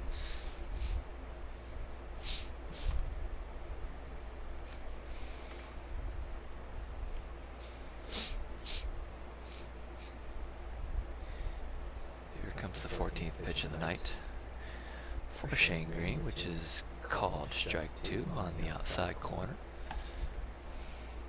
So the Braves have really done a fantastic job with their bullpen keeping the Dodgers off. I mean, yeah, they took Betts out of the game. As for some reason, Ozzie Albies just threw his glove on the ground in the background when they showed Shane Green.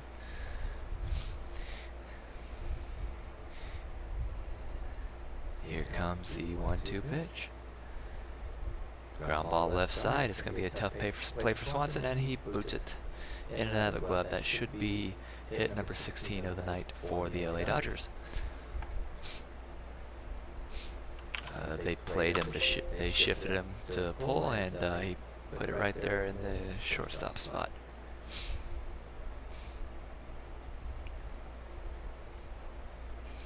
But Corey Seager and Mookie Betts got the rest of the night off early in the game, but they still keep Peterson in the game. They still keep Will Smith and Cody Bellinger in the game. So, you know, for the Braves to shut down this lineup still with those guys in there, I mean, come on, you gotta give the bullpen a little bit of credit here. That's something to build off of.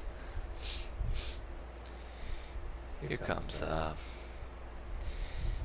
Rios. He's been in the game the entire day. 1 for 4 with that solo home run in the first inning. First pitch called strike on the outside corner.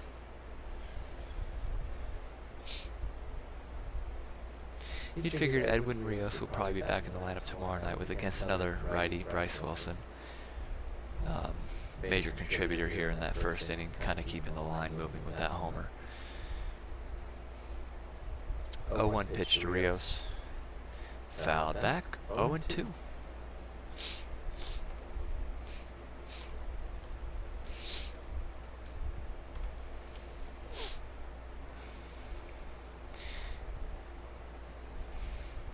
But Fox still acts like it's a sure thing that he's gonna, you know, he's gonna pitch tomorrow.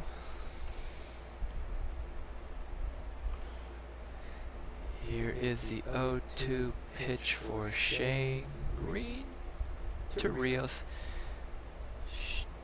Popped it back and out of play behind the Braves dugout.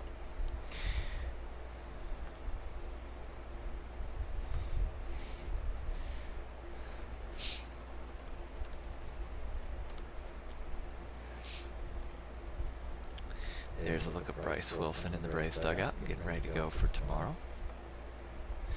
He has that Jarrett Wright look to him.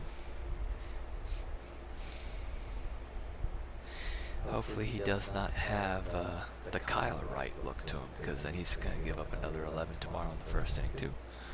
Here's the stretch, and the 0-2 pitch is on the inside corner, punched him out. Caught him looking for the second out of the inning. So Shane Green's looking pretty sharp in his first outing in a while. Got to keep him warm. Hopefully he'll be available here for the next few days just in case that he is needed. But the good thing about tonight is that the Braves get a night off in the bullpen, so it kind of was like a travel day for Melanson, for Martin, for Smith, who hasn't pitched since game 1. So we're going to have some fresh arms. And you got to remember, this wasn't a 162-game season, so it's almost like these guys are in mid-season form. They didn't have the longevity, so the fatigue won't be there. Here comes Taylor, first pitch. Slider just missed outside, ball 1.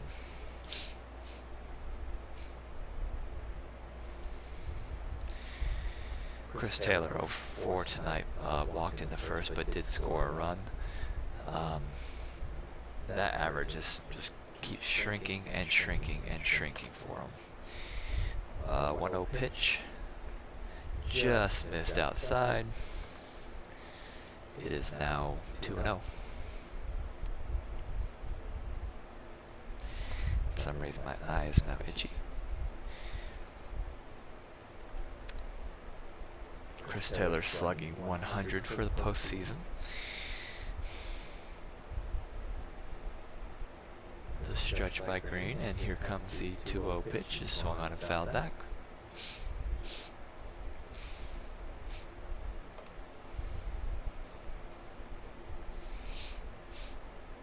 Bottom of the 5th in San Diego. Houston and Tampa Bay still tied 2-2.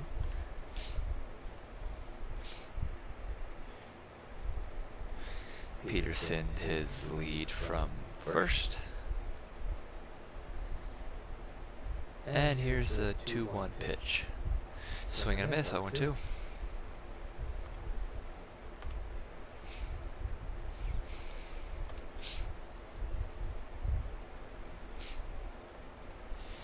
Let me put that on there while I'm at it.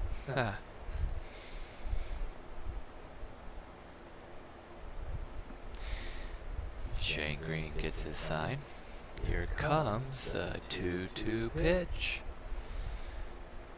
Just missed outside, ball 3.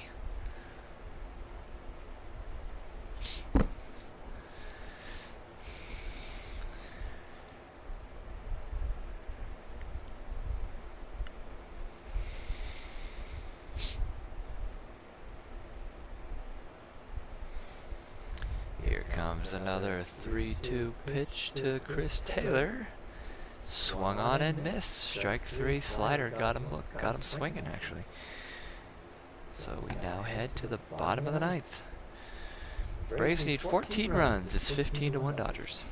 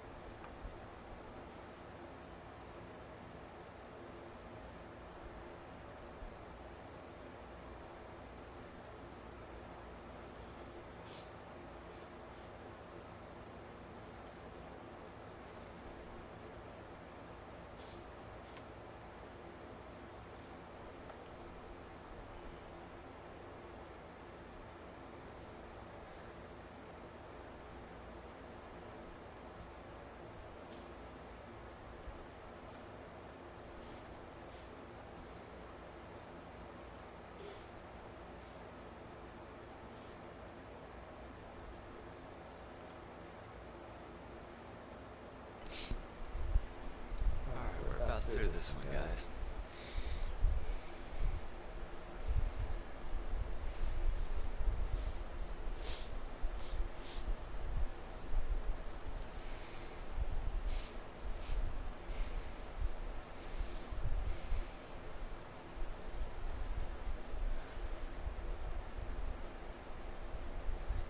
Braves the first team to allow multiple 10-plus run innings in postseason history. That makes you feel good. Here comes the first pitch. Flowers lines one into left center field. On the run, can't get it is Bellinger. And the Braves are in business here to start the bottom of the ninth.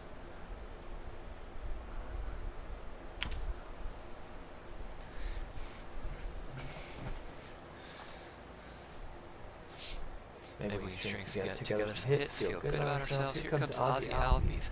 Ozzy Albies, guess what, Melanson? You better get up now. It's the ninth inning. He's kind of protecting that right hand for some reason, that right wrist.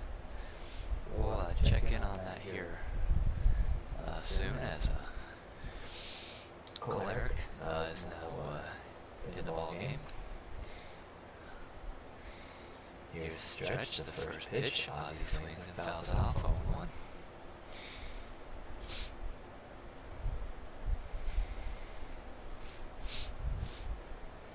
So once again, could this happen again? Just find that Braves bullpen. Ozzy Albies turned around, batting right-handed against Adam Choleric, who is 3-0 in this postseason, I do believe. He gets into the stretch. Here's the pitch, inside corner, strike 2.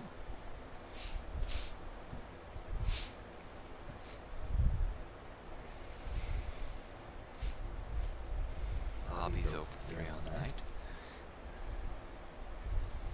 A lot of Braves players 0 for 3 on the night, as here comes the 0-2, swung on and hit high and deep to left center field. Back he goes, it's over his head to the wall, bounces off the wall in front of the Braves bullpen. Here comes Flowers to third base, he will stop there. So Albies almost gets it into the Braves bullpen, just comes up short. I think Melanson should have been down there with a pool net. Good pitch on the outside corner. Ozzy just flicks it into the left center field gap. And so now the Braves are in business here in the ninth inning. Maybe they could stage a little bit of a rally, feel good about themselves going into tomorrow.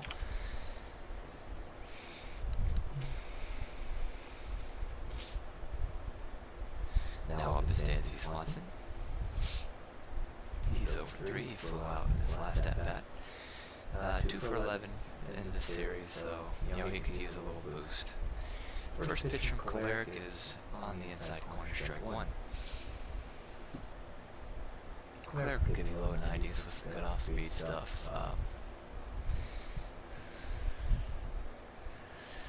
Gets into the stretch here, looks for his sign, is ready, and is about to deliver his 0-1 pitch. Swing and a miss. Fastball on the outside part of the zone. It is now 0-2 on Swanson.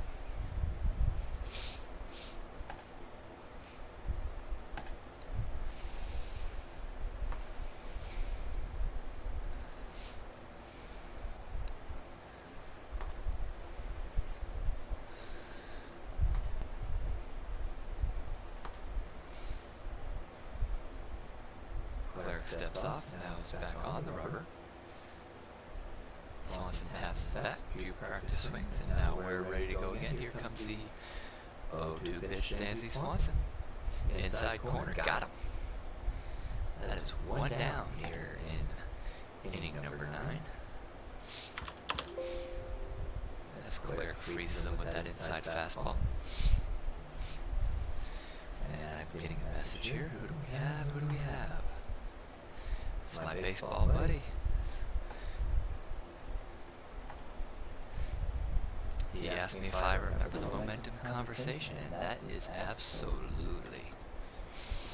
Braves can gain some momentum here. Austin Riley 0 for 3, the first pitch, fastball inside corner. Choleric is painting right now. 0 for 3, Austin Riley struck out in his last at-bat.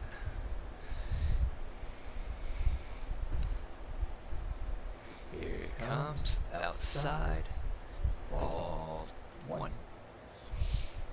Let me add that up there.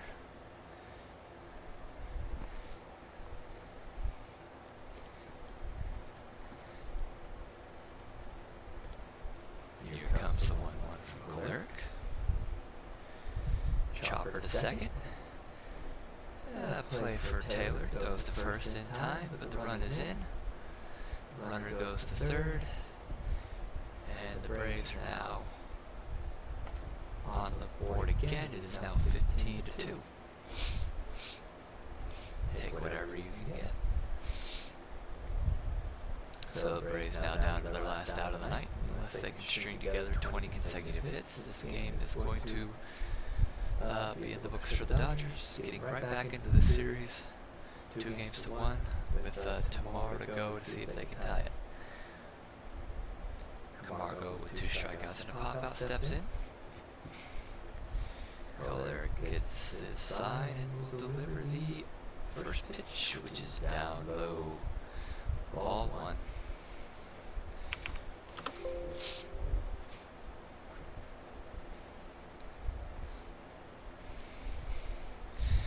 Hopefully tomorrow will be a little bit more of an exciting day. Not taken out of it real quickly like this, like we were. And ball 2. So far, the Braves with the safety, counteracting the 2-point conversion for the Dodgers earlier in the game. Here's stretching the 2-0 pitch is line, drive into right center field, base hit. That's going to the wall. Aubie scores, and Camargo's going to pull in with a 2-out double. So that's Camargo's first hit of the postseason.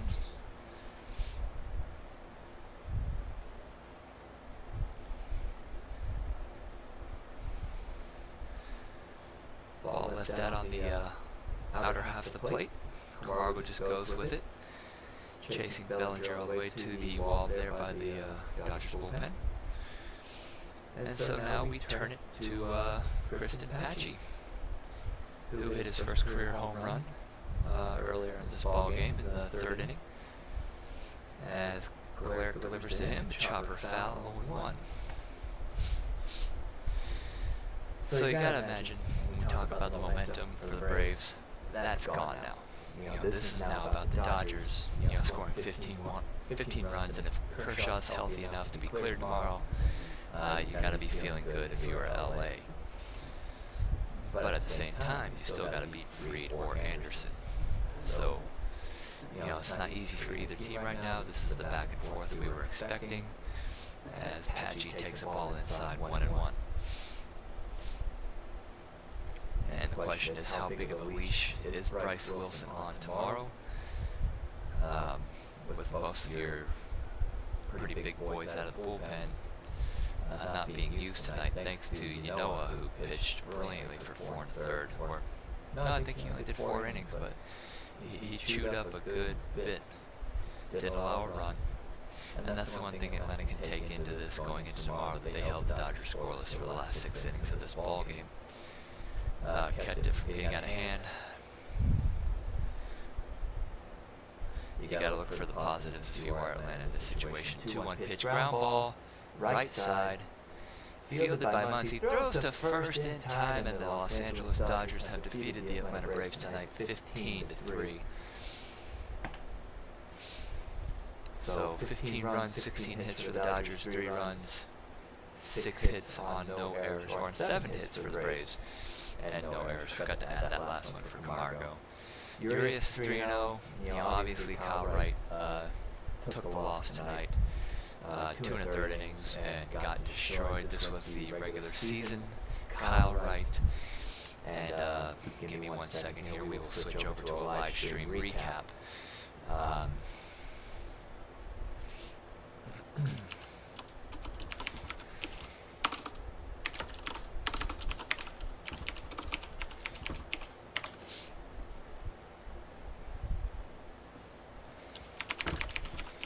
There we go.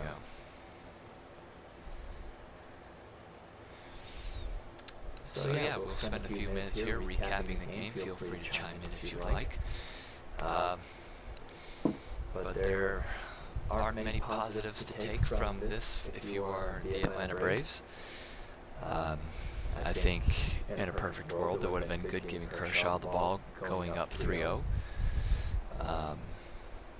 And at the same time, you don't know if Kershaw's going to go tomorrow. The Dodgers are going to check him out in the morning, see how well he does, and it should be a good game tomorrow, a little bit closer than what we had tonight. But you just have to, like I said, you got to look at the positives.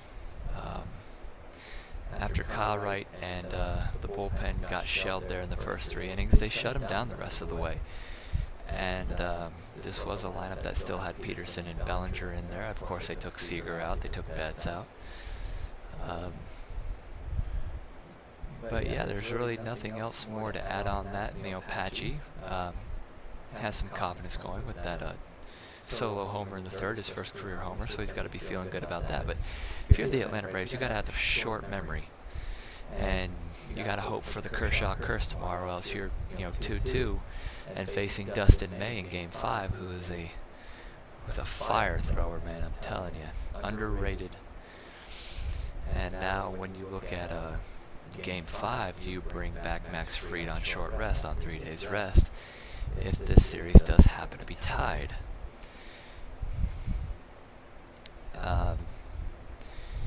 I mean, again, this is where your starting pitching is good, but it's short.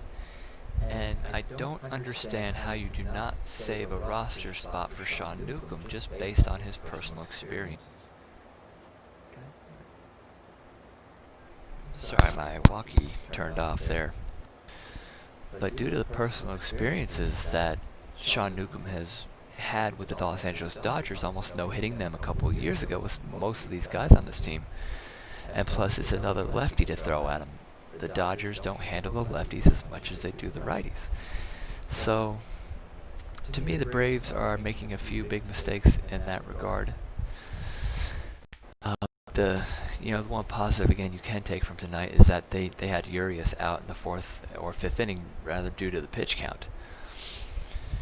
So, we got Freeman some rest. So that's good too. Hopefully his elbow isn't that sore. So we got some of these starters some rest with the game being out of hand early. So it kind of treated itself like an off day. And we got Culberson in there. We got Sandoval in there, keeping them fresh. But at the same time, we're going to be asking a lot of Bryce Wilson tomorrow. Let me see if he's got any experience against the Dodgers.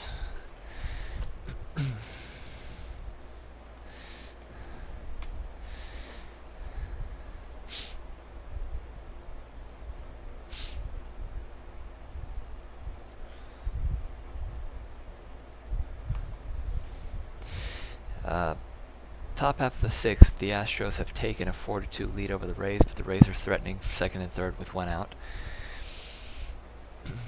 Not to get too far off this topic.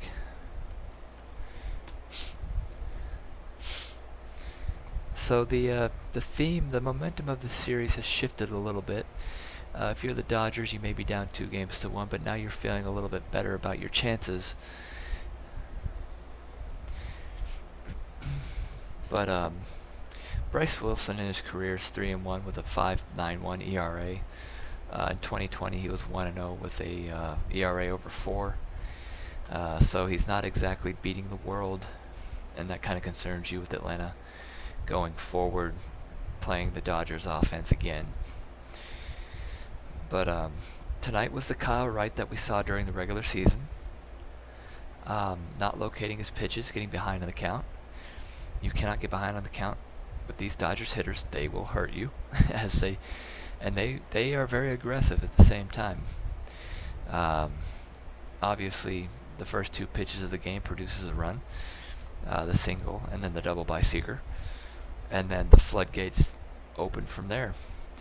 One thing I wanted to look back on, I mean, Justin Turner looked like he kicked the ball. He stuck his foot out there on that hit by pitch, so I think that'll be talked about a little bit. But hey, smart move by him. He got on base. He was able to get around to score, and that's exactly what the Dodgers needed to keep their momentum going from last night. So let me look at the game log here for Bryce Wilson, just to see if he has any experience against any of these hitters going into tomorrow.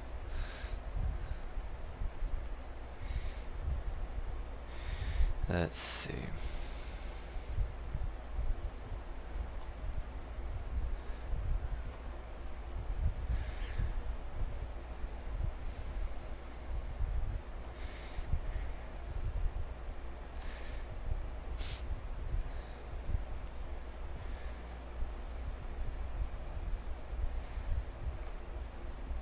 And obviously it wouldn't be this year where he had the experience, but again, he only went 1 inning pitched against the Washington Nationals to start the. Actually, no, he pitched against the Yankees. He pitched a 1.2 innings and gave up 2 earned runs on 1 hit. But his main bugaboo is going to be the walks. At 15.2 innings pitched, he's walked 9. And you know this Dodger team is very patient. You know they can work the count and everything like that. So it's just, control, getting ahead of the Dodgers hitters tomorrow. So, tall task. Another game where Atlanta's not going to be seen as the favorite, and rightfully so. His only win coming against Miami, 5 innings, 3 hits, 7 strikeouts, only 1 walk. So we see what happens when he keeps his walks down. If we can get him to go 5 innings tomorrow and keep us in the game, I think Atlanta should be, feeling pretty good about that. Especially when you got the guys that can go middle relief out of the bullpen. So it's just getting it past tomorrow. If the Braves can get past tomorrow with a 3-1 lead, you'd have to figure that the series is all but wrapped up. But you never know. These are the Dodgers.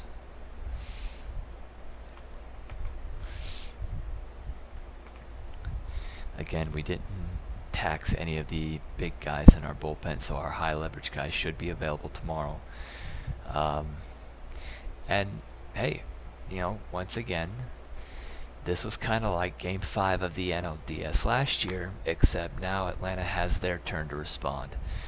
I was there for that game when all the air just kind of left the stadium. When you give up 10 runs in an inning like that, your offense kind of shuts down too. It's not just the defense, it's the entire team.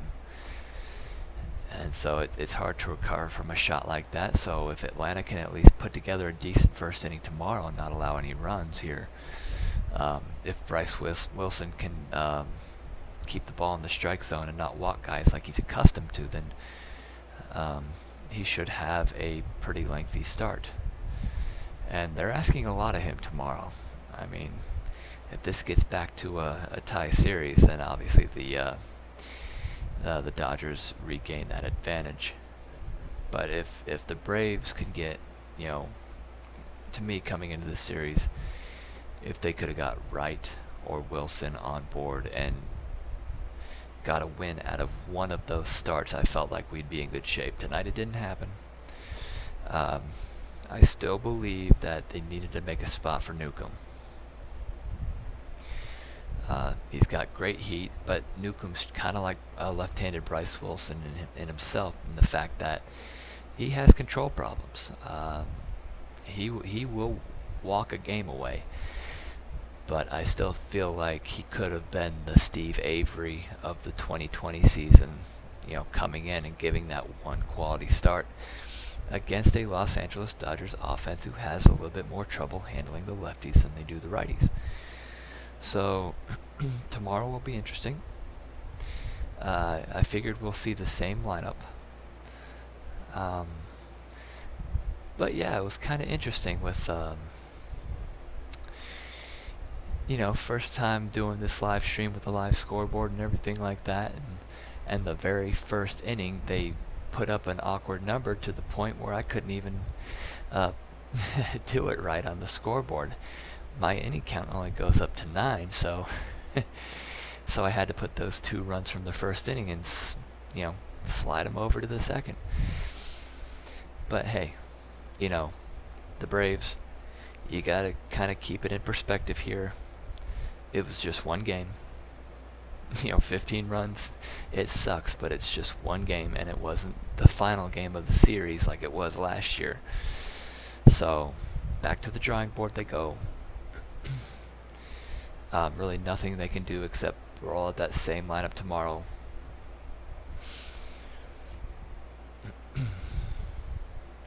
But yeah, other than that, there really wasn't much else positive to take from the game. Didn't give Yanoa the game ball for saving that bullpen as much as he did tonight. And so we go to tomorrow. We'll see what happens in the morning with Kershaw. Not going to pencil him in right yet as that starter. But even then, you still have Dustin May there ready to go. So either way, it's going to be a tough matchup for the Atlanta Braves, whether it's Kershaw or whether it's May. If it's Kershaw, I wouldn't see Markakis in the lineup tomorrow. I'll see Camargo again. But you're essentially facing an older Max Fried in Clayton Kershaw, who has that Sandy Koufax style curveball that he can just dominate you with. But, you know, hopefully Kershaw is healthy. Hopefully he doesn't re-aggravate his back tomorrow. I know how back spasms are. They just don't go away in a day. So, you know, it's hard to make a prediction for tomorrow or kind of analyze it when you don't know who's going to be starting for these Los Angeles Dodgers. But Bryce Wilson, his time to shine. Crazy audition for him in Game 4 of the NLCS, but we'll see how he does. I think it's going to be a short leash if he has control issues and starts walking people like he usually does. Like I said, 15.2 innings pitched this year. He walked about 9 guys. So if he has a start like he did earlier in September against the Marlins, then I think Atlanta will be just fine. Maybe give that offense a little bit of confidence to back him up. But hey, I can't wait. Game 3 is in the books. Nothing really to write home about for Atlanta. Took all the drama out early, so, you know, keeps the crowds down. Let me see if I can look. What do we have for tomorrow, guys?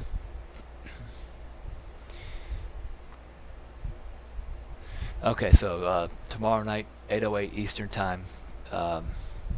Still waiting on Kershaw and hopefully a more competitive game for the Atlanta Braves, because tonight was definitely forgettable. But as you will ask any player, they would rather get beat 15-3 than 1-0 and expend all that emotional energy. So at least there wasn't that for them. So not many problems, you know, coming out of this one. We knew this could happen, and it did happen. So we'll just go ahead and, you know, take it for what it is and move on to tomorrow. We got to forget it. I'll be here just for a few more minutes to take more questions, as I think we've been on this stream for almost 4 hours and 45 minutes, 5 hours. Yeah, about 4 hours and 40 minutes. So again, the Dodgers' 11-run first inning sets the record for most runs scored in an inning in a postseason, breaking the Cardinals' record, who also did it against the Atlanta Braves.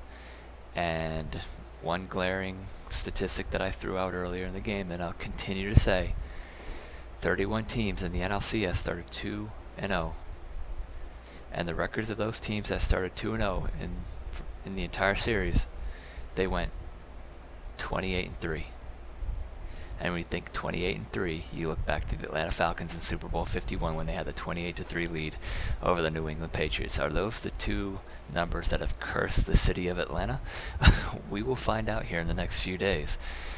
And so, just a little nugget that I had to throw out there for everybody. Got to thank Brian for that stat. I know, you know, statistical genius you are.